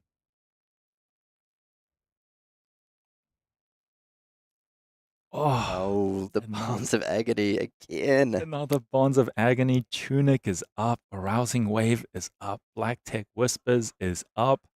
There's still more Count Your Blessings in deck. This is another tricky spot for May. Ben sitting comfortable. 2 cards in hand. Let's see how May responds to the second Bonds. This is going to be another pivotal turning point, depending on how she blocks. Yeah, to me, this is possibly the most important turn in the game coming up right here, because if Ben is able to maintain full tempo going into next turn, getting 3-4 cards away, you're just digging ever closer to those 5th and 6th copies of Count Your Blessing, where it starts to feel like a little bit insurmountable. Particularly the thing about Rune Chants is like they're very powerful, but in order to defend them, it doesn't cost you any cards in deck. You're just pitching away. And the full hero block, I love this. The full hero block, just throwing in the grass of the Arknight. Block 1, and the May stares daggers into Ben. I dare you. And Ben with a bit of a smile. Oh, there is just the Nick. And there is the Arousing Wave. This time he has it. Okay, so that's going to be 4, 9, coming in for 10. So that's pushing 9 damage here. Great job on the math. I did it this time. But just the Nick doing the trick once more, coming in for a huge amount of damage on this turn, and also going to commit the Black Tech Whisperers. I mean, go again. This could be, we talked about Codex Frailty, this could be something like a Codex follow-up, a Leave No Witnesses follow-up. Yeah. If it's a Codex, it is going to be devastating. But on the bright side, the Reaping Blade is online now. So is that a bright side? Man, May is just not getting the luck she needed. She blocked when there wasn't really attack reactions. She didn't block enough when there was, just getting on the unfortunate end of that. So one silver lining here is all the cards that are being revealed, Swarming, Revel, and Rune Flash.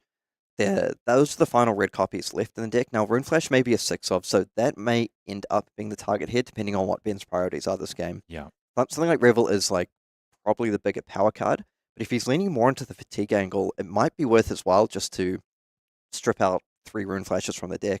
Yeah. So I think at this point, he's probably thinking, you know what, like, I can actually tank a Revel Swarming turn. I'm actually going to go ahead and take a blue. Yeah, Machinations. It's going to leave her stranded with 3 reds, make her turn quite clunky and awkward. So, and also there's 2 copies left in the deck, so it sort of gets him along the path of that fatigue plan as well, making sure May runs out of gas. I mean, there is some edge case as well with those Machinations. If you start activating new, they come up relevant. Yeah. All right. Then just making a quick check of what's left in May's deck. But man, look at that Bonds and look at 4 cards stacked on top of it. Yeah, so Machinations, it's going to be a little awkward. Oh, and it was the Leave No Witnesses.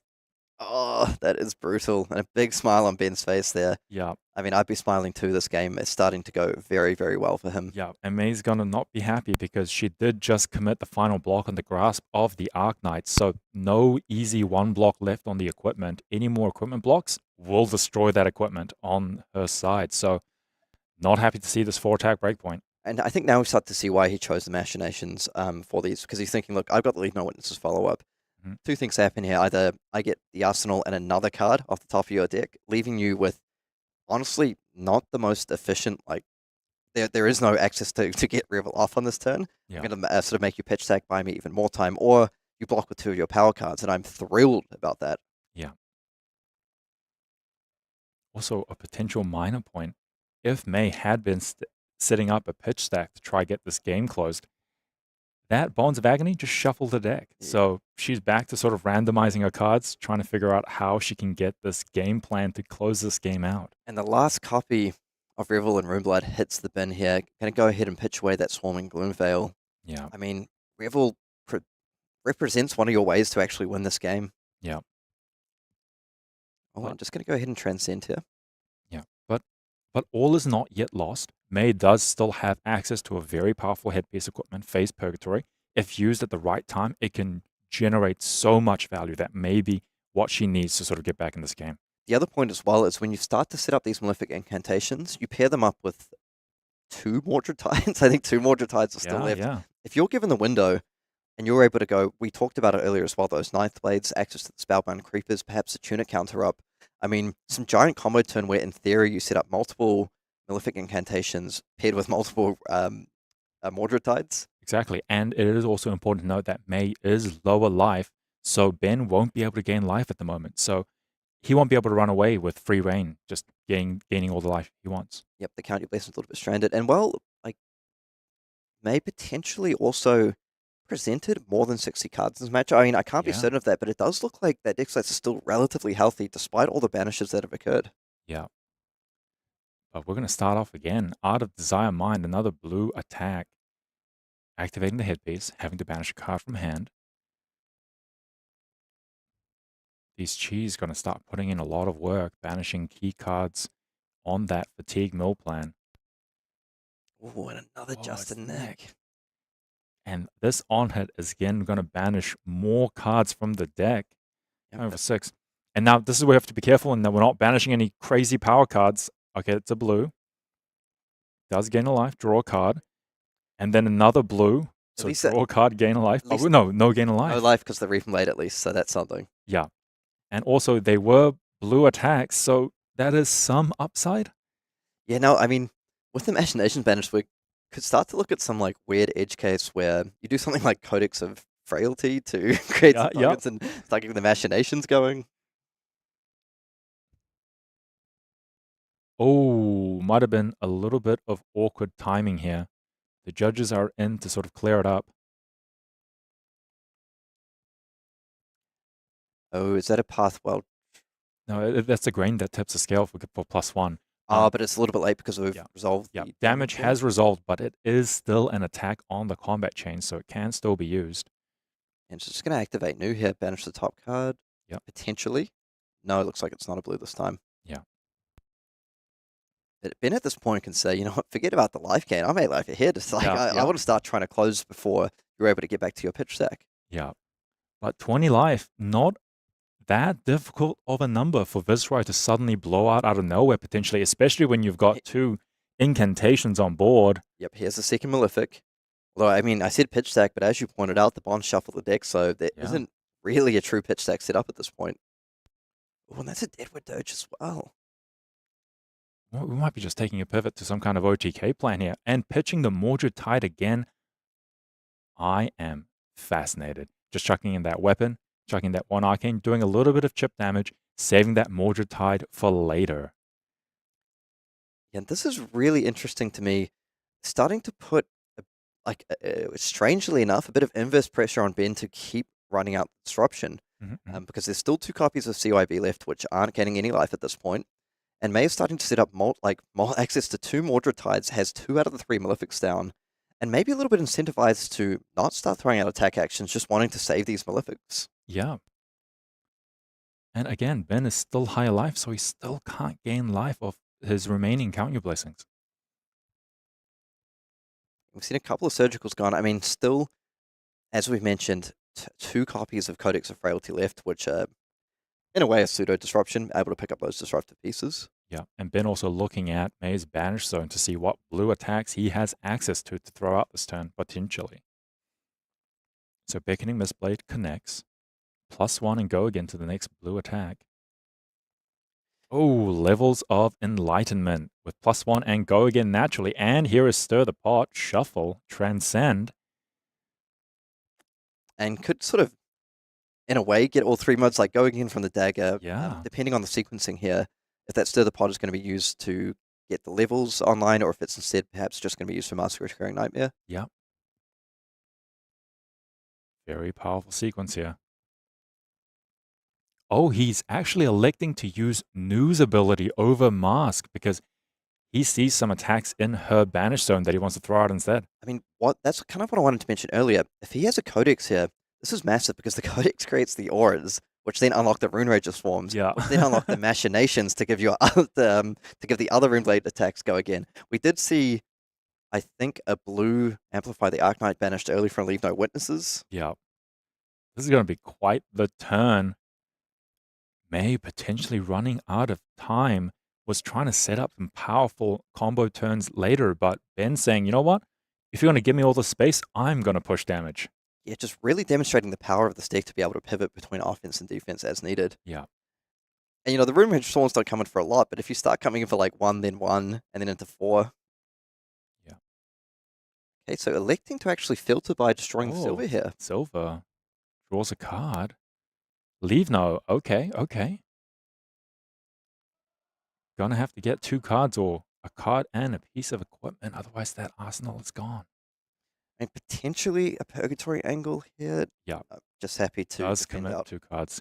But sad to see a red Read the Runes go. One of the key cards that were going to help May set up some kind of OTK push turn. But we're just going to use Tunic, coming again for Reaping Blade for 3 damage. Yeah, so I'm curious to see where this game is going, because it feels to me that May is very clearly pivoted towards the sort of setup game plan at this stage. Yeah. Very happy to defend out damage, blocking out the vanilla damage from that levels. Yeah, and she still has some D-reacts in the deck, so she might be able to keep herself alive, but she is on the back foot. She needs to buy time. She needs to get set up so that she can reach her pitch stack before Ben kills her. And this double trouble coming through here, threatening to banish, looks like a blue copy, threatening to banish 2 cards off the top of the deck. Yeah, and when you're trying to save gas in the tank, in the deck, these banishes can just ruin that plan.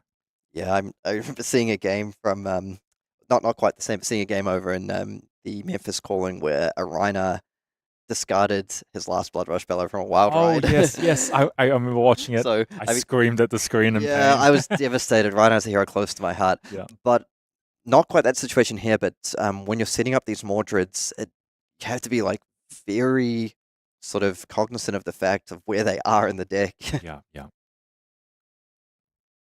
All right. May presented with, again, another difficult blocking decision. And this kind of screams something like a hiss coming through here, just opening up with the double trouble. Yeah.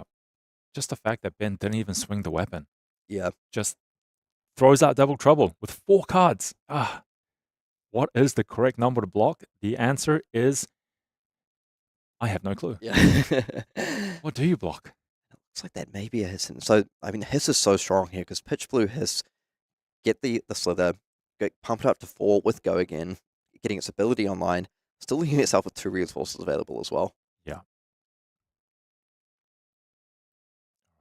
And there's so many things to play around. Transcend as well into the Mask of Recurring Nightmare. Yeah. And May is correctly taking her time. This is a critical decision. We've been here before, and we are here again. This is what New loves to do. Throw out 1 attack, you figure it out. You make the difficult decision, and I will get my way essentially almost no matter how you block. Oh, and that's got to be a painful block, losing a copy of the Malefic Incantation there. Yeah, 2 cards to block, mask activated, give me another card.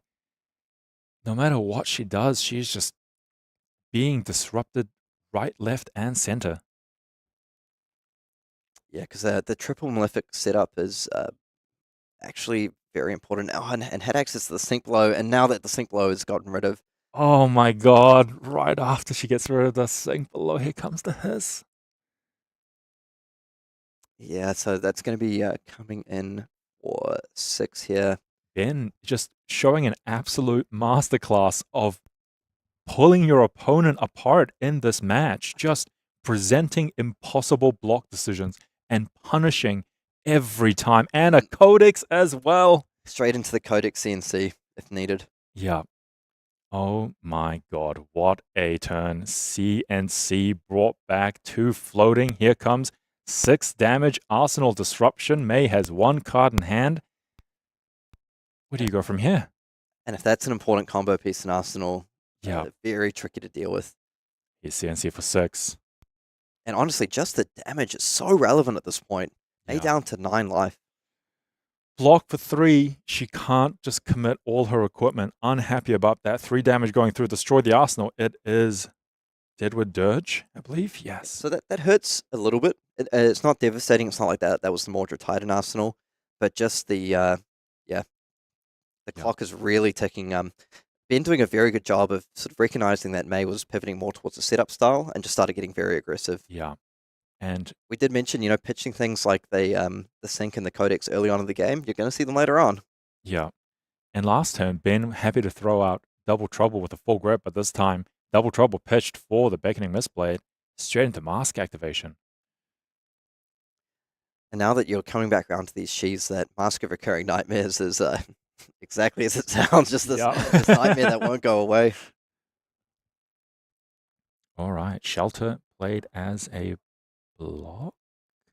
Hey, this could be a little bit awkward depending. Oh, just kidding. I was going to say, count your blessing and just the nick in hand. And that's lethal, depending on how the shelter was used. Yeah. This is coming for 6 here. But no, another shelter in hand. Yeah, all right, we're going to stay alive. But that's going to be another 2 cards off the top. And you have to think of this, it's a Mordred Tide. We are taking 1, so she did use the discard ability last time. All right. Ooh. All right. We're still saving those power cards in deck. We didn't hit any Mordred Tides. But again, the problem is here, that's another blue copy of Amplify the Arknight banished. Yeah. There's a lot of blues being banished. So there should be 1 Codex left. I wonder if Ben actually is playing towards this turn where he has Chi, he goes activate new Codex, and now is able to run out Rune Regiswarm, Machinations into Amplify, into Machinations to Amplify. I mean, those the Machinations giving overpower actually kind of starts to get relevant. Yeah. But we're looking at 10 damage, just like 10 damage with Go Again from a single Chi. Yeah. And, oh god. All right, let's see what happens here. Just make a Rune Chant swing weapon. Try sneak some damage. Get Ben closer to a potential kill screen. Okay, Ben just says, okay, I'm going to take this damage, so yeah, could see some fireworks on this turn. He has 5 cards to play with. Here comes Beckoning Mistblade. As usual, 1 damage, threatening +1, and Go Again on the next blue attack. And this thing is, you don't even need the Codex at this point. When these Beckoning Mistblades start hitting, just being able to activate new and come in with it, Amplify the Arknight for 5 with Go Again. Yeah. It actually starts to get pretty devastating. Oh, and also, very important to note, we have 1 minute and a half on the clock. This game needs to close. Ben has the winning game plan in hand. He's about to go off. Levels of Enlightenment, Passover in response, Transcend, banish another blue attack into the banish zone, most likely seeing News ability activated so that he can pull out some gas out of that banish. Look at the top card, it stays on top. It is not a blue.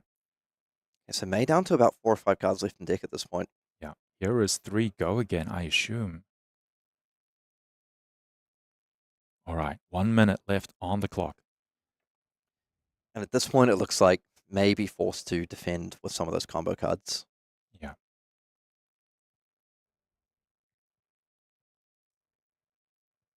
Oh, a 9th blade, one of her key combo pieces that we're going to potentially bail her out of this game.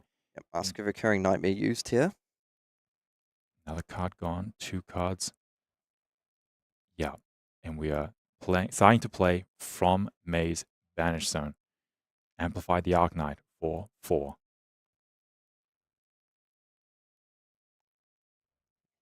Players just trying to navigate these last few turns, going down to 1. Take 4, go to 1. Pass the turn back. May's turn.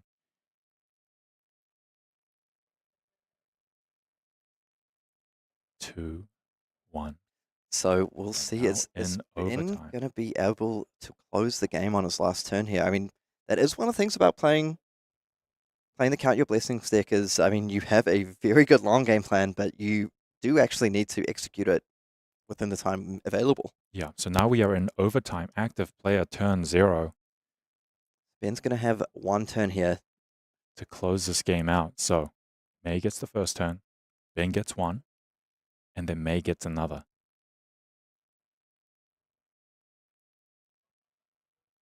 So I think at this point, May is unlikely to going to have enough cards to close the game. So now Ben does actually have a CYB, an Arsenal. I thought I saw a yellow one there, so we'll see. But when May's at 1, can't gain any more life because of Reaping Blade. Yep, and like time is the enemy now more so than Yeah. more than life. So let's see if Ben can close this game out on this turn. He's looking at 4 cards, 1 card in Arsenal, starting with the Beckoning Mistblade. I mean, that face Purgatory could be a little bit devastating here.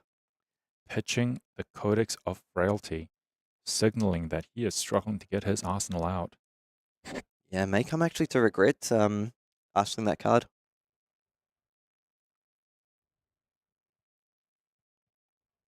Yep, and that's going to buy the Tunic block. Actually is looking a little bit light on action points here. And here comes blue double trouble. 2 cards in hand, 1 card in arsenal. What is the block from May? I mean, the Purgatory, yeah, the Purgatory is absolutely massive. devastating here. Discard a card, but there is one floating in the source of Tunic. Is there an attack reaction for 1 cost? But this is being defended out for a lot here. And they have come. Do you mind if you just draw up so I can just see what happens? Yeah, I know it's not the real. I would get it. No, I need to get ready for the next round, sorry. Yeah, so I think I have a good turn. Yeah. Okay, so we'll just see. So it looks like the players will pick up on what the result has happened here. In theory, it's a draw. Potentially, Scoop thinking didn't have quite enough cards left. Yeah. The players just having a quick look here. But I mean, that game was a sort of a grind out from start to finish there. Yeah. As we said, May with a really explosive start to that game. Yeah. And Ben just being able to navigate it well, kind of understood that his life total was a resource effectively. Yeah. Implementing a lot of life gain into the deck, being able to, overcome a sort of deficit of about 14, 15 life. And it looks like it was a draw in the end. And honestly, I mean, just got to say that is one of the things about the CIV decks is you have an excellent long game, but when it comes down to it, it can be a little tricky to end as opposed to some of these more aggressive new builds. Yeah, unfortunate because they were both at that 3-1 bracket that just couldn't quite close the game out with time as an issue. Yeah, and looking back at the game as well, it felt like that one Codex until Leave No Witnesses turn was just so critical. So important for just being able to turn the tide, turn the corner, get a couple of cards out, make your next turn a little bit weaker, and now we start the disruption chain. Now we start the count your blessings. That bonds turn where it's like, hey, if you don't block this, I'm going to bond you. If you do, I'm going to count your blessings. Yeah. Just massive. Absolutely devastating. So many turns where you're just able to present 1 attack, hold 3 cards. Is like, how are you going to block the sign out? Yeah. And Viserai and Nu were actually the 2 most represented heroes at this calling. So we are looking to get a metagame breakdown up for you at some stage. We'll get that up when it's available. And okay, now I've had a word from the producer. We're going to bring it up very shortly. All right, let's see the breakdown because I am excited to see what the breakdown is because we are coming off the back of the first calling that we've had. And this second one, let's see how the meta has developed. 17 Viserai, 17 Nu, 12 Cindra, 11 Zen tied with 11 Aurora at the top of this metagame. It's to me, not a huge surprise to see Viserai so highly represented. Just a really powerful deck, and players just like how it plays. They're very adept with him. They know how the strategy works by now. Yeah. Now, maybe a little bit more Nu than I would have expected. A few players in the room have expressed some surprise at how heavily represented Nu was at this event. Yeah, as we just saw, has that ability to disrupt a lot of these aggro decks that are dominating the other top of the metagame. So Nu, a potential powerful antidote to all this aggro that's running around. Yep, and following it up with a couple of ninjas, we have the Cindras, and no surprise to see Cindra up there.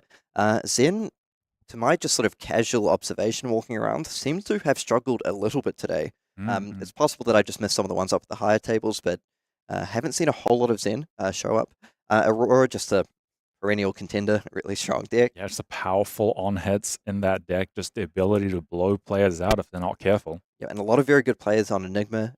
People like Matt Rogers, Nick Butcher, Dan McKay, our current national champion. Yeah. And calling champion, Darren Yang. Yeah, exactly. So I think some of the players, Michael Fung also playing it, and he just described it as, old faithful. I know exactly what the deck does, and I know how to play it, and I know my lines of like how to play. Yeah, and then we're followed up by 7 Prism and 7 Jarl. Jarl, a very good, powerful contender into these sort of red line aggro decks, being able to slow them down with cards like Frostbites and Blizzards. And also Prism, a potential answer to the aggro as well, as we saw at the... Yeah, Prism just has access to go hybrid as well, to have that Aura game plan, also Heroes to go Stompy. And rounding out, we have a bit of Ira, a bit of Azalea, and then a nice sort of healthy mix of all these, like, people's favorite heroes, a little bit of what they play. 2 Bravos down there. One of those is certainly Kale McCree. Yeah. But anyway, as that was a pretty lengthy game, we're just going to go to a short break while we get the next round set up. But don't go anywhere. We've got round 6 coming up very shortly.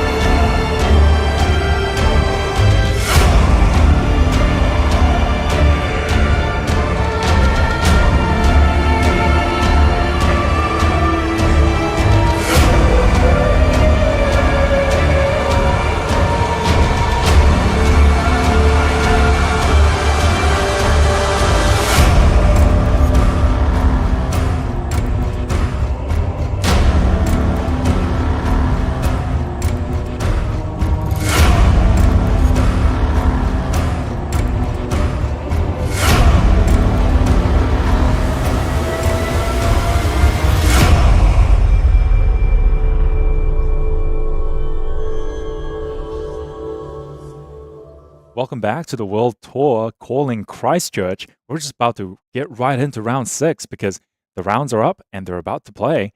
So we have 2 homegrown Christchurch players up on the board for this game. Yeah, they're actually from Wellington. Oh, yeah, I mean, I'm sorry. But, you know, we got local Kiwi talent here for you. Yeah. We have the Runeblade grudge match between Viserai and Aurora. Kieran's on Viserai and Ryan's on Aurora, both sitting at 4-1, needing this win to kind of get themselves closer to making today too. Yes, and I'd just like to publicly apologize for everyone from Christchurch and Wellington. They're not the same cities. So, what are you expecting from this matchup, Uhyoung? Oh, I'm kind of thrilled because I'm excited to see Aurora, one of my favorite heroes in the game, sort of back on the feature table. Aurora, classic aggro deck, lots of powerful on hits and tricks to sort of push damage through, draw cards, and push even harder. And Viserai, kind of doing a similar thing. Lots of powerful rune chant generators, attacks, efficiency to sort of push damage through and sort of end up in a bit of a race here. Yeah, Viserai has that ability to leverage cards like Mordred Tide, the new Malefic Incantation, and Rosetta, really giving that huge ceiling to the deck to generate a bunch of rune chants, play something like Revel and Runeblood with, like, ideally the biggest finisher would be Ninth Blade of Blood Oath. But this hero is amazing at pumping damage with those rune chants. Yeah. And more so than Aurora, kind of focusing on that arcane damage. Whereas Aurora using the arcane damage quite strategically of things like the one-off pings with the Channel Lightning Valley, etc., to gain an advantage. Definitely. A Channel Lightning Valley going to be one of the key cards to watch out for in this matchup for Aurora. One of the powerhouse cards that's going to keep drawing her cards. Mm-hmm. And it's the hero that I've kind of gotten to love and throughout Rosetta, and it's a hero I still love playing, and I want to see perform well at the tournament. Yeah. I feel like Viserai really has been taking the spotlight of as the rune blade of choice these days, but Aurora is extremely powerful. Exactly.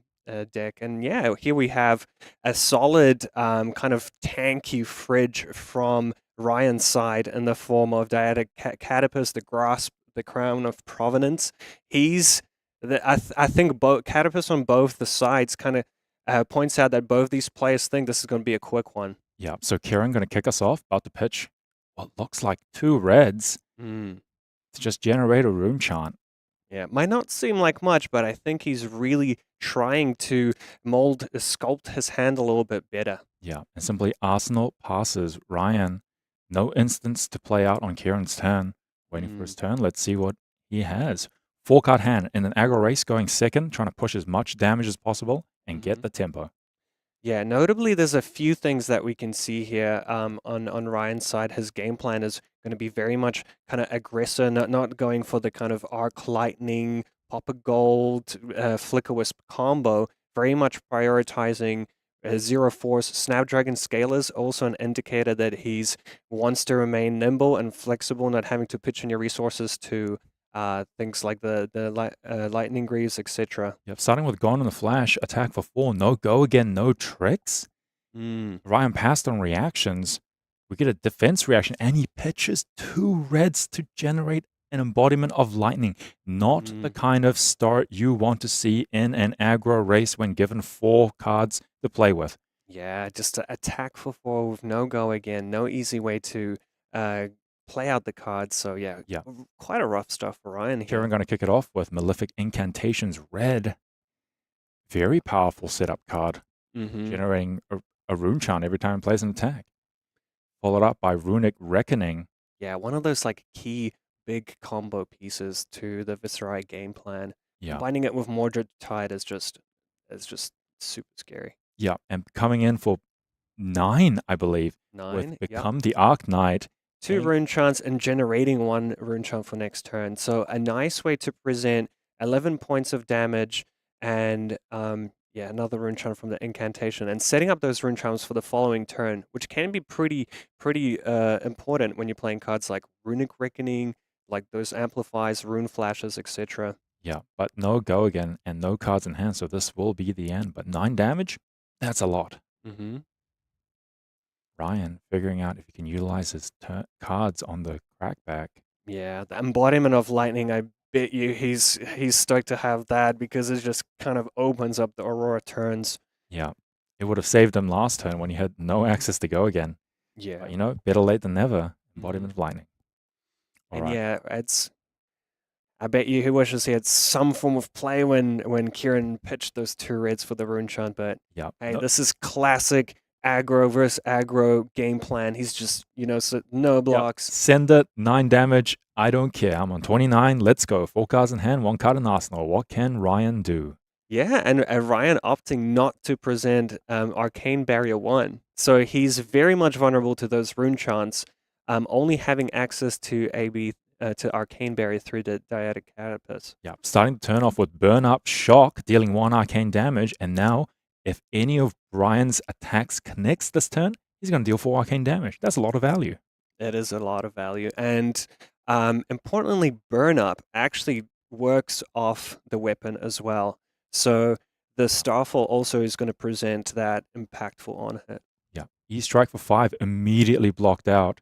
And then this is where Rabble- these Rabble for 4. fridges coming into play. Yep.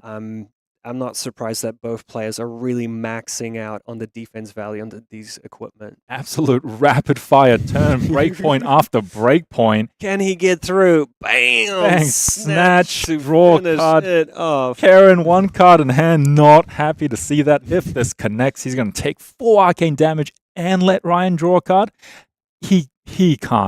He can't let this go through, Yeah, can he? that's the thing. The good thing about Viserai is most of it cards defend, right? So even if you have to throw in a Crown of Provenance Yeah. to protect, save 6 damage potentially, that's He's potentially worth it. losing his whole fridge here. Yeah. Karen having a think. Do we say Ryan had a slow start? I meant blazing fast start. This is a absolute power turn. Yeah, his first one was just the setup. Yep. He knew what was coming. And All there right. it is. He's throwing in the Spellbound Creepers. Yeah, Karen's going to start feeling very exposed. All that armor block starting to whittle away. He needs those to protect against breakpoints. Yeah. But he had to commit a whole chunk of his fridge. No arsenal, no cards in hand, so he's just going to have to pass back. And Ryan gets to go again, this time with 4 cards in hand. That's the tricky thing, though. Ryan, no embodiment of lightning. He's going to rely on the 4 cards he draws to make something happen here. Yeah. Let's see if Ryan can smooth together a good turn as well, because he doesn't have an embodiment of lightning. But here we get Entwined Lightning, 4 go again with the fuse. Showing the second strike. So now Kieran must think, maybe this is worthwhile defending out, because as soon as he takes any damage, that second strike is going to be online, and then there's another 0-4 with go again. But noticeably, Kieran did defend out that last turn, but Ryan committed a lot of life points to make that play happen. So Kieran's actually 10 life ahead right now. Yeah. If he can maintain this kind of defensive stance and stop all of Ryan's on hits, then Yeah. yeah. Karen, no blocks, takes 4. And forget everything I just said. He's just going ham. Yeah. taking all Second the strike damage. now online. 4 go again. Yeah. Break points. He's And just shoulder shrug. That's just damage. Shoulder shrug. Give it to me. Send the bill. Yeah, definitely. And, really protective of that defense on grasp and his. Oh, sorry. That's an Aether Iron Wave. So Kieran's opting to have that 2 resources available with Aether Iron Weave over the Dyadic Catapace. Cool. All Very right. Interesting. E-Strike, draw card for 5, sinking the lightning press to the bottom. Arsenaling a random card. Let's see if it pays off. The beauty of the Aurora deck is that it has a lot of cards that you can just straight chuck in the arsenal. So I think he's very comfortable with choosing to draw a card and put in an arsenal after that. Yeah. Deadwood Dirge destroying a rune chant, creating 3. Now we're coming in with Rune Rager Swarm. 3 go again. 4 rune chants. And as Ryan's life total dwindles, these rune chants will be scarier and scarier because he doesn't have access to Arcane Barrier. So in a way, he's all in commit on this all gas plan. Yeah. Just no arcane barrier means this is just a race. Ryan is going to go fast before those rune chants kill him. Now he has 3 physical. He's trying to decide if his hand is more powerful than blocking 3. Yeah, and despite having a lot of instants and kind of go again attacks that defend for 2, Aurora does actually have quite a decent amount of 3 blocks as well. And one of the top players I've noticed, they're really good at kind of utilizing that to their advantage. Yeah, no blocks, taking 3 down to 22. Let's see what's the follow-up. 2 cards in hand. Oh, Revel revel in in Runeblood. Blood. Look at that value. Is that a 0 for 5 go again, I see? Yeah, but it has a very impactful drawback there, Uhyoung. At the beginning of your end phase, destroy all rune charts. Oh no! It's extremely balanced. Yeah, look at this powerful attack. 5 rune chants, 3 on the Reaping Blade. Yeah, Kieran cashing at that Iron Weave, getting his some resources to swing in with the Reaping Blade for 3 as well. Yeah, and even though it is all just damage, even though there is no on-hits, Ryan thinking about how much life he has left, because 15 is not a lot. And there's that Sigil of Suffering. Dealing 1 arcane damage back. Yeah. Blocking for 4. No way for Kieran to stop that 1 arcane damage either. Yeah. Yeah, I love how committed these players are to just say, you know what, I don't need AB. Let's just both commit to racing to the bottom and seeing who comes out on top. Gentleman's agreement, shake hands, no arcane barrier. Maybe this is some Wellingtonian truce that they did before the game. Yep. Ryan, 3 cards in hand, 1 card in arsenal. He needs to do something big. He is in a 10 life deficit in an aggro race with no arcane barrier. What can he do? Here is Gone in a flash. Gone in a flash. 0 for 4. No tricks. No go again. 2 cards in hand. No tricks. Yeah, the snappies right in there. Yeah. So it's just going to be no blocks. 4 damage comes through, down to 21. Oh, and after damage, playing an instant to bounce back Gone in the Flash, so it's now back in the hand, and pumping the next attack by 3. So here, if he plays Gone in the Flash again, it'll be for 7. Let's see what the follow-up is. Yeah, really great play by Ryan to maximize the value from the Gone in a Flash. It's basically a snatch, if you think about it. Yep. 4 go again, and he didn't even have to hit to get that another card back in his hand. Yeah, current frontal coming in for 5. No blocks, takes 5, gives the next card go again. So here is Gone in a Flash for 4, go again. And this was just straight damage. Yep. No need for on-heads, just trying to maximize the value on this. And Lightning Press for making it 7, but unfortunately, if you want the +3, you can't get that card back. Exactly, just trying to get that damage in there. And Kieran just happy to take it all down to 9. 4 cards in hand, 1 card in arsenal. If you're Ryan, you want to start to sweat, and then you see Mordred Tide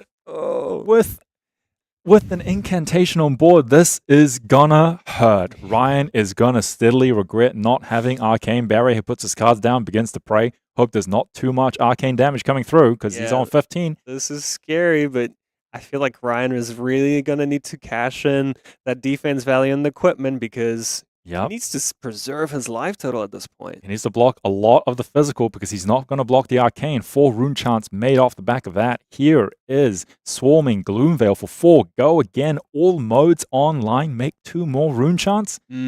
All modes online, meaning that if this hits, Ryan cannot prevent arcane damage. Something tells me. Oh no. He doesn't want to anyway. What a devastating on-hit. All right. Takes the 2 rune chants. Took the 4 rune chance. Now what's he going to do? 4 physical coming in. 2 cards still left. He's got to be wary. Wow, I can't believe how committed just to the straight race both of these players are. So I bet you Ryan's thinking, how much damage can I afford to take? Will I have another turn? Can I present enough damage on the clapback to strip cards from Kieran's hand? Yeah. And here, life is a resource, but they are both low on life. They are running out of resources. Yeah, I think, Kieran's double checking the on hit, being, you won't be able to prevent damage. Ryan's like, yeah. All good. Oh, what's happening here? So Ryan's still deciding on this block. Very, very critical. Yeah. Yeah, he's got 4 cards in hand. Ooh, maybe he's respecting that. The one thing is Succumb to Temptation is a card. And that is an actual devastating on-hit for Ryan, because it rips a card out of Ryan's hand. So maybe he's thinking, you know what?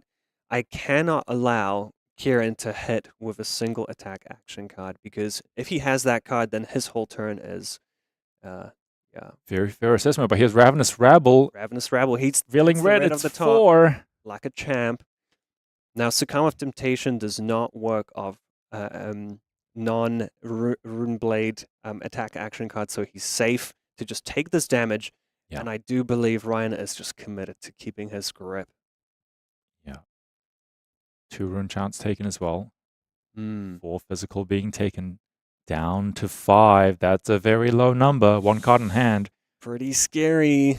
If Kieran commits this Reaping Blade attack and Ryan takes it, he's on 2. And despite the turn, Ryan has held on to 4 cards to try survive. That's 3 physical. So now Kieran's really showing that he should have attacked. He should have sequenced his attacks differently. That would have allowed him to play the Drawn Together and arsenal the Rune Rager Swarm on top of his deck. Gotcha. But unfortunately, sequencing it this way means that he won't end up with a card in arsenal. Yeah, and that may be a critical error, because this is just physical damage. Ryan, it's not lethal. And he might be able to keep all 4 cards in hand, but he's trying to figure out if the 4 cards are enough. Yeah, Kieran thinking about it, and also playing that Drawn from the Dark Dimension would have given him 2 rune chance things to Mordred Tide, so there's a little bit of value lost there as well. Yeah, takes you know the what? Reaping Blade. I think he must be happy knowing that his opponent's on 2, and now it's a matter of, can Kieran defend out this turn? He still has a kind of breakpoint mitigation with the Grasp. He's got the Crown of Providence. Oof, and a great start for Ryan. 4 go again. Yeah. Just straight value. And Getting full value out of a single card, and it has go again, letting you keep going. It's just scar for a scar. Yeah. First set, still seeing so much play. Such Love a to see classic. it. And Kieran's just going to be in the tank for a little bit, because we have not seen Ryan's power card yet, Channel Lightning Valley, which would draw a card on hit at instant speed. So respecting that card, blocking all 4. All right, another Scar for a Scar, this time powered up for 7. Ryan is stoked that Yeah. Kieran did. I mean, he was going to be on lower life anyway, but you know what? I think Kieran has been respecting something like Channel Lightning Valley potentially by blocking out those breakpoints. But this time he blocks only 2 and a Lightning Press, pushing it up to 10. Ooh. Yeah. So does that mean Kieran's on 1? Oh my goodness. And Has Ryan given himself a window to draw Sigil of Suffering and just end this game? Oh my god, if there is a Sigil of Oof. Suffering, it would be 1 arcane damage at defense as a defense reaction. Not to mention shock.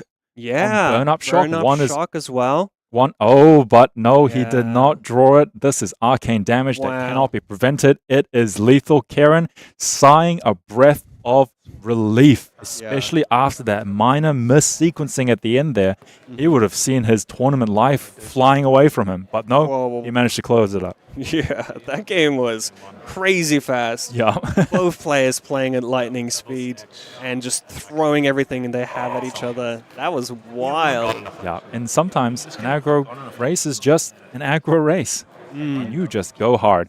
Unfortunately, we did not see any of that key power card that we're talking about, Channel Lightning Valley, allowing the draw cards. So, bit unlucky, but sometimes that's how the cookie crumbles. Yeah, honestly, I'm impressed with how Ryan sequenced that final turn in a way to give himself a window to get Kieran down to 1 life and give himself an out to draw one of those 1 arcane damage cards. Yeah, very, very heads up play. Unfortunately, didn't draw it, but what could have been. Yeah, What for could sure. have been. For sure. I'm glad that Aurora got to show the power that she has available to her. And props to Kieran for kind of maintaining his cool. I feel like a lot of the time, in a lot of these pressure cooker situations, especially on stream, players can misplay and let that get into their head. But, he noticed his mistake, kept composed, and played out to his outs and got there in the end. Yeah, sometimes these high pressure situations gets to you, and that was round 6. These players have been playing for almost over 6 hours.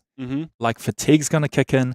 They might not have had enough food to eat. The games start blending together as we round this day out. That stamina, that ability to keep your cool and just push through these games is going to be very important. And just to give you an update on some of the 5-0 players that entered into 5-0 to the round 6, I believe we have 2 Enigmas at 5-0, 2 Viserais at 5-0, and 1 Azalea. So, and just to give you a little update on that, but also there's going to be a super special announcement made tomorrow, just before the top 8. So make sure that tomorrow you stay tuned in, because honestly, we might drop it before the top 8, maybe not, maybe a bit earlier. So I want you all to just come and check us out tomorrow as well. A super special announcement. What is it? Yeah. What is it, Karol? That's all Can I'm going to say. you say anything right now? No? No, that's all I'm going to say. It's just a super special announcement. They have to wait until tomorrow. Yeah. Guess we all just got to tune in. It's going to be worth the wait, I can say that. Yeah.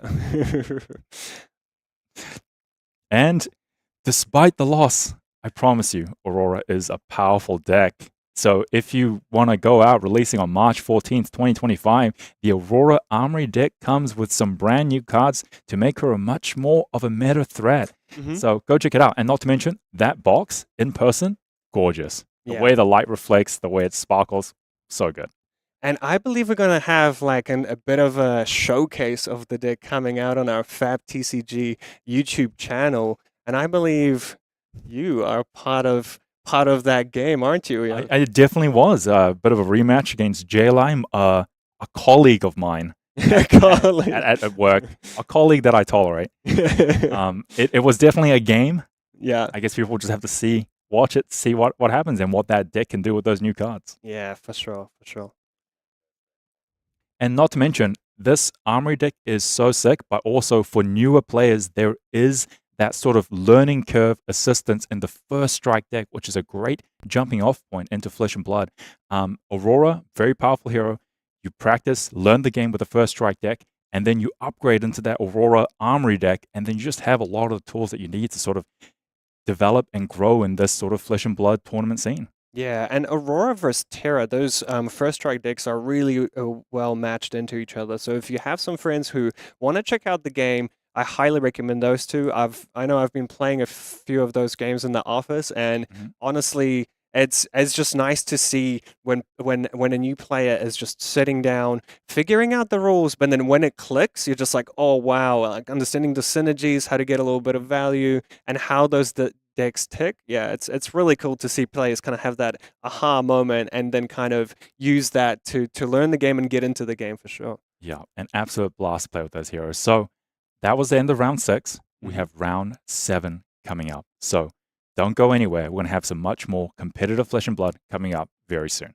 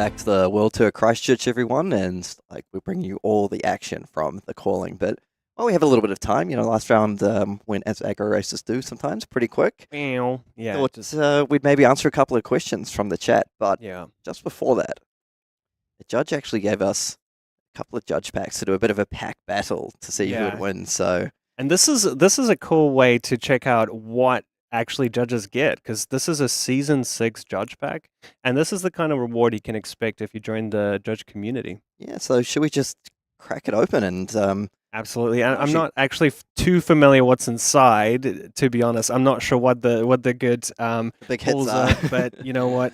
While you guys are waiting and preparing questions for us, we're just gonna do a bit of a battle. So yeah, And, yeah, I Kieran. was just going to say, just a reminder, please try ask us stuff we can actually answer. That's a good 'Cause point. you know what they say, James is always watching. Oh wow. Okay, so this comes with 2 cards, I believe, Okay. and I've got a. Ooh. What's that? I've got a Target Totalizer Cold Foil. So this is a new card added in the Azalea Armory deck, but this is the way to get in Cold Foil. What do you I have there, got Kieran? a Target Totalizer. Ooh, and it's a draw. Okay. All right, Mr. Classic. All right. Well, Exciting start off with a good old-fashioned draw. yeah. Okay. Fun fact: me and Kieran are great fans of playing chess. We used to play chess together all the time, and True, we did. there was a period of time when we played, I think, 5 games, all going up to like 2 hours each, and we drew all 5 of them. So this is very on brand. It's very funny. I think sometimes my friends were like, "Oh, you guys ready to go out?" It's like we're just finishing this game, and then like an hour later, and it's a draw. Good times, good Alright, times. Feel free to All really right. grill Karol with some questions here. And throw me some softballs. Yeah. So one question is does the creative process, the creative team, influence the development process and vice versa? And I just wanted to talk about this one particular example where, yes, like we do love working together, and there's a lot of kind of symbiosis between the dev team and the creative team, and we kind of do get quite a bit of kind of the artwork that's coming out and the world building, and it's great to see. I do remember at one point in the Everfest pipeline, there was a really cool time when we were working on the Ranger kind of side of the set. Was the kind of expansion slots, and the battering bolt for the longest time was a 1 cost 5, just a standard arrow. Arrows can't cost 2. Yeah, exactly. And when we saw, and I remember the day when we saw the art for battering bolt, the creative kind of completed the artwork for battering bolt. Like the whole dev team, we just looked at the card and we're like, "Oh my goodness, this card there is no way this is a 1 cost 5 arrow," and we just slammed it into a 2/6, and the rest is history. Ranger got its first popper. Call it a day. Ship it. Yeah. Okay, so we're gonna throw it over to our producer Alex. We got any cool questions coming through? All right. Our first question comes from Ryan Payne, who asks, should I play Dash IE or Max at my Road to National this Sunday? Ooh, interesting. That is quite a loaded question, because as we all know, Dash is on at 940 Living Legends points. So, Ryan, was it? If you want to help to take the Dash into the Living Legend, then you should lock in that hero. Yeah, I'm gonna go ahead with Dash purely. If you're a Dash fan, get your name on that Roll of Honor. Like That's true. I That's helped true. LL this hero. Yeah, and things like the Road to Nationals is, in a way, your chance to influence the game. If you want to see heroes like Zen, Viserai, and even Enigma reach that Living Legend status, you could play them at your Road to Nationals events and take them to the Living Legend. Yeah, I never got on the Roll of Honor. It's kind of sad. Maybe I'll ask whoever handles the website. Can you just think my name in Not on even there? Katsu, man. No, Come I came second. No one remembers second place. Nah, but Max Nitro, another amazing hero. I mean, hey, Construct Mechanoid's pretty cool. You can get those hits in there as well. So it's a Mac battle, but I think I'm gonna have to go with Dash on that one. Right, next question. Next question comes from a fellow caster, actually, Ellie Bird. Shout out, Ellie. Yeah. Shout out. She says, "Hey, nice to see the Session Blood reunion on coverage. What are each of y'all's favorite cards in the Hunted, minus Fire and Brimstone?" Nice, good choice, Ellie. All right, Mr. Classic, what you got? I feel like I have a bit of a weird answer, but You're a weird guy, so it's I'm just kidding. nah. I mean, I think like one of my favorite ones is like Trot Along. Really. Oh yeah, it's so funny. It's like man. the minimalism guy Yeah. kind of going along. Yeah, Yeah, so Trot along. I'm classic to the point where like the other devs going to pre-releases, like they're like, "Oh, we opened the power cards and send me a photo of like the Trot Along." Classic, Mr. Classic. It's a 0/3 blue, so hey, But, pretty solid. I think one of the other ones that I really, really like is Ignite. I just think it's such a like simple, cleanly designed card. Such a clean design. Yep, and it just you look at it, you know exactly what it does. It's really cool, and it just like slots into the deck. And I've seen a lot of people playing this weekend, so Yeah. I kind of cheated, went with 2. But over to you. Yeah, so on the Ignite, I do want to say when I first saw the card in dev, I was like, "What? This is a Majestic? It's not even like a Ronin Renegade stats. It's not even a 0/3." And then when I started playing with the card, I was like, "Oh my goodness, this is insane!" Like the lines it's able to unlock are pretty impressive. For me, okay, the Hunted, favorite card in Hunted, it would have to be Arakni Marionette. I know it's a pretty. That's a cop out. Come on, you can't choose a hero. Give us the goods. Give us a card. I literally okay. Arakni's like. I loved Viserai before. I still do, but Viserai still like in my top 5 favorite heroes. But Arakni Marionette, playing that hero is so much fun. Technically the heroes are cards. When you look at the technicalities. Nah, actual card, just like a one-off. All right, putting him on a spot. Can I throw out a suggestion? Yeah. Potentially take up the mantle. Take up the mantle. Actually, I'm not that. Probably Kiss of Death. Yeah, actually, me, Kiss like, of Death is I awesome. think Kiss of Death was another one of those cards when I first read it. I was like, okay, it's an attack, it's a dagger, so what?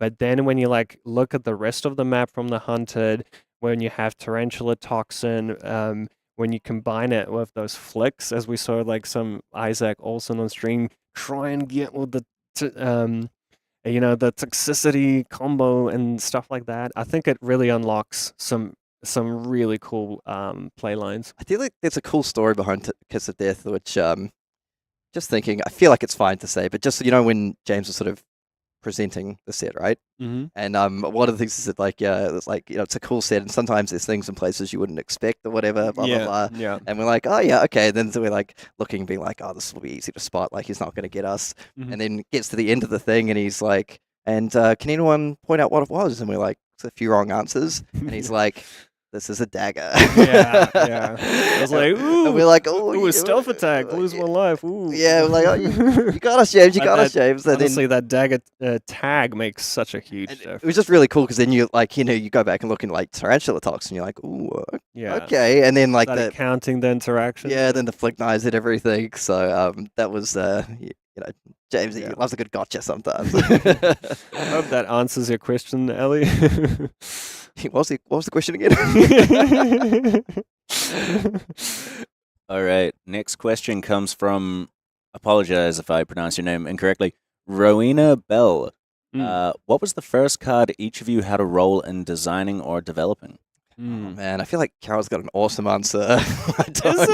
Is it? So, I guess one is, by the way, okay, part of the kind of being a developer often means that there's very limited opportunities to actually design cards and come up with concepts for cards. So it is kind of like, for me anyway, as a dev, it's always like a great achievement when some of our ideas actually make it through and turn into real cards.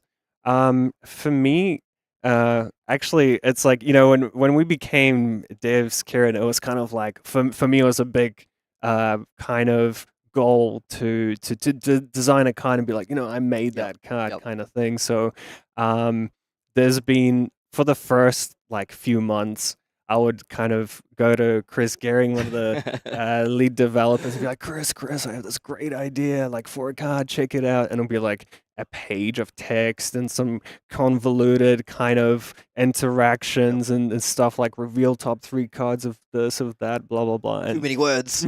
Yeah. I would just get shut down time and time again and be like, no, not to that. And the one that went through was, I've noticed in Tales of Aria Unlimited, because of the fuse mechanic, you often were in a spot where the card that you fused with ended up getting arsenaled.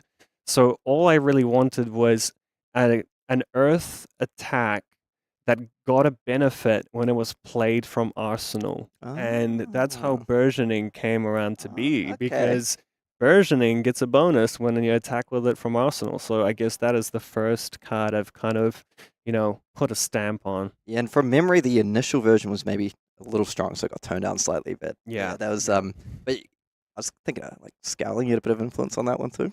Yeah, that one for sure. I mean, I don't feel like I don't really have a cool answer. Like similar to Carol, I go and talk to my who I would describe as a close personal friend, Chris Gehring. Absolutely. He would not describe me that way at all. I go bug him and be like, hey, what about Might get away with colleagues sometimes. So, I'd bug about cards here and there. There is one card close to my heart that hasn't been released. Maybe it'll be released one day. I can't say what it is, obviously.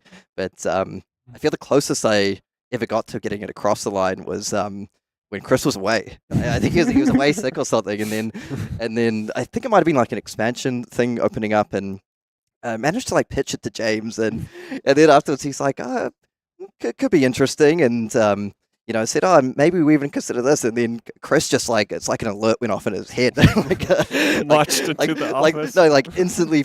Instantly replied to message like, absolutely not, bam. Too late to put this thing in. So I feel like you mentioned, generally a lot of the time I feel Carol's a humble guy, but he's actually had a big hand in certain cards coming through to various extents.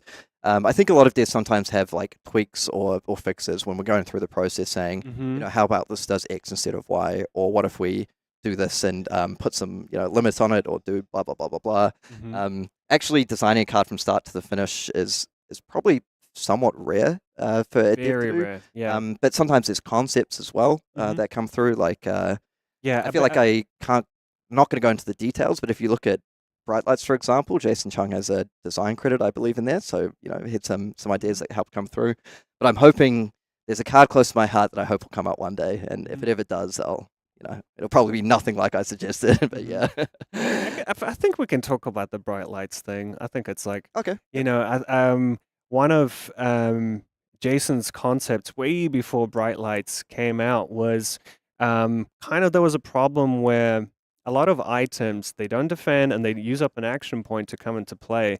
And Jason made a card that had this ability when it comes into play, you may use a steam counter to give a go again, and that's how Crank came to be. And I feel like a lot of that influenced the Bright Lights items kind of landscape. So big shout out to Jason for that. That one was very, very cool.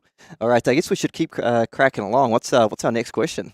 All right, next one. I want a quick fire answer from you for this. Just whatever comes to mind. Oh, boy. Which is your favorite art from The Hunted, from Futchin or Fuchin? Yeah. Which is your favorite art from The Hunted? Go. You go, Kieran. I'm like trying to like visualize the whole set. Trot along. Trot along. Okay, I'm gonna go with Mr. Krabs. Oh no! Why did I choose that? Nip at the heels. I love it. Okay. Actually, a shout out to Ian from LSS. He's been grabbing people all day in Sealed yesterday. For those who don't know, it's like nip at the heels. Yeah. An attack gets +1, and it's I love it because there's so many layers to that card. You have a crab attacking a pirate's leg, and then that pirate has 2 left feet. It's it's such a bizarre card, and it's just kind of like, honestly, this is probably we both named things that don't even fit into this whole Volca theme, but at least you get a bit of a glimpse into our mind over here. Yep. Okay, next one. Okay, I think they're just having a quick look at it, but All right. Which Flesh and Blood from Gnarly Gnome Games? Which Flesh and Blood hero would be your first pick for your high school dodgeball team? Ooh, that's a really good one. Wait, Acilio's like 65 feet tall, right? So probably not Acilio. Okay. I was thinking maybe that whole electricity thing would kind of dodge the balls, but I feel like Jarl would be better. But also, I'm kind of thinking like Ira. yeah. Like Flick Flack. I always see that. nimble. I was thinking kind of like Cindra. She looks quite a small build, like flexible, nimble to dodge balls. I guess we do have to focus on someone who can catch them at the same time. Like maybe Victor, because he's like going to be on his horse, so he's quite high up in the air. That sounds horrible. Imagine being on a horse in a dodgeball game, Kieran. Come on. What are you up to, Victor? I'm just horsing around. KO, less surface area to hit? Nah, probably wouldn't be that great at catching the balls. Yeah. I'm trying to think. I'm sure there's like a celestial hero that can dodge balls pretty well. Maybe an illusionist, maybe Prism kind of. Zen finding his energy, but okay, I think we probably exhausted our answers on that one. All right. This is the final question. Final We're about to go into the next round. All right. From Caliente, is the reveal tomorrow a card, hero, or neither? Great question, and we will not dignify that question with an answer because it's a secret. Lips are and sealed. we as devs are very good at keeping secrets and a very straight face. I can give you an answer. Is to find out. Tune in tomorrow, where all will be revealed. Yeah. All right, I guess we got to keep moving along because we have the next round coming up shortly. So thank you to everyone who asked questions. We did our best to answer from the serious to the silly. I do enjoy the silly questions; they're great fun. Yeah. But we're just going to go on a short break while we get the next round set up. Don't go anywhere. Be back very soon. See you soon.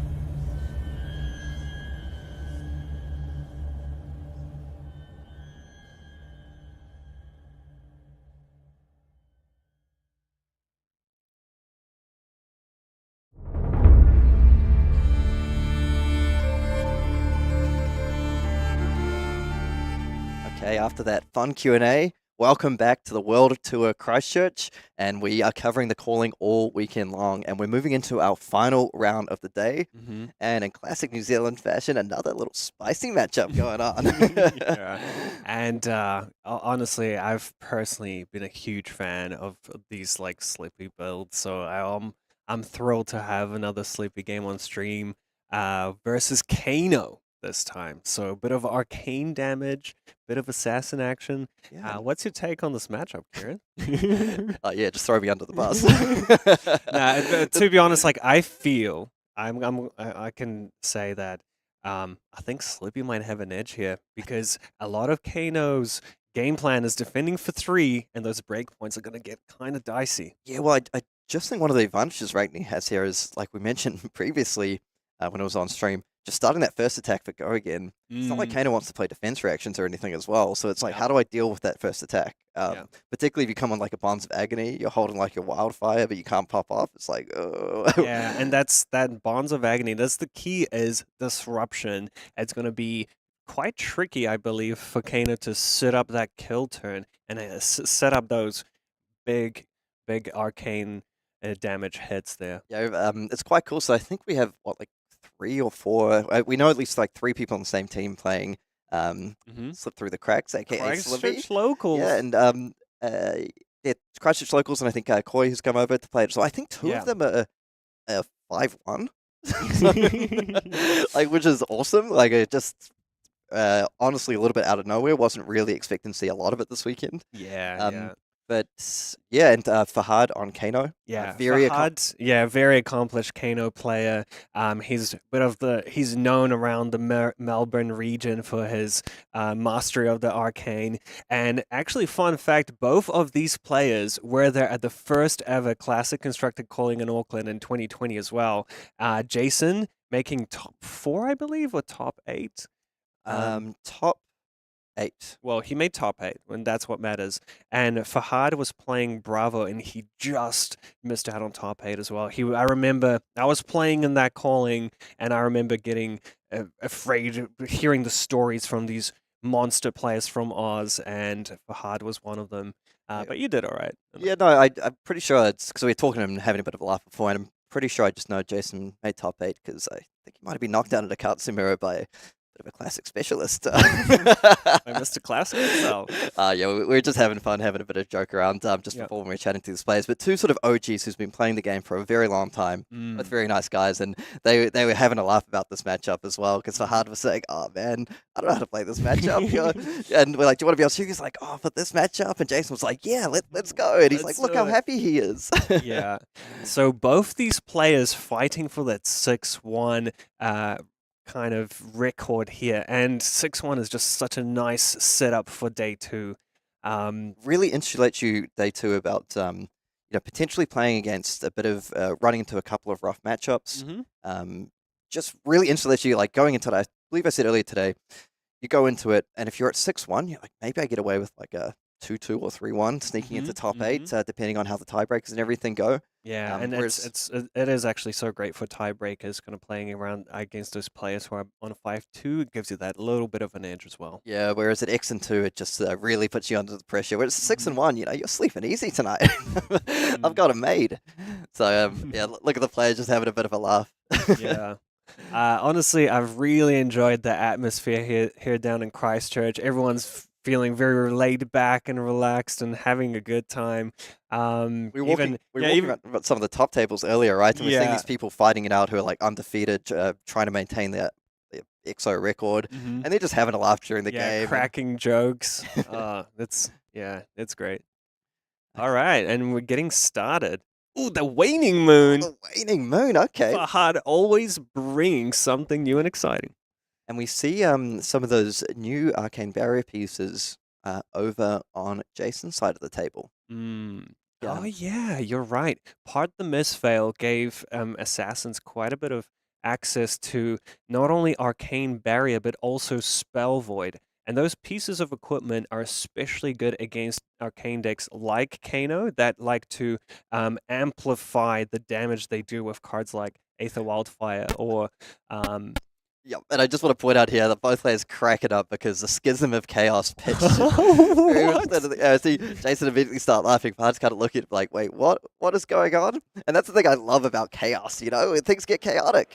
Just for a flavor. That is amazing. Jason with the turn 1 plays. And hey, Again, yeah, if he hit that Eye of Ophidia, absolutely love it. Fahad would be in trouble. Yeah, and I mean, not necessarily It's got +3, -3. not necessarily what you want to pitch onto it, like you're just giving your opponent an arsenal card. But Tarantula Toxin.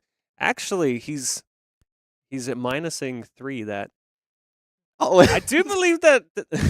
straight into the CNC. Yeah. So the Tarantula Toxin doesn't actually trigger both modes onto the Hunter's Clave because it only works on stealth attacks and daggers. And Hunter's Clave is just a dagger, so they're just correcting the life total there. No biggie. But yeah, that Command and Conquer threatening the arsenal that he put in himself with the Schism. Yeah, and it looks like Fahad should be marked here. We'll see if they pick up on that. But moving on to Fahad, I mean, he's got to be pretty happy with this. He took 1 damage and he gets 5 Free arsenal? Free arsenal. Thanks, Slippy. Yeah, and yeah, I wonder, you know, Kanos do play a lot of blues. I wonder if he got a blue in his arsenal. Oh, before he... Interesting there. Playing out the Waning, attacking with the Eternal Inferno, just playing that Eternal out. Inferno and the Waning Moon in response, I believe. Yeah, so the Waning Moon here, the choice, I wonder if it's looking like, I don't necessarily want to go for like the absolute ultimate, Nice, Mark. the ultimate biggest spike turn.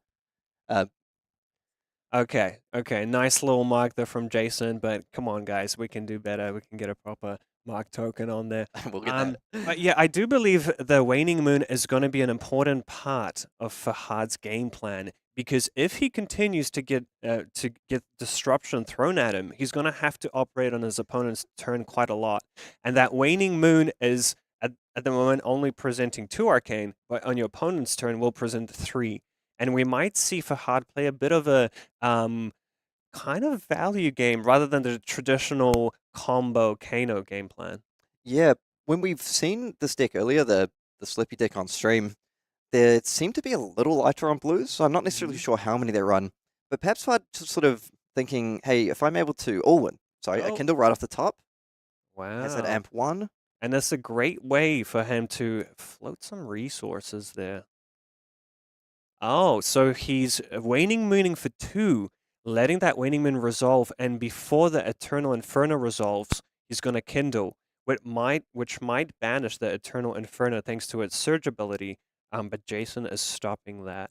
Even though the card could have gotten banished, I don't think he could have played it. Oh, that's Gaze of very Ages, nice. wow. So being able to pitch that, drawing the blue there, the blue Aether Flare into Gaze of Ages, it's pretty much perfect, right? Being able to Yeah. get that Gaze of Ages back to hand. See if we And can follow up here. Fahad really showcasing the mastery of this deck. You know, he's really making the most of his turn before he passes to Jason. Just those small sequencing things matter a lot in a deck like Kano. Yeah, and there we go. Here's another Kano activation. Boom. Voltic Bolt, it's a blue, but hey, damage is damage. And this is this is really just kind of pumping damage at Jason. I'm actually really impressed with this play. Yeah, so just the Waning Moon, we'll just see if that indicates going for a bit of a slightly grindy game plan, perhaps. And the Infiltrate, I like this. Now this can create all kinds of weird shenanigans. Infiltrate allows Jason to banish the top card of Fahad's deck and play it until the end of his next turn. So maybe he can throw some arcane damage at Fahad's way. The wildfire! What? It's the 8th of Wildfire. Funnily enough, Kano actually has access to AV3 through the Metacarpus and the Storm Strider. That's true. But I mean, obviously, getting back to in all seriousness, hitting the Wildfire is actually pretty big. You know, that's one of Kano's biggest damage tools in the matchup. Yeah. So Jason's going to be very happy to have hit that off the top. Yeah, and I love the flavor win of Kano naturally being quite resilient to arcane damage thrown his way, despite not versing an arcane hero. Here we go. Aether Swindle coming in for 4. Yep, and Fahad looks sort of content to keep trying to chip away a little bit with this Waning Moon here. Mm-hmm. Yeah, and he's got 2 cards available to him. So we might see a follow-up with Waning Moon, even potentially another Kindle. I'm actually super curious as to what Fahad has in his arsenal. He hasn't played it out. I wonder if he's giving away some information there, but he's looking at that Arsenal card. Imagine that would be quite funny.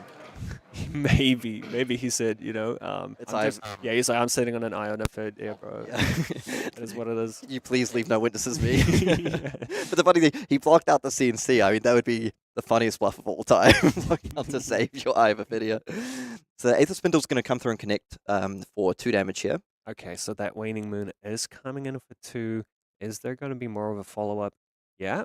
He's happy to be pitching those blues, and Aether Quickening coming in for 4 Arcane. Oh, man. Fahad's relentless with throwing Arcane damage at Jasin. I kind of like this approach, trying to chip away a little bit with this Waning Moon. Not necessarily being like all in on the big combo. Just sort of thinking, look, if I can chip down a little bit of life here and there, and this sets up a bigger kill, like maybe a kill potential off of Stormstriders plus Waning Moon plus Wildfire combo towards the end. Yeah. If I get stuck in this playpen of maybe needing to defend with like at least 2 cards, at least then I can still go present a little bit of additional damage. Yeah. And they're really, Jason's really taking a lot of damage here.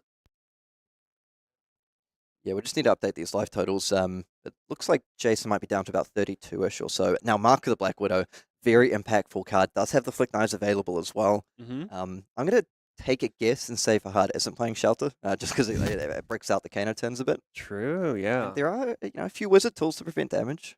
Yeah, so here we go. Jason's already at 23. They're both at 23, and despite Kano starting on a much lower life total of 30, he managed to find his way back and to evening this thing out. We'll just skip through my estimate being off by like 9 life. But anyway, we have a Flick Knives here of the Hunter's Clave that's going to go ahead and mark Fahad. So now this is coming in. It's still for 3. Still for 3, but the on-hit is online now. Fahad will have to banish a card from hand. Ooh, take up the mantle. Take up the mantle from Jasin. I wonder if he's going to switch through that mark for something else. But honestly, banishing a card from hand feels pretty good. Yeah, maybe just using it for the +4 here. Oh, sorry, +3. Yeah. And now Fahad needs to pick a card. So Will of Arcana in his hand. Another one of those hits that would have been punishing against with Schism there. So yeah, Fahad kind of playing out through his options. He still has the ability to dump his whole hand to somehow play on Jason's turn to mitigate the banish effect from the Mark of Black Widow. That's the thing, this Waning Moon been very effective at chipping down that life total, like all the way down to 23 already. Yeah. Now, I think it's a great choice against Jasin, who came prepared against the more combo style Kano. Spell Void 3, when you're trying to combo with Aether Wildfire, is just crushing. Yeah, it can be very difficult to fight through. Yeah, so great choice by Fahad. So Fahad actually just trying to do the math there, and on Kano it often is very difficult. You're working out the stats in your head. You see the cogs turning, trying to figure out what's happening here. Now, we'll just see how he wants to approach this, because like you mentioned, he could attempt to go off, but this attack does have go again. Yeah. And so while it's probably very difficult for Jasin to present like lethal at this point, he still has a card in hand, card in arsenal. So he can, if Fahad perhaps overcommits, he could get very heavily punished and backed into sort of a corner where he doesn't have that life buffer that he wants. Yeah. And Jasin can also use those cards defensively, something like a blue from hand, just to, oh, the big plays, Stormstrider activation. It is, wait, was it Aether Wildfire in Arsenal? From the Schism? From the Schism? Oh my goodness. Oh, this is insane. This is exactly the setup that Kano would love to see every single turn 1. Wow. Okay, that is amazing. Just going to follow the turn along here. So so he's cracked the Ragamuffins, has pitched multiple cards, probably going to see a Kano in response. Yeah, multiple Kano activations, getting down to 1 card just so he can draw and then place another card on top. Wow. Jason's going, man, really? Just wanted to have a fair game, and suddenly the Wildfire's into Arsenal off the Schism of Chaos. Like, no wonder he was blocking out like that CNC like his life depended on it. Absolutely, that's insane. And maybe it was what those players were joking about before. He's like, oh, bro, you know what you gave me? It's Nathan Wildfire. And he's like, Yeah, true. Okay, we're gonna see some. Okay, Eternal Inferno, I believe. Yeah, Not so bad one. one cost 4 there.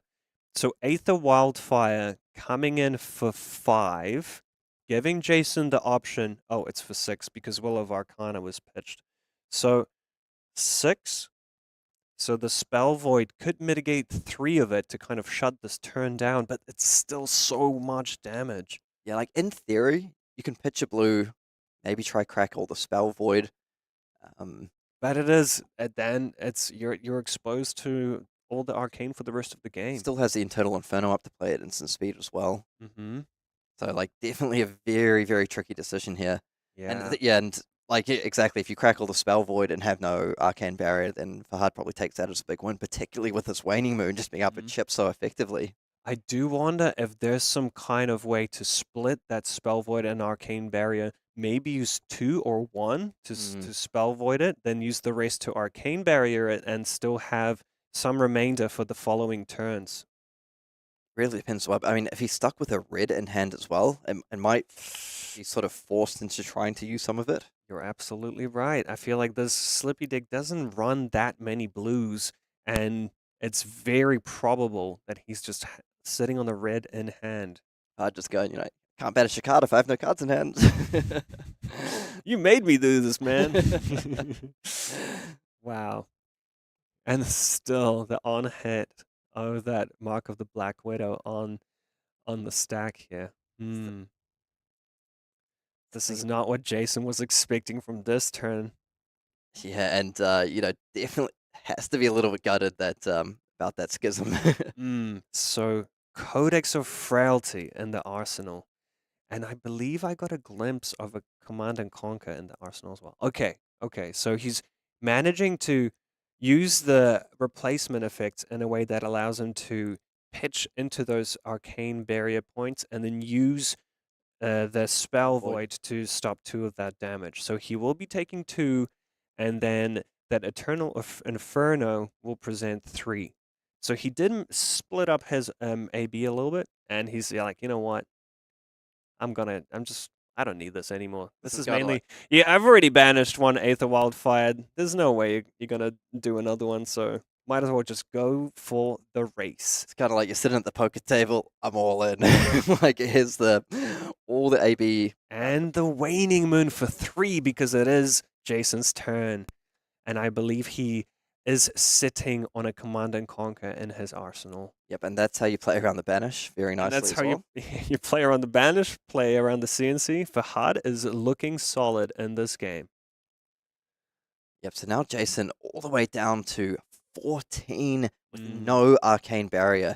You have to expect that Fahad's feeling very happy with where this game set is looking. Yeah. But I will say one thing. No Ragamuffins, no Stormstriders.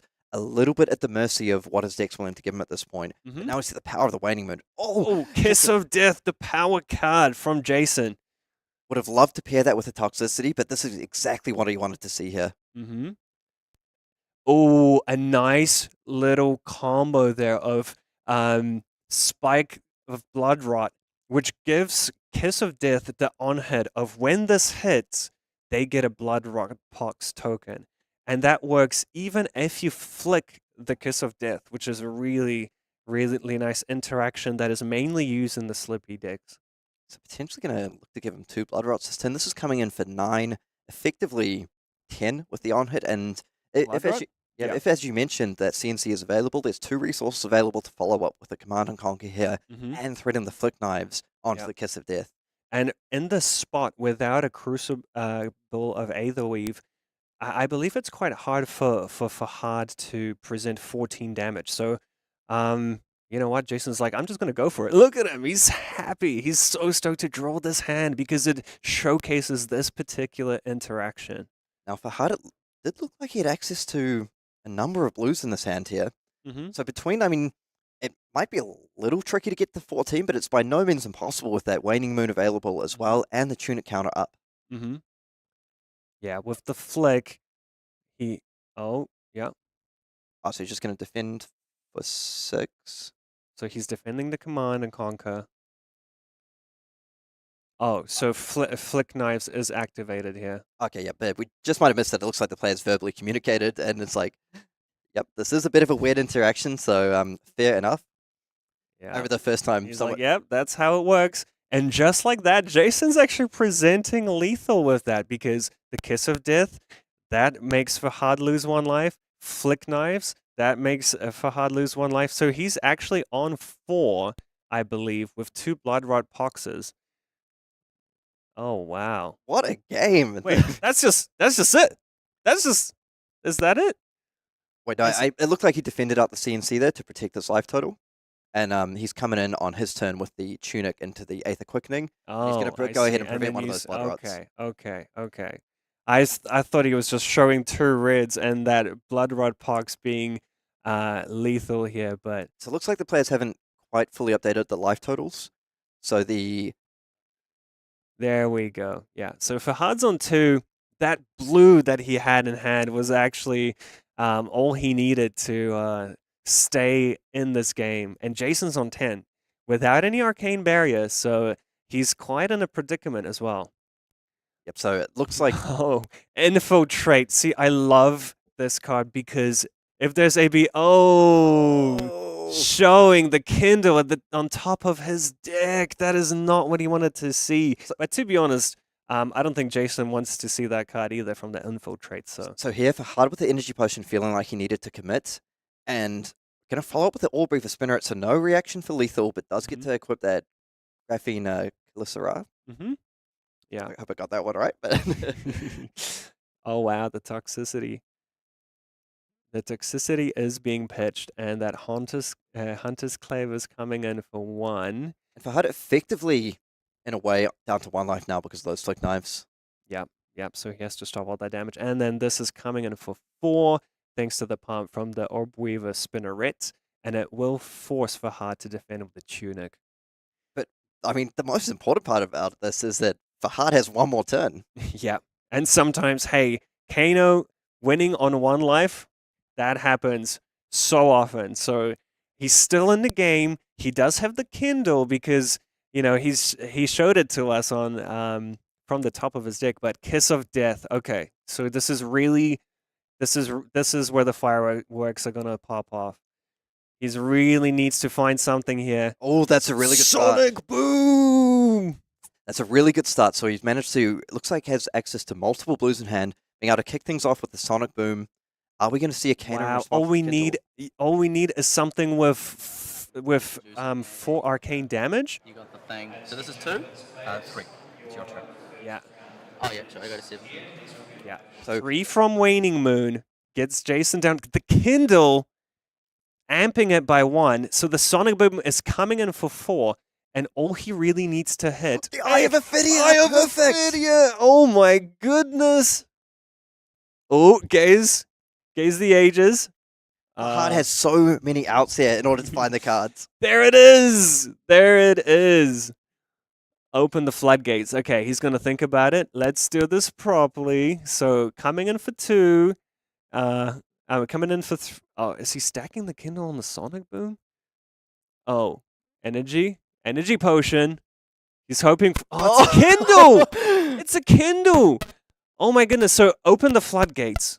Was presenting 3 damage, and then the Sonic Boom hit, and he couldn't find another spell on top? Yeah, I think he Kano'd, like, when he Kano'd and saw the Kindle on top, there's no way to get rid of that at this point, so... Yeah. So those Kindles, you know, the potions, just coming short here. And honestly, this was the dream hand that Fahad was probably wanting to see in the situation, being on 1 and knowing that he can't stop the sleepy shenanigans. Yeah, I mean, what a fun game. You can see both the players having a laugh with each other, enjoying it. And let's see if we can shoot him. It was gonna be a good card.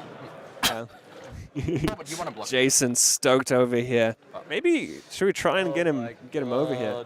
Yeah, it might be with we'll see if potentially if we can line up the players for an interview here for a winners, because it'd be quite interesting to hear about how they decided to land on. Yeah, and honestly, what a game, Kieran.